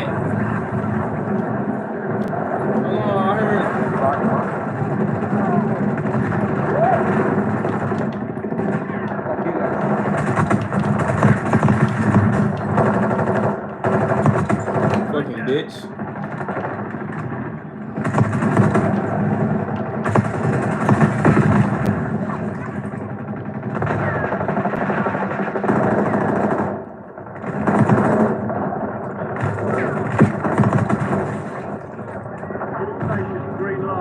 Deploying to the war zone.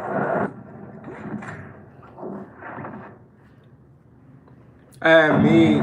Nah. What took so long? Cause I had made. I was hungry, so I had made fucking cheese balls, fried cheese balls, and fries type shit. You know what I'm saying? Look, twin. You know what I'm saying? With the sauce on the side. Yeah. You know how that shit is, fam. Hey, Remy, you ain't answer my question. Can we do it live? I did answer. I said you gotta have a certain amount of I think you gotta have a certain amount of subs. And you talking about going live together right now? I can't because I'm already live. Enemy dropping into the AR.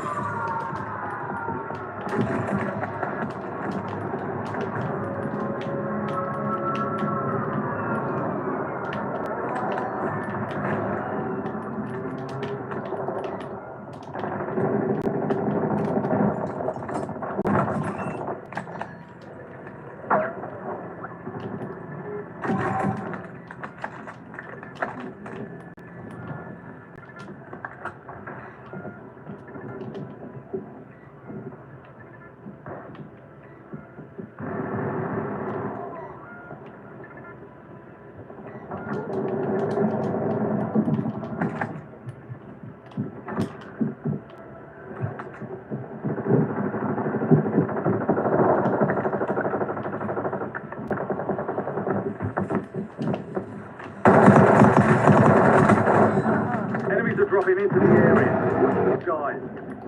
Enemy counter UAV inbound.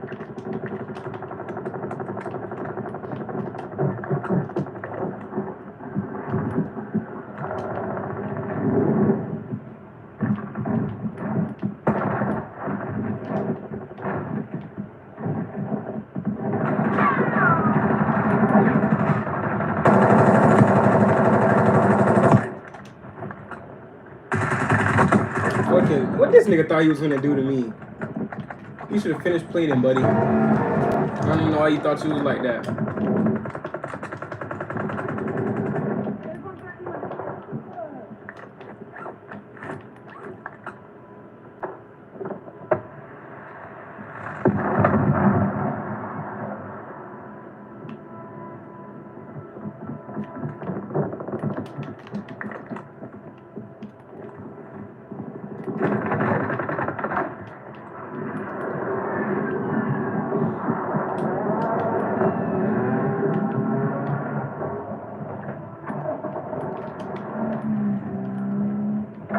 You're losing ground. Moving.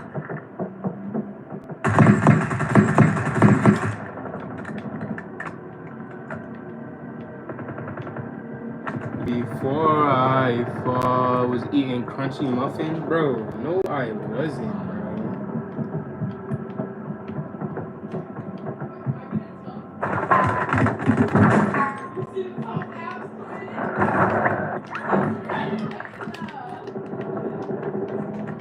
Enemy UAV overhead.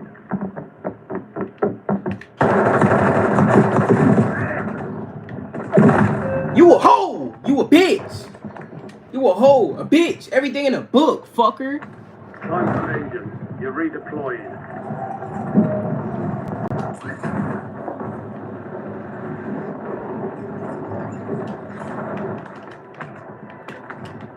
Enemy soldier incoming.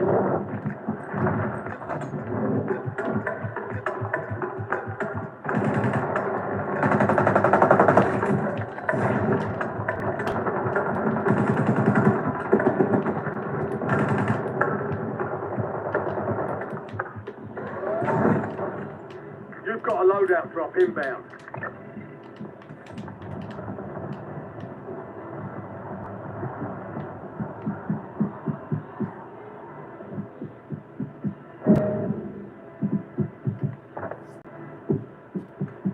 Only 25 remain. Contract works more than usual, so get it done, soldier. Spring mine!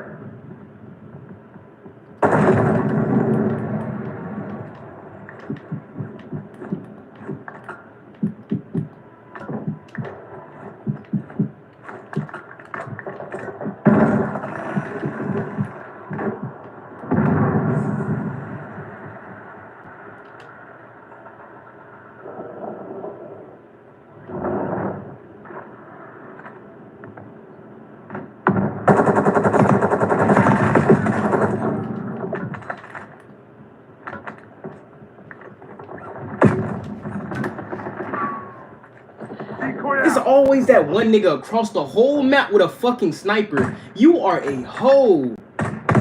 You are a hoe, bro. We're returning you to the front. Earn this. Bro, these lame kills, fam. This nigga got a whole fucking sniper across the map looking at me. What the fuck? He's all the way on the shit. Why are you looking up here at control? What the fuck? There is no way that's the new way of playing the game is camping with a fucking sniper. There's no way. I'm talking about nigga was watching me too, dude.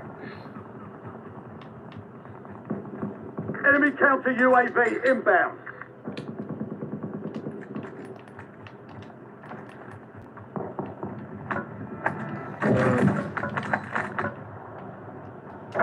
You've got gas moving in.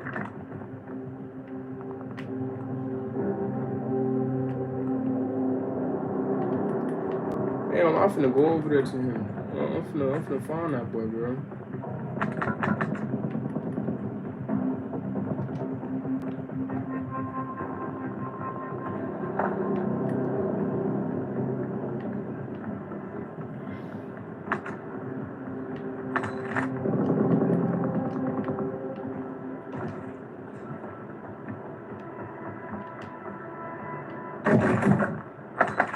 He's not even there anymore.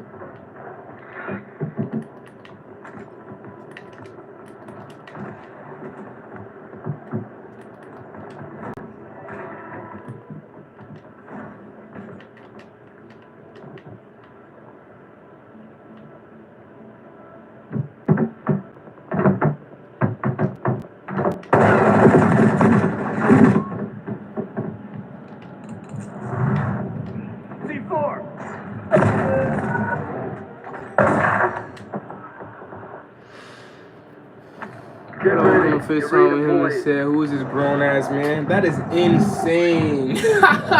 That's insane shit.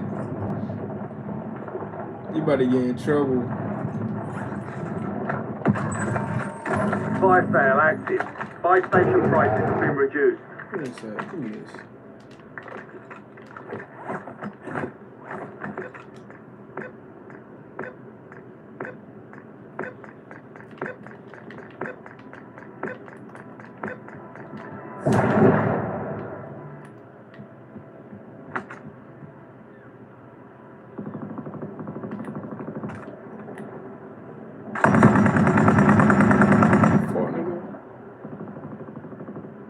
Start hiding like a little bitch.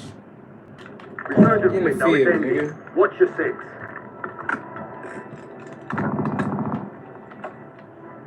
Get in the field, homeboy.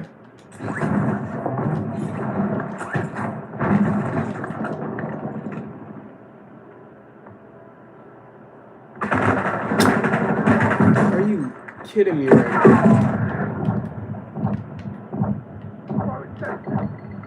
Enemy UAV is online. Gas inbound. Semtex out.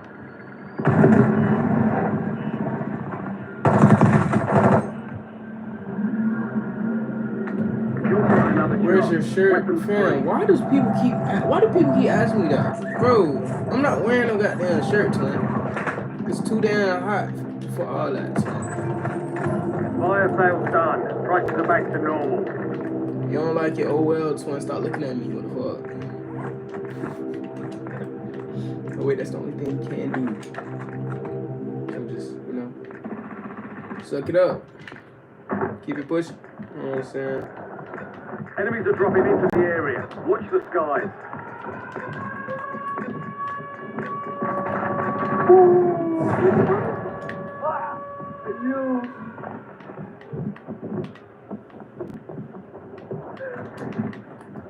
Be advised, resurgence is active. This is for keeps.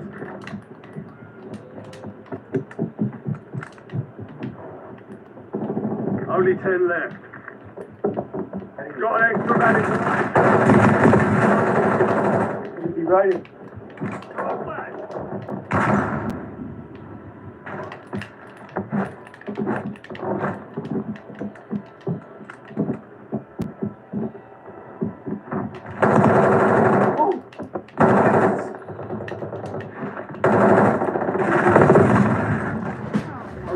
were left. I've been tagging this nigga the whole time. Your screen is red. What the fuck? What the fuck? This game giving you too much leverage, bro. What the fuck? That's some bullshit, dude. I need a team, bro. I cannot play this shit solo. Niggas move weird, bro.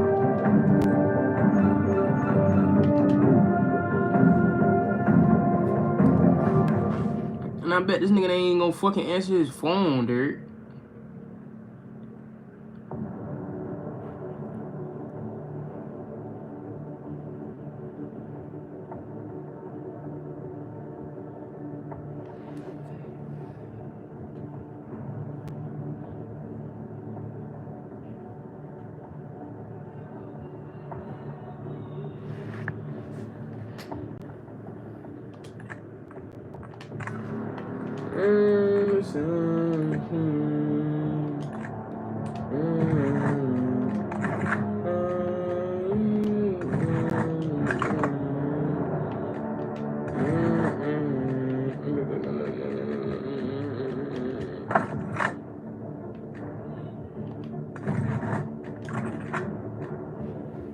That's what I'm saying, bro. But niggas expect me to answer the phone every time they call me, fam. This is what I'm talking about, bro.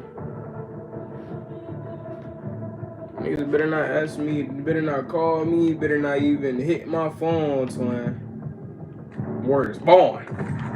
Word is born.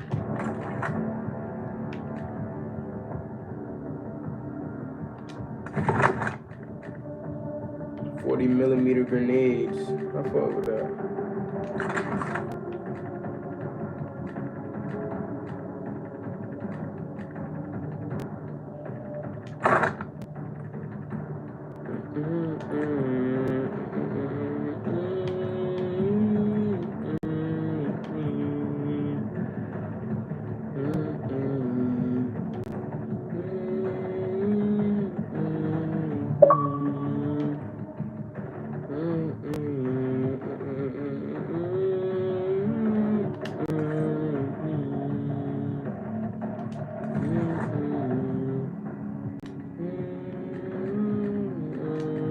Suicide Boys is so hard. I thought I was the youngest Remy fan. I think is Grayson. Ain't gonna lie, it's somebody in here that's like 12, I think. No, 10. Fuck.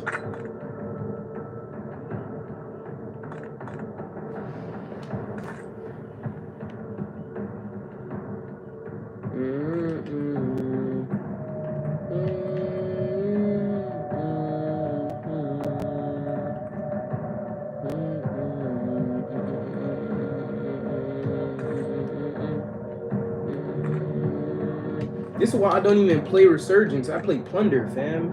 There's like, bro, I'm gonna play Plunder until I get a team.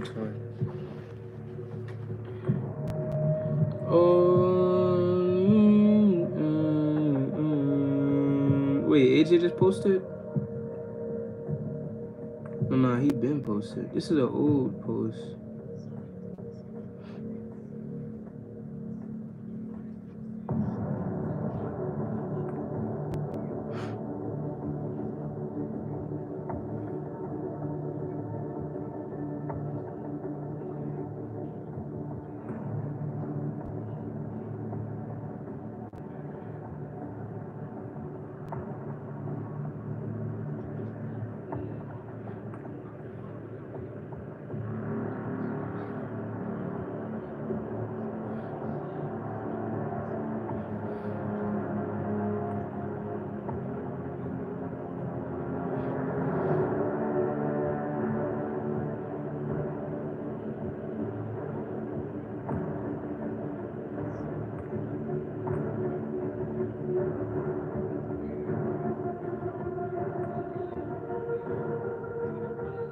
Nigga, what?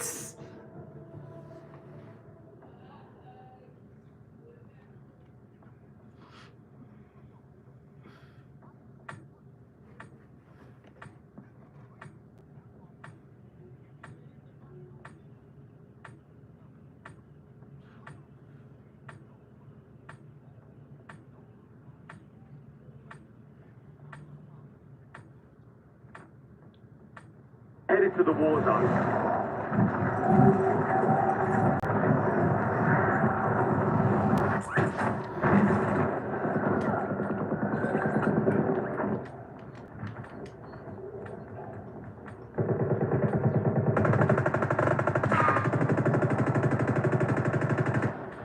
Enemy soldier incoming.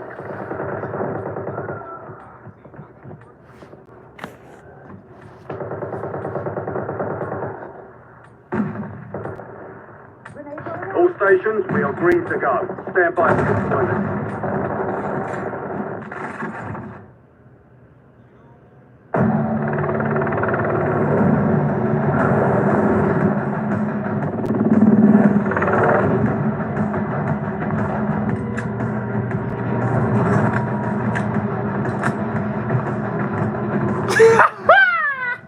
Yo, that crazy as fuck.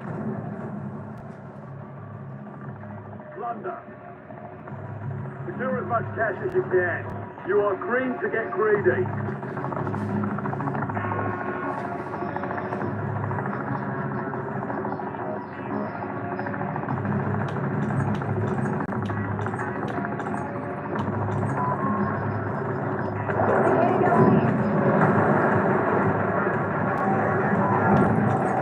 Target location.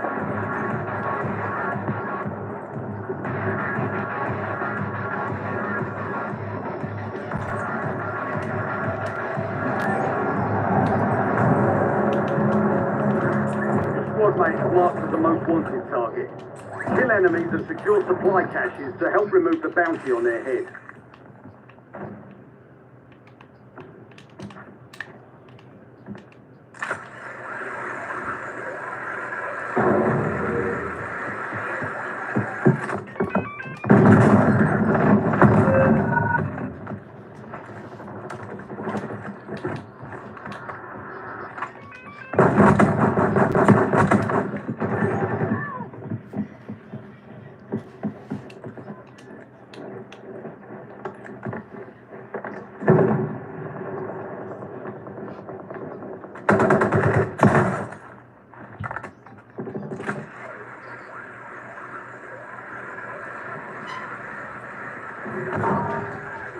Be advised, your squad mate is down. Most wanted contract failed.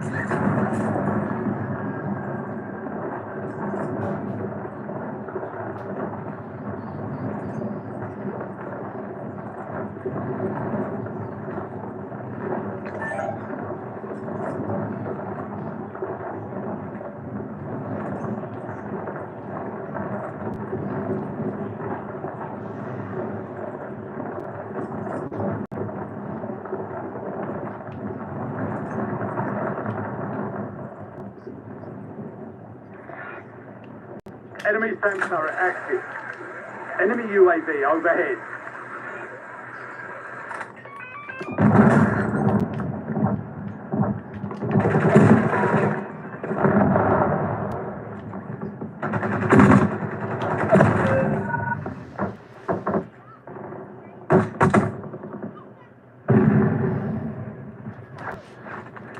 I'm finna snipe the fuck out of this nigga, bro. I'm finna snipe the fuck out of this nigga, bro. I'm finna snipe the fuck out of this nigga, bro.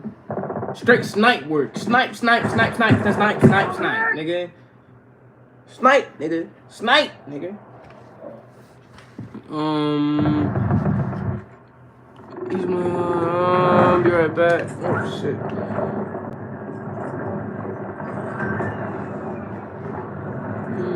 Gotta go on maybe tomorrow. Also, you have a pretty smile. Thank you, fam. Alright, I'll see you, fam. Love, safety.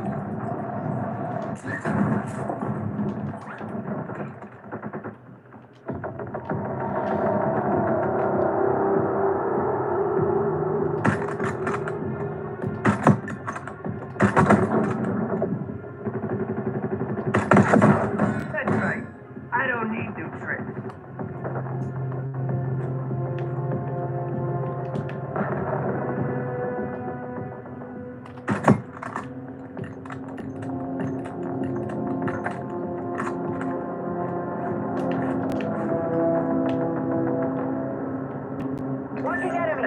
dropping into the AO.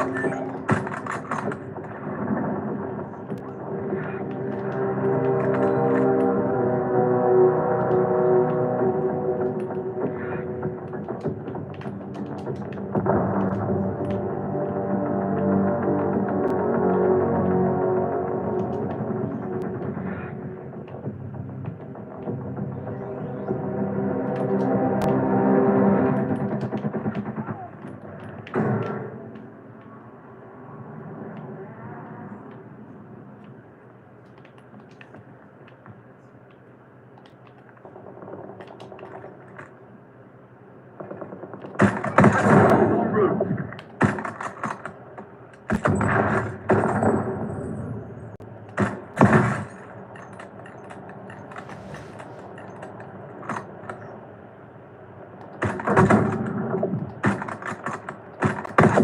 There's long guns and there's long guns. Okay, Woods. That was talking shit. Enemy sentry in the AO. Damn, I just realized this nigga Woods basically like grew up with me, bro. Or I grew up with Woods, fam. What the fuck?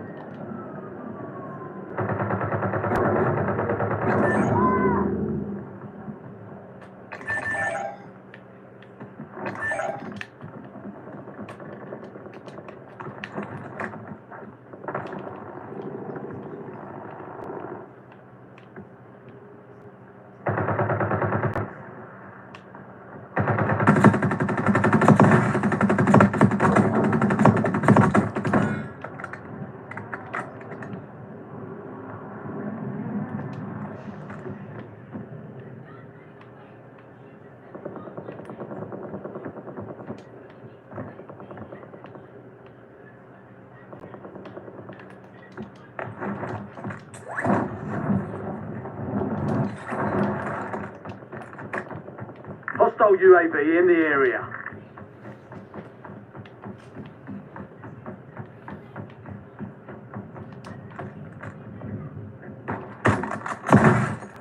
Yeah, bitch ass nigga. Nah. Niggas want a sword. Let me show you what these sniper shots do, fam. Niggas want to snipe. I'm finna show y'all how to snipe, fam. What the fuck? Get your ass in my live and but this TNC kid in this place. He's like being so disrespectful to Aiden and King and don't time him out. But I put him in his place. Alright, bet. I'm gonna be in a little bit. Hostile airstrike incoming. Enemies dropping into the AO.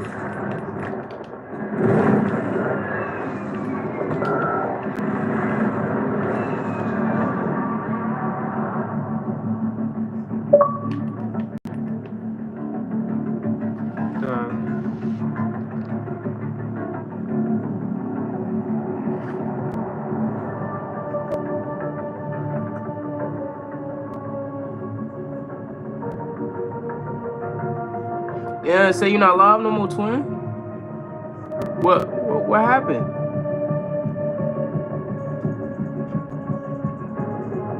Oh, there you go.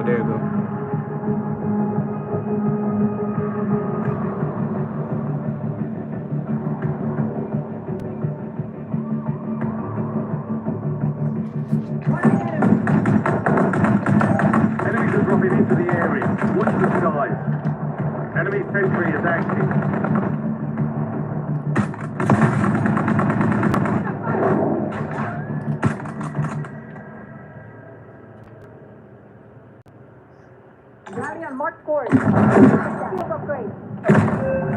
See what the fuck I mean? Sniping. Niggas always fucking sniping!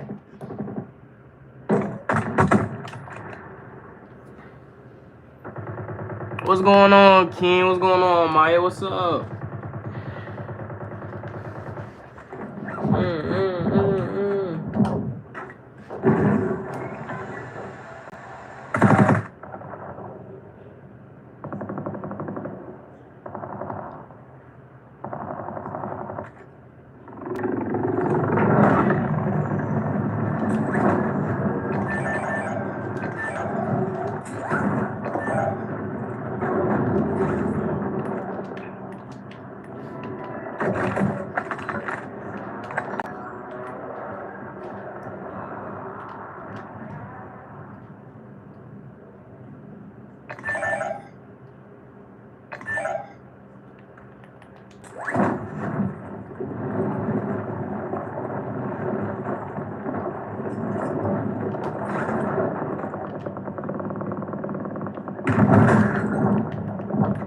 Get me up! I'm so fucking pissed right now. I hate niggas. I hate niggas. I hate niggas. I hate niggas. I hate niggas. I hate niggas. I hate niggas. Niggas. Now I'm finna actually like. My rates have been I'm finna- restocked. Load up.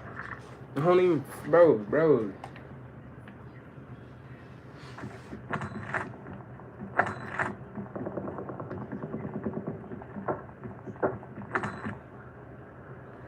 You just said, do you have a boyfriend? TNT, get your bitch ass out the log, nigga. Get your bitch ass out the log, TNT. Get your bitch ass out the log, TNT, before we, you know what I'm saying? Get up out the logs, man. What Twin doing, fam?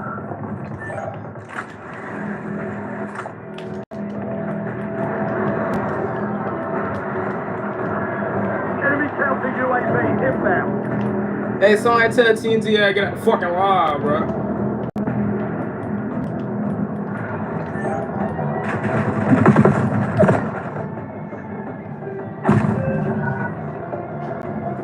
He said, what's good, little TNT? Yeah. Nah, that's funny.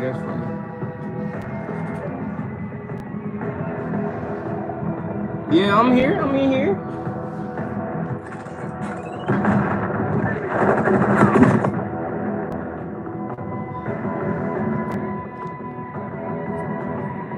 TNT had quiet now. What's going on? Nigga a little quiet now. What's going on? Nigga went mute. Tell that nigga unmute his mic.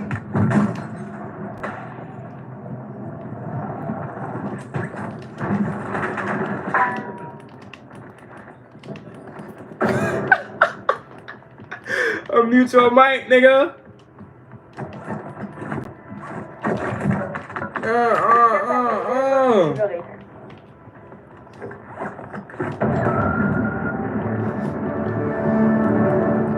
There's no way.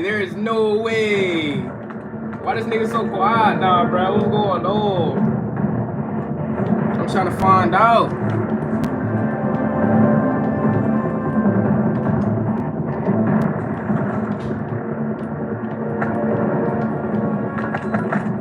Trying to make you famous, gang. Trying to put you on the map, twin. Where you at? Heard you, you know what I'm saying? Disrespecting the niggas and shit. What's going on, fam?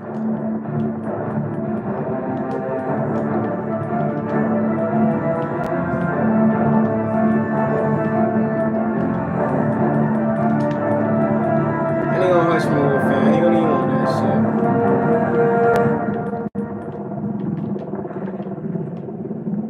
You've got a bird standing by at the extract point. Bag is set for deposit. I think I just solved your phone. I think I just solved your problem, gang. That nigga, he's not finna type it in. Enemy I don't dropping think he's into the finna type it in. AO.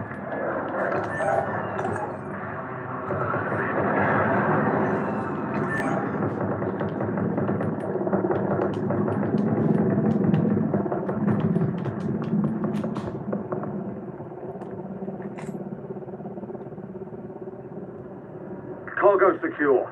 Helo is exiting the target area.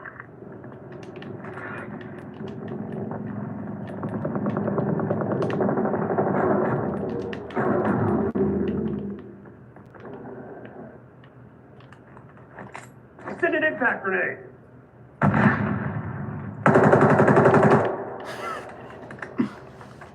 That nigga's not typing no more. Niggas got his shit Enemy pressed, now he counter UAV decking. inbound. What? Enemy sentry in the AO. If he writing a paragraph, that just proved that nigga a whole female for. I don't really argue with females, so.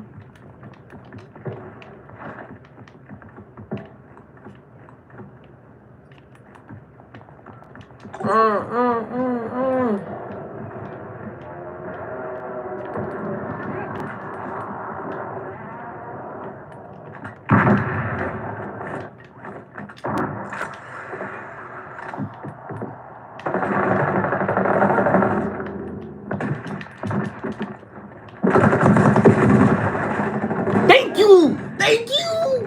Thank you! Thank you! Oh my god. Nigga know how I'm rolling, call me Armadillo. Her chat disabled? I don't even know, twin. I was just in there, it low-key just kicked me out on some shit. Enemy sentry is active. Contractor. This said Red Bull is her favorite drink. Then want to follow it up with lemonade. You should have said that first. Who the fuck says Red Bull? Don't let the enemy complete Your their pH objective. thrown to the roof, gang. Like, bro, Red Bull? Out of everything, Red Bull Attack twin. helo near the airstrike. Take it down and secure that cache.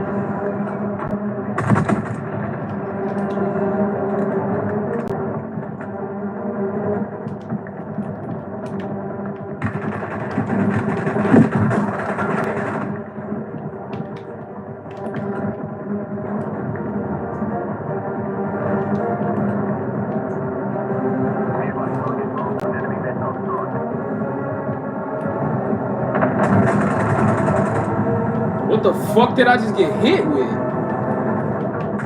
What the fuck? Oh! Get up out of here.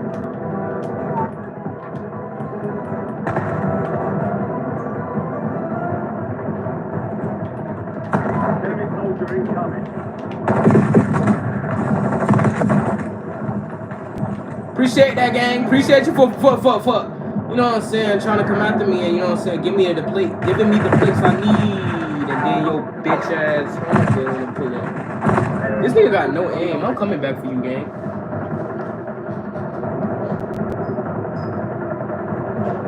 He said, you on that war zone? Hell yeah, so I ain't gonna lie. Yeah, shit disabled, bro. I restarted. I think that boy reported. He might have reported, I ain't gonna lie. That's why he was, that's probably why he was so quiet. He probably reported that bit. Probably wrote a big ass paragraph. I'm getting bullied. Enemy sentry is active. You know what I'm saying? King, do you have Warzone, bro? I'm looking for a team, bro. I'm looking for at least one teammate, fam. These niggas don't play Warzone no more.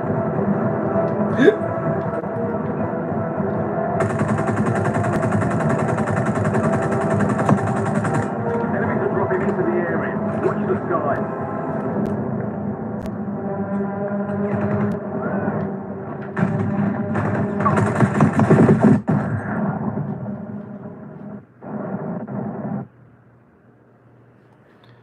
He said, man, he's sorry, yeah. The first Berserker Kazan. What's this?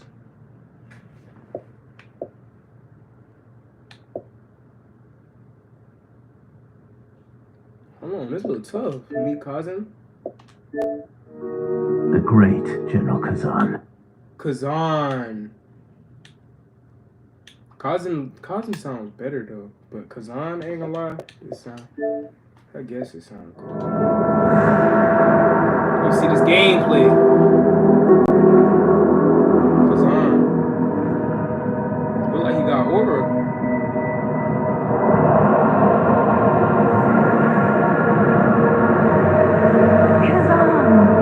Kazan, she fine.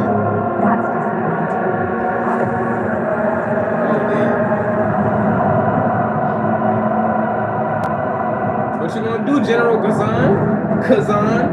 Epic boss battles? Oh, this like Elden Ring, nigga?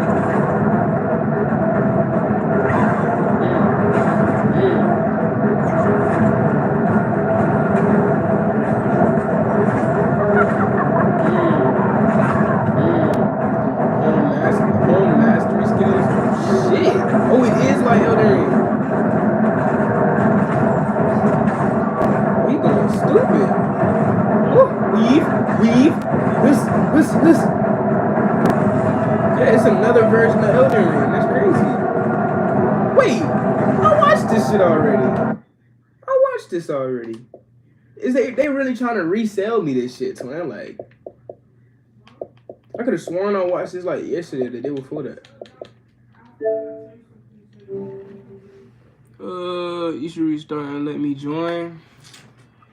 And let you join. Yeah, I mean, I'm gonna have to put a shirt on. Fuck. Shit. But I don't know. Hold on. You know what? I'm gonna join. I'm gonna let you join. Yeah, hold on. I'm gonna do it. Fuck it. Hold up. How the fuck am I gonna do this though? So y'all said make a post with the link type shit. All right, I'm gonna make it right now.